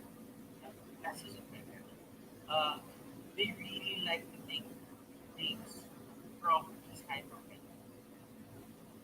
So it's clearly on their side. And right now it's really 50, and I love it. You're number 3. So let's see what's going to happen here on the next one as we'll break down that game two. It could be a big one. Rock Hardy Brothers, see you in a minute.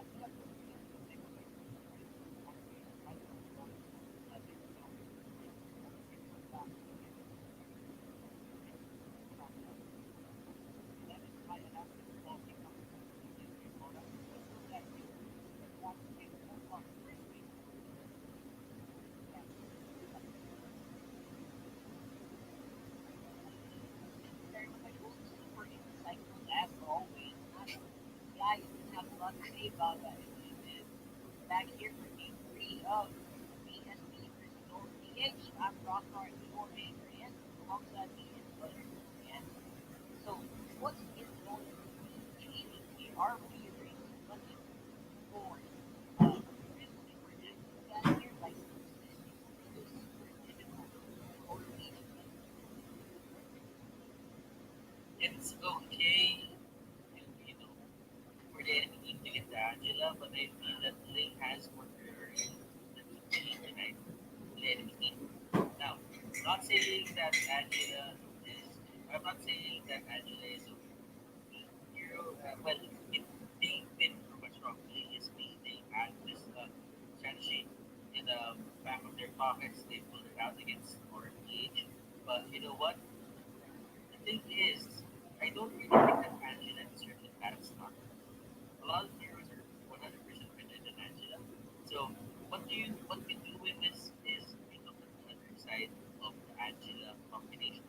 Like there is a link there, and I give more priority to the links because the link is much more of a pain than the link. And I like the idea that you know PSP went for the Ella just because they ban out the value of minors or PH. They do that. And with the PSP Reliance, they're like, well, it is time for us to look for an action because they don't really have the value to stop us from our tracks. Get the fight in the open, the fight in the open. And I think that that's the thing that very like maybe the league was just more underestimated by more because normally our I mean there's a reason, right? There's a reason why the league in the band not just his league rank game. Like recently that guy just have had so much pure firepower. Like even if you play it badly, it does well. I'm not saying it was played badly, but I'm saying even in situations where nothing is bad, like, there's so many escape mechanics, there's so many ways for you to dodge them that overall, in the course of a very long game, it's an advantage to keep piling up. Right? Things does feel like things can stand out. Maybe that's gonna happen here. What are you excited to see? What kind of changes are you excited to see here in the game? I'm thinking more of JP Link, JP's Link coming out for the side of RPH because I really think that if they, you know, ban it, then most probably that's going to be one of the things that they really have to prioritize because I don't like that. If this 100 this 100, I don't really like this that the heroes that they can actually make at the better pace. Like if you would see the other team, you know, just letting that link.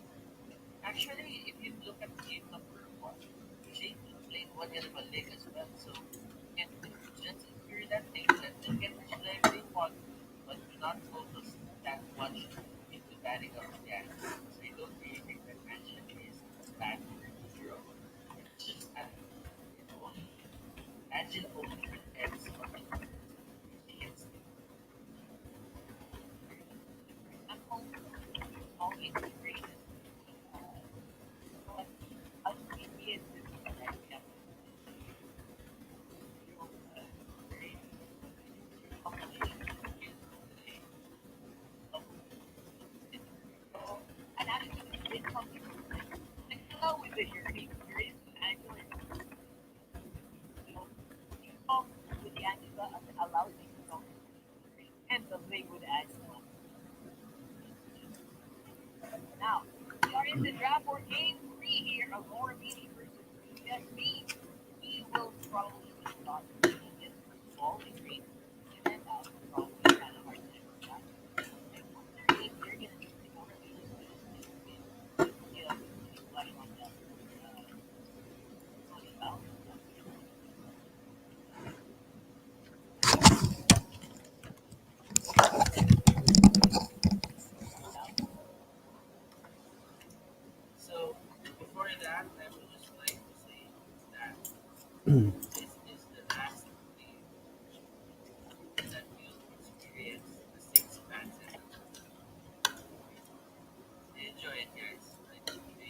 lot of liberty. They had a lot of liberty with this. They had a lot of fun with this. And good memories, good times. But this is the last game for PH. They will be the ones, and PSP, they will be the ones who will get experiences last. Next week, we are actually moving on to the fifth match.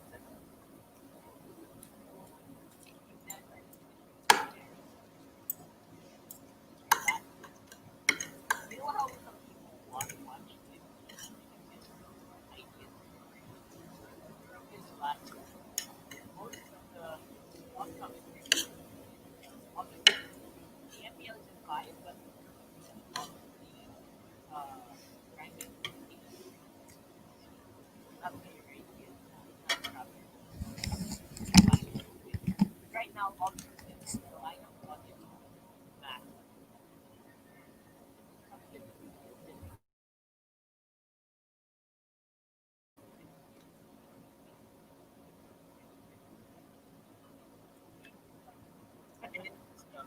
And you know what? How hard they've had a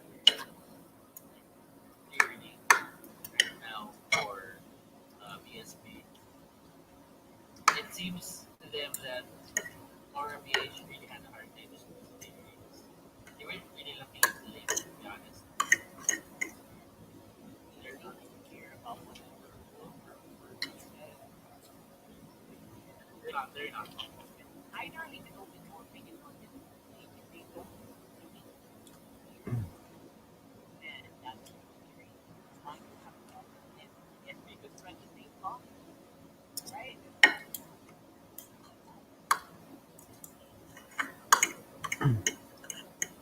Subs and the usual is that we're obviously I'd say this is a very safe setup. Like it's gonna be sideways first. These are very strong sideways. Whenever people in that I mean they're safe just because the carry isn't even one of the hustle ones right now. I feel that Wilson shit just went straight up, shot up, just went over Ranger, Ron, carry, just went up. And he's the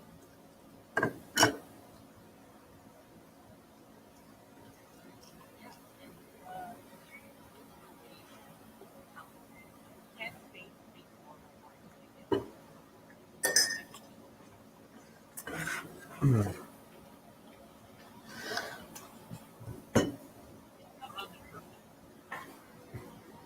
it's It basically just replaced the rating with the valve. That's okay. how it This this might garner attention. This is 100% the thing about the base that RFA has become. Like the lid is there, and they still have one cap on the lid, so it's not really going to be a problem. If they don't want to build with Alan and they combination anymore, they can just ban it out. It's going to be very basic, just with a press of two buttons, just one on down and then one on OK. It's they're going to be fine. The problem is solved. But let let over each of the and there you go. ban it out. They're just going to ban it out. They don't want the They don't want the problem. They're just going to take it. At least they put in the heart. that's saying something. That is supporting the champion banding your Trevor must feel so good about it. Right? Now, still not about the talent. That maybe they about that. Now, we are looking for a big we are looking at parts of here.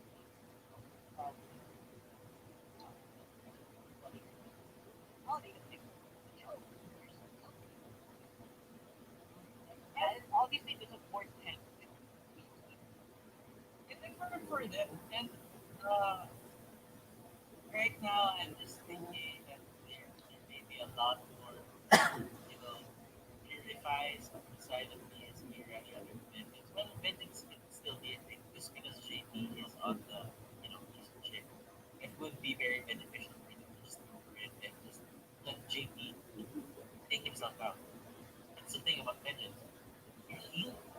you you can go, you give damage to the enemy and whatever it is that they don't counter.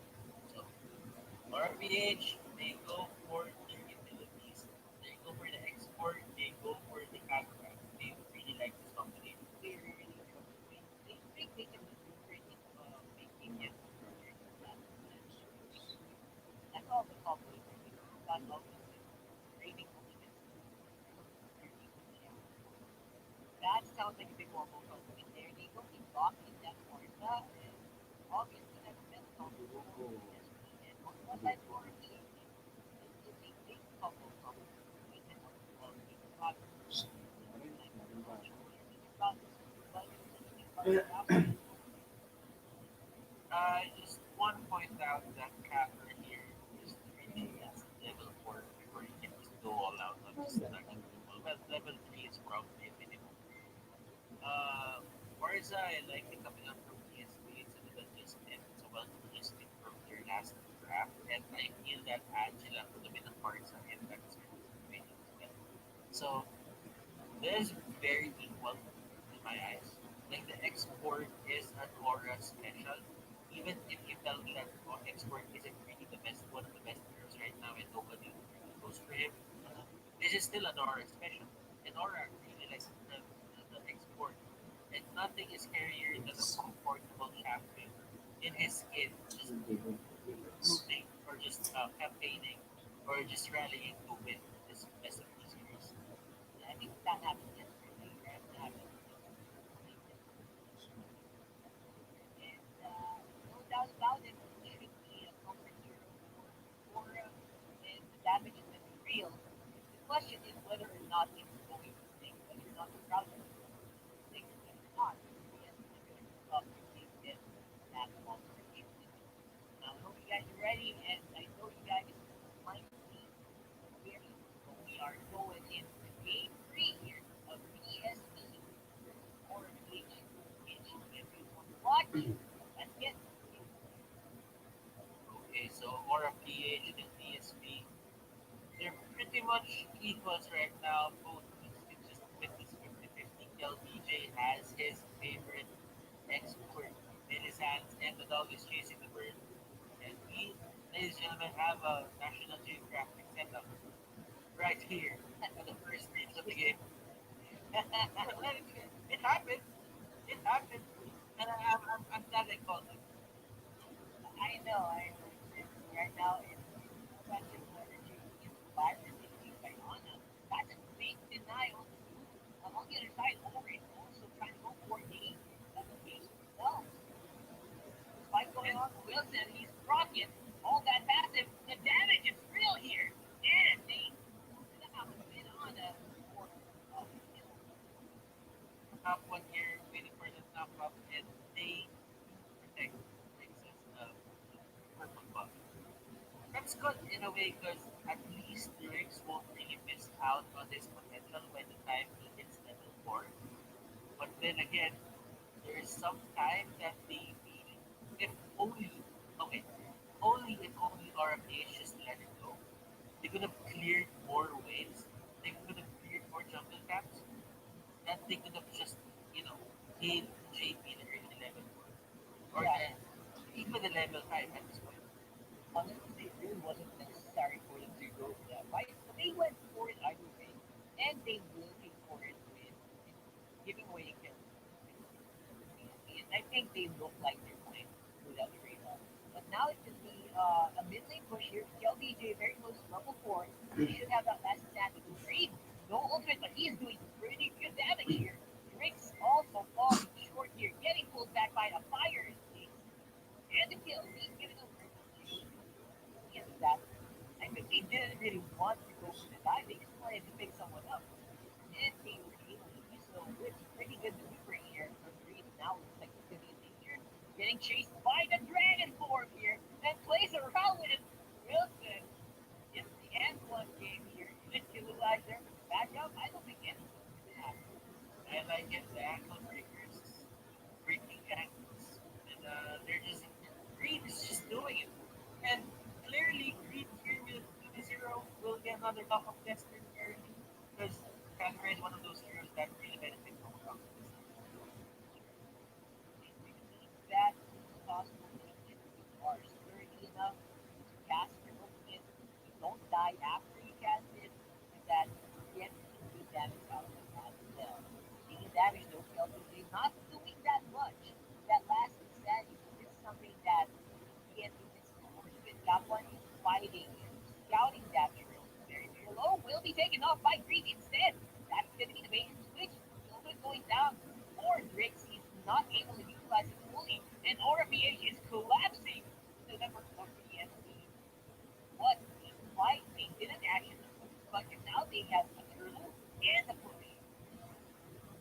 Clearly, Wilson and the others, they just want to defend that mid lane turret, but there is a shift if you notice on the weakness or way back season 5, they always focus on the top lane or the bot lane on the enemy team.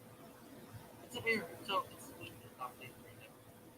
But now they had a change of mind. They had a change of, this. They always go for the mid lane. They, that's a big shift, right? That's the people would not really. That's a pretty big shift. Yeah, You would want to just show yourself on the map. And if you draw out where the paths on the map, that's actually a pretty good pickup. However, for anytime ABS is suffering from is a lot of the things that organization did before probably are because of the shift in deadline, right? yeah, The meta have shifted a lot. look at those TPs. My goodness. Coming out for both teams, your LPJ will probably use the last insanity to get out. But they will actually fight this.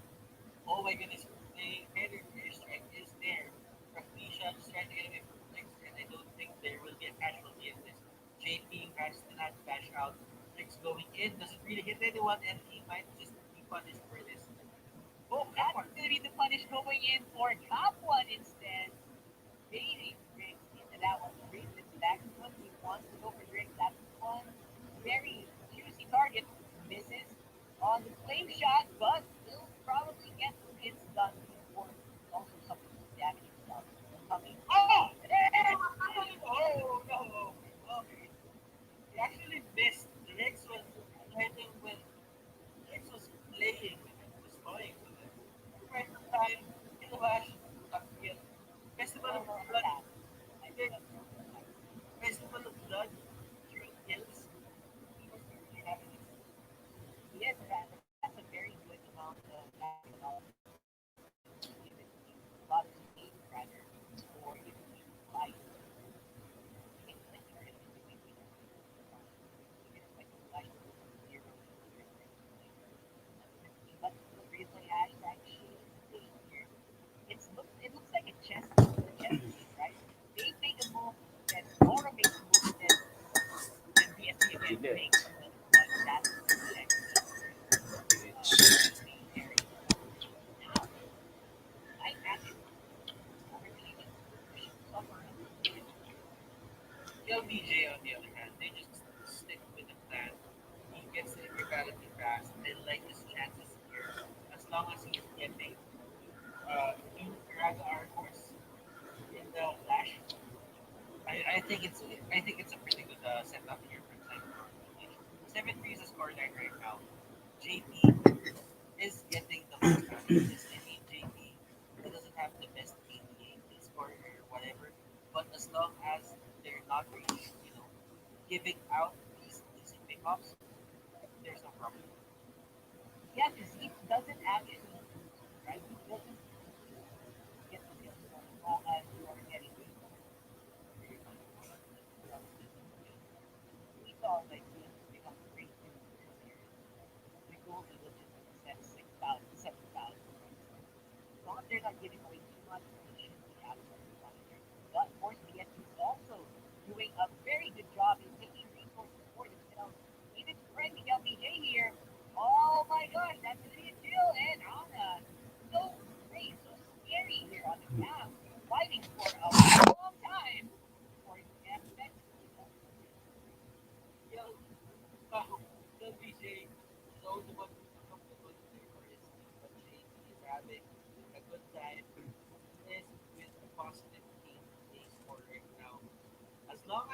not really giving out these unnecessary, skirmishes to the side of PSP. As long as they get the favorable vibes, I think RPH is set to win this. PSP, they need to utilize tricks right now. He's not really getting anything on his side, right?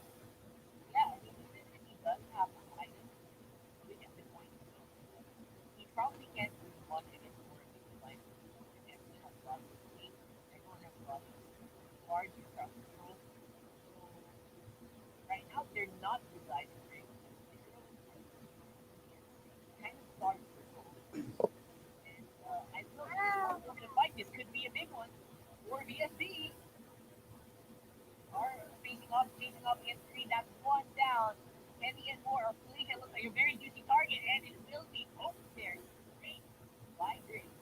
Four people up for the SC to take spot here. By but Black Force will be making a bit of a return kill, which will be answered really quickly by Rick. Again, it is just point for point, return for return to Luash. I don't know what he's up to, but he is not gonna have fun here. Oh, Ooh, right to the prediction. out. Oh, fanning the flames, fanning the flames. He will go down. Submission will go down as well, but I really think he's happy with that. As long as Nick is not getting anything from this victory or this win, they're gonna be happy with that. That is so much satisfaction. Oh man. And so far, it's better for the NC because they are slowly catching up on people. The Irish are also stacking up a bit better for the future. So I think they have one viable fighter that can really go all out here in terms of the game. I don't see what they carry against Irish. LCA really predicted their drink would be running through. And because of that, the co-op skill force that is overgain on the drive. And I don't see it that. That is true. That is true, Rafa. Now, question is, if Kilowatt did really just make the most out of this team that he has, for one thing, the Balmond that's a really good ADA for him. He has a festival to do that. I think that he's on his way, slowly but surely is on his way from actually just toying with Wilson and the other staker. But right now, Kagura will get picked up. Really good cleanup there. Great that if you'll notice, that's all the first past 5 minutes. Just going for low tempo, if you remember, it's not starting to fight. Just, cleanup. Something right. And yeah, clearly, right now, Wilson and the others, they cannot stop this Kilowatt from actually rotating and spinning around as much as possible. Because the damage output on the side of Wilson, it took him to like one more health. Yeah, and that's scary, right? That is very, very scary. Considering you're supposed to be like one of the tankiest heroes in the game when it comes to this, right? So, so right now, I guess we are still restricting the range. Both looks like it's gonna look for PH, but with the map that is showing us for The map, it's everything that RPH really wants. They don't want skills. They do not want small Indian waves or let's say little chocolate puffs. It's not ever going to be their main target. As long as they are getting the towers through it, they're getting more of the map. And when the other team has less map than you guys, you have more how do I say this? You have more chances to make an error that will be saved by your ally, that could be salvaged by your ally. But if you have less towers, that means it's going to take a long way to where you actually go back. But there's a fight happening at mid right now. yeah, it's a pretty big one, and Wilson is in the middle of it. He has Kidua in the back foot, and only two members fighting for BSB alongside Rick. Oh my gosh, that is a big blunder there. Anna and Rick are down for the count, and Wilson's gonna follow suit very soon. Kidua clean up through in the house, yo. And he wants to use that excuse. Will go into the flicker again.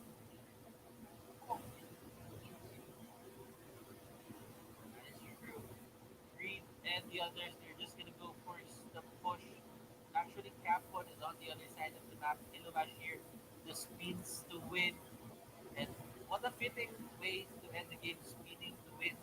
And I don't really think that Cap One can just defend this by himself. Yeah, orchestrate, and that is going to be it. Wala kang for our six-band setup has been concluded. 2-1. It goes to the side here of RMPH. And I gotta say a very fitting victory for securing their dominance over other teams. But overall, I think it's about here. They win or a game from the last game. They also got the game very, very strong. It was like a hit and I think it was out. It was like weird play. You got it straight up and that. I'm looking actually at these stats right now. That's why I'm trying to make this side. And Balman, this is one of the better Balman teams we have. And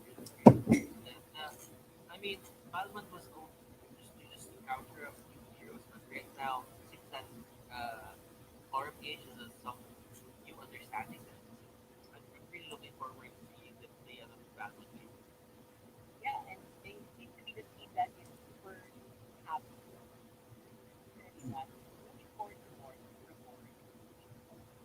So thank you guys for watching. That was an awesome game, but we are not done. We got some more to bring you up that we will analyze that game, breaking it down for you. But for the meantime, that will be it for the on your anchor rock hard is and but see you guys next week for MPL. For now.